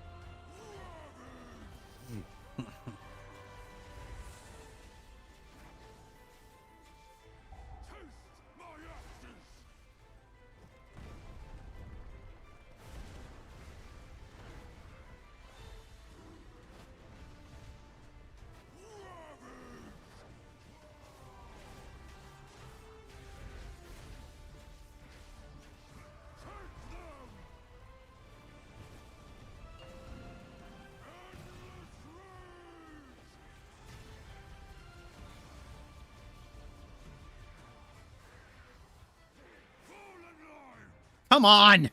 Stop moving him!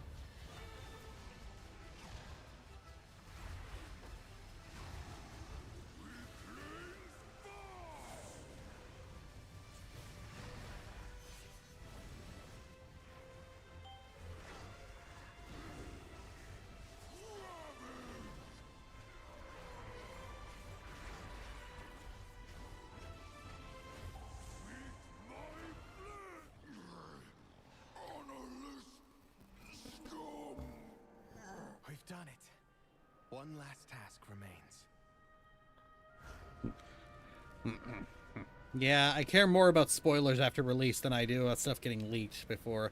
I like a small leak I can choose not to trust, but a spoiler will always trust, even if it sucks getting spoiled. I have no feelings about being spoiled. It's whatever. It happens. Like people like that's another thing people need to stop being so goddamn emotional about.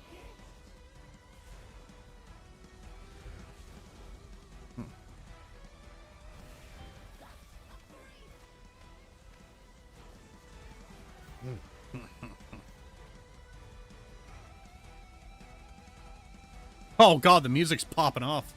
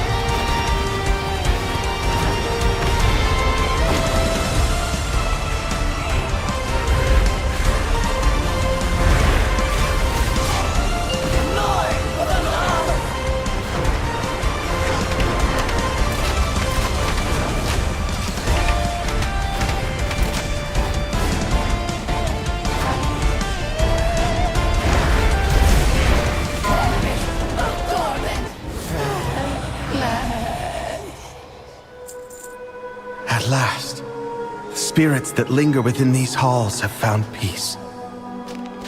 I hope that one day, my sisters will be able to do the same.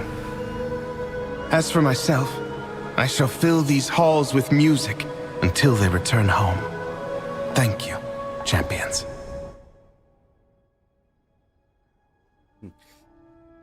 Spoiler culture was always dumped like it's a protective mechanism for adrenaline junkies. When I want to test the integrity of a story, I'll spoil it for myself. Oh yeah, I go into almost everything I cover pre-spoiled. Like, I'll read the synopsis on Wikipedia before I go in.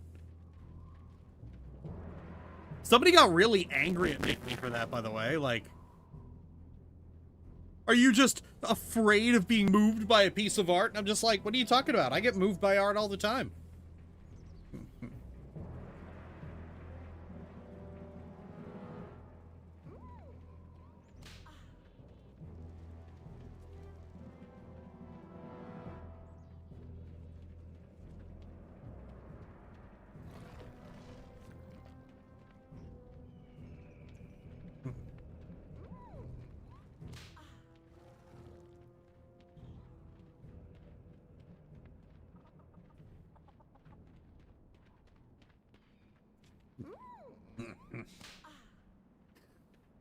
My child will pay $30 for a movie ticket versus Wikipedia summary. Gotta go. Have a wonderful day. See ya. One time I got spoiled was so fun. My dad was taking me and my siblings to see Force Awakens. I'd only seen A New Hope and Revenge of the Sith, so I really didn't care about spoilers. I managed to avoid anything up until the night before when a random Reddit post told me about Han Solo, and it was so funny of me. Nearly got to the finish line for a race I didn't know I was in, and someone still tripped me.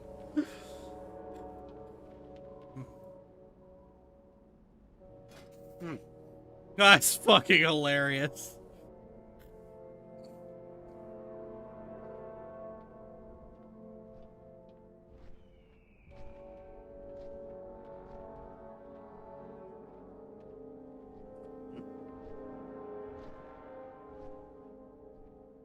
Let's see. What do I want to take in my Warlock tree?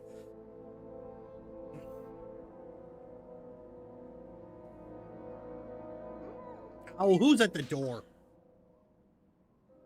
Hello? Okay. Go on down. I gotta go make sure the door's unlocked for the wife.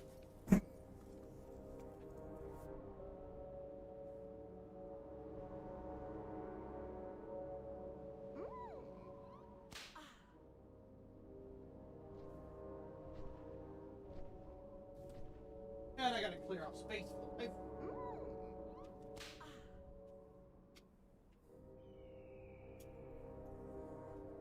Why the fuck did I buy a full-length mirror?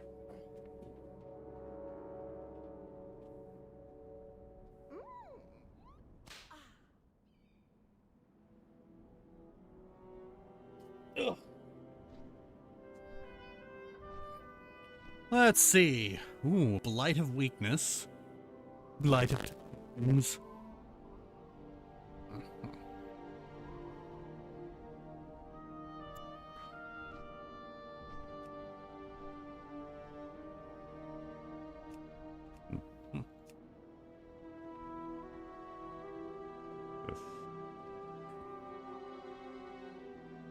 Teachings of the Black Harvest.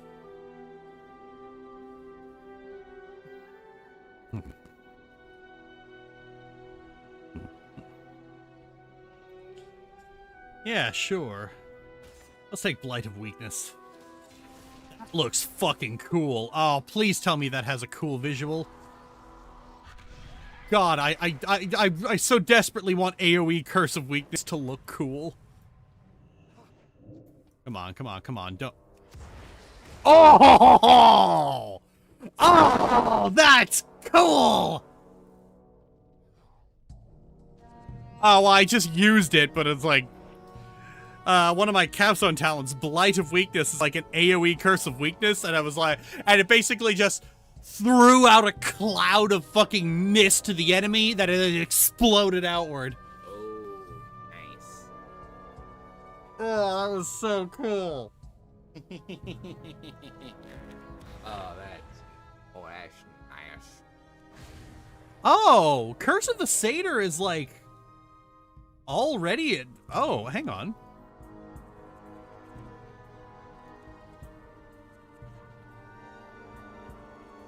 Oh, here we go.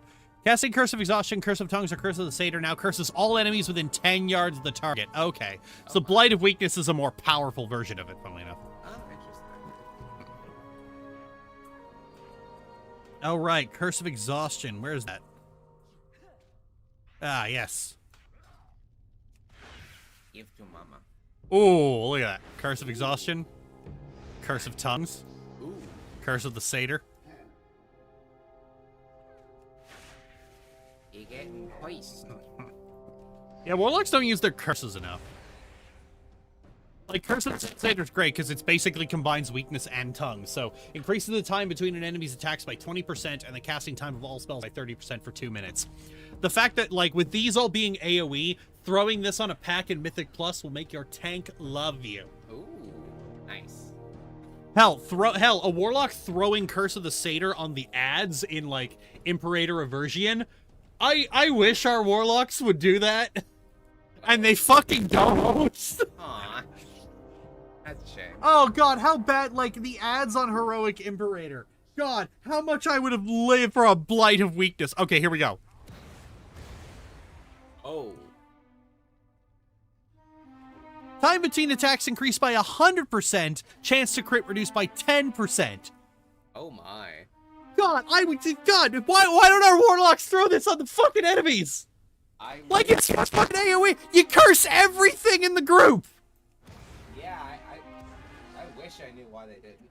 Do they not know? You should be throwing Curse of the Satyr on every single fucking enemy pack you see. If there is a thing, like, you, like, fucking throw Wither on them with Cataclysm, and then fucking Curse of the Satyr, and then you fucking do your DPS. That's how a Warlock should do. Warlock should be fucking cursing shit. Put that shit on a macro if you have to. Just use it. Oh god. Oh, well, look, that's what Malevolence looks like. Ooh, nice. That's the good shit. Oh, also, this is my new transmog for my Warlock. Ooh.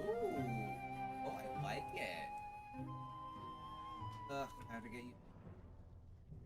next match. Oh, God. Stop trying to make explosive shot not happen. It's never going to happen. I mean, I kind of deprioritize fucking, what's it called? Right after an 8 shot. Arcane shot? Thing that buffs arcane. Precise shot. Precise shot. Like, I appreciate them like kind of like not making that like a making it a slow point of the rotation. He didn't have to bring back explosive shot. Yeah.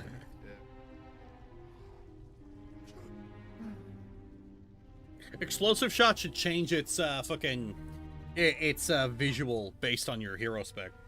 Honestly, Like leader of the pack, explosive shot. Sentinel, fucking Master something. fucking Moonlight Barrage. Starfall. Fucking Dark Ranger, just the fucking death touch thing. Oh yeah.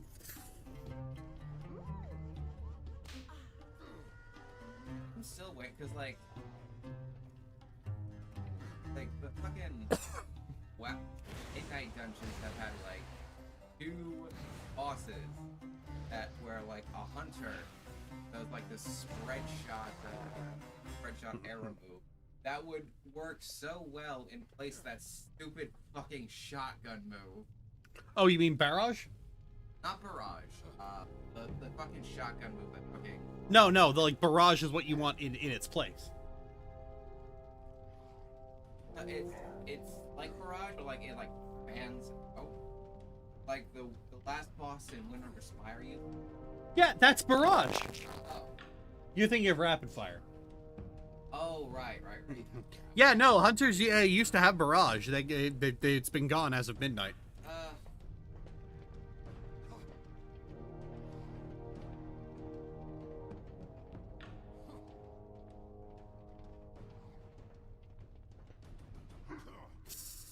God, this was inspired. That is a very good.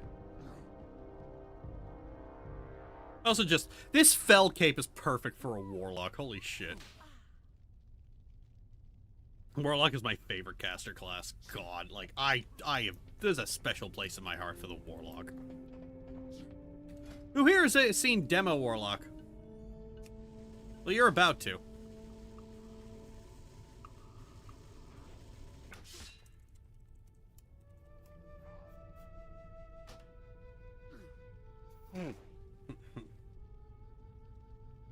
Give me a second. We'll show up Demo Lock, and then I'm gonna go and spend time with the wife.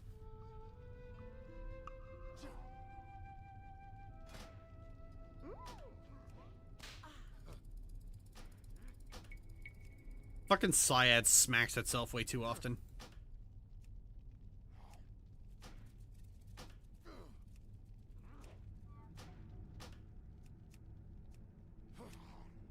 You know, like, people romanticize the idea of, like, having a Syad as a minion, but, like, you would swiftly grow bored of that.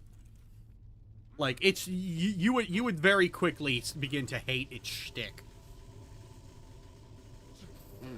Ah, Diabolist. Perfect.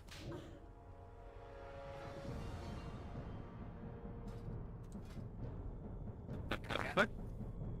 You grow bored of it. It's something like we did with Astrid. Oh, yeah, Astrid's adorable.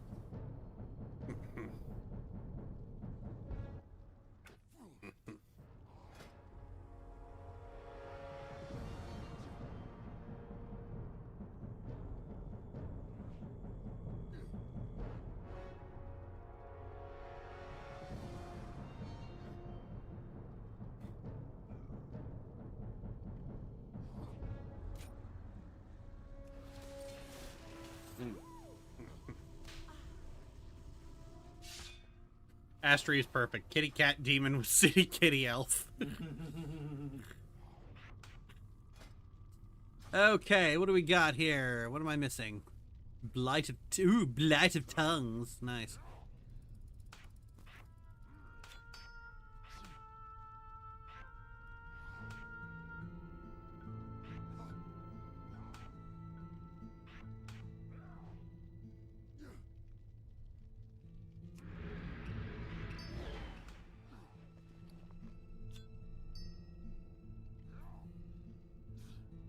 Okay, let's see. Grimoire Fell Ravager. Summons a Fell Ravager to assist you in combat for 20 seconds. Okay. Summon Doom. Ooh, summon Doomguard. Oh, neat. Wait, what is it on the... I didn't know we get summon Doomguard back. Summon Demonic Tyrant, summon Doomguard. Okay, I do have Implosion, Call Dreadstalkers, Hand of Gul'dan. Where's Demon Bolt? There's Demon Bolt. Grimoire, Fell Ravager. I think that's all my damage spells. Curse of Tongues, Blight of Tongues. Curse of Exhaustion. Curse of Weakness. Yes, I have the thing here. Perfect. Alright. Let's get out, big guy.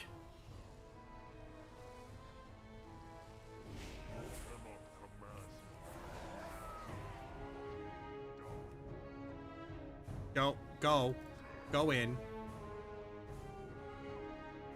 There we go.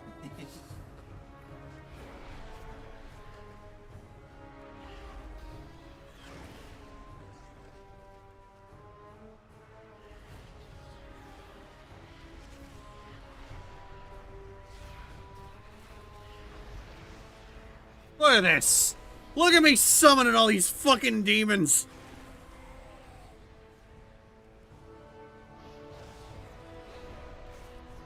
They cast Hussy.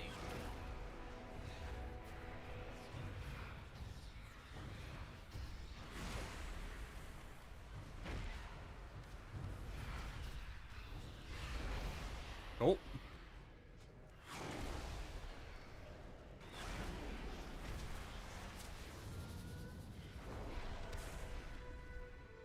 It's real warlocks bind demons to their will. As if a contract is magically binding, so the fucking branding iron.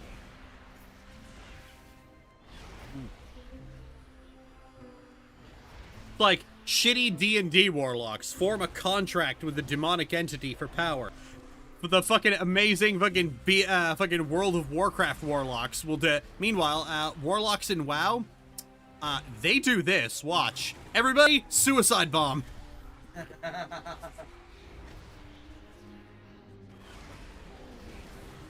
Command the demons? Sorry, the demons don't command me.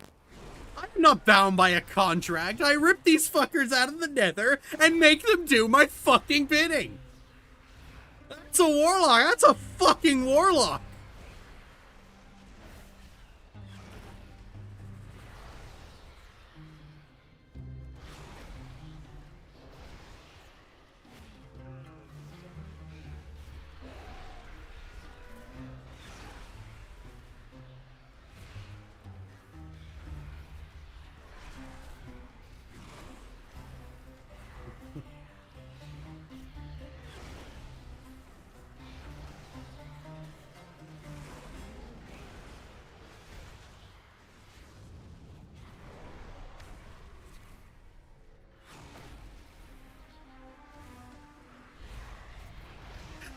Lady Sacrilege out of the nether. That's a fucking raid boss.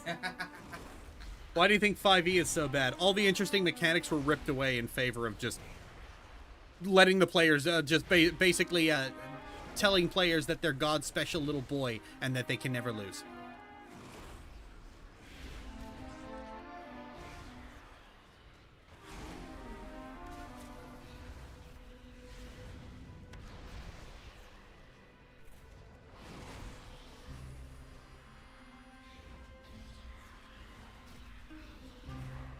God, demonology is so fucking cool.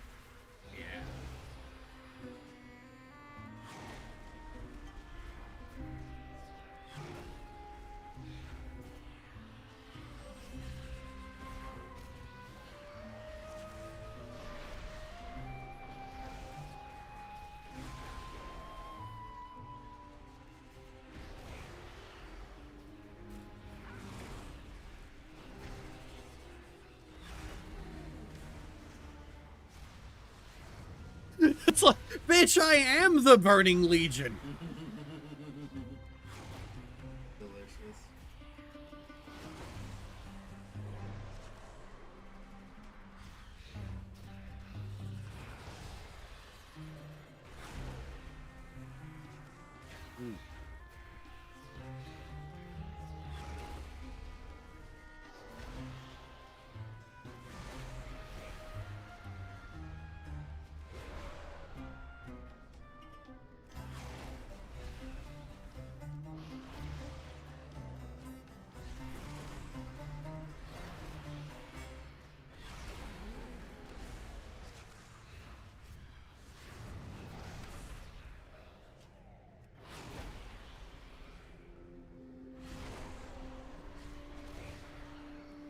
Like the fucking battalion of imps.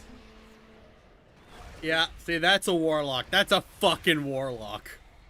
Then become suicide bombers.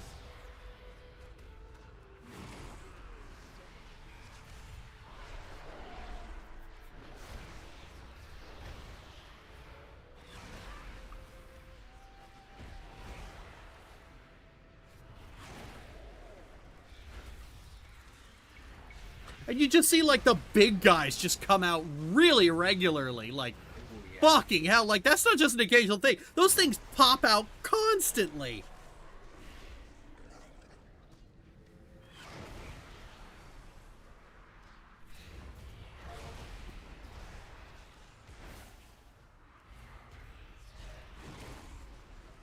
Indentured servants of power.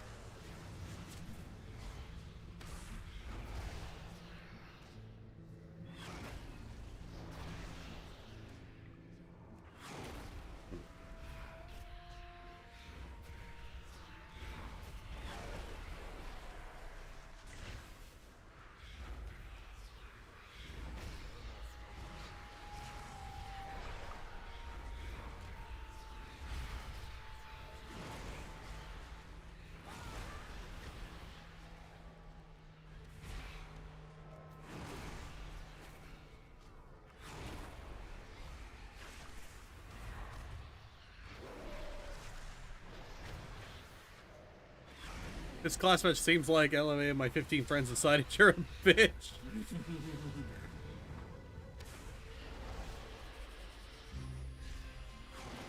my army of minions saw you from across the farm and decided we fucking hate your vibe. We're gonna beat the shit out of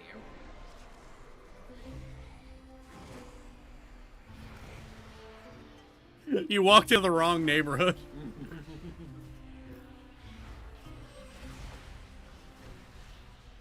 The end of the boy's really gonna mess you up. Throw a WoW Warlock into a D&D session and they would absolutely wreck the place. I think, like, there are, like, mods for BG3 that, like, add, like, the WoW versions of classes, like Warriors and Warlocks. And the Warlock in particular is absolutely fucking busted. I still have to upgrade that to, say, like, the Blizzard. I understand that upcoming that's it. I imagine it would. It's fucking amazing.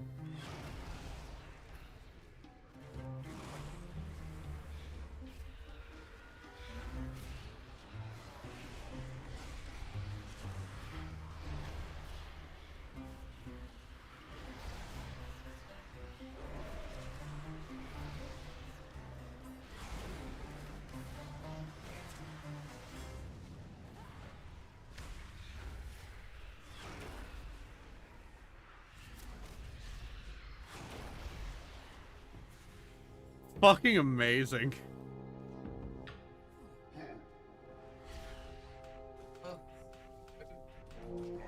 Yep. That's fucking awesome. Oh god, the fucking, like, the skulls on either side of you. Those are observer eyes. Oh, okay. Just another one of the many different minions I have available. god, though. That's fucking sick. Although, if I had a one-handed weapon and an offhand item, I could turn the offhand item into a floating skull.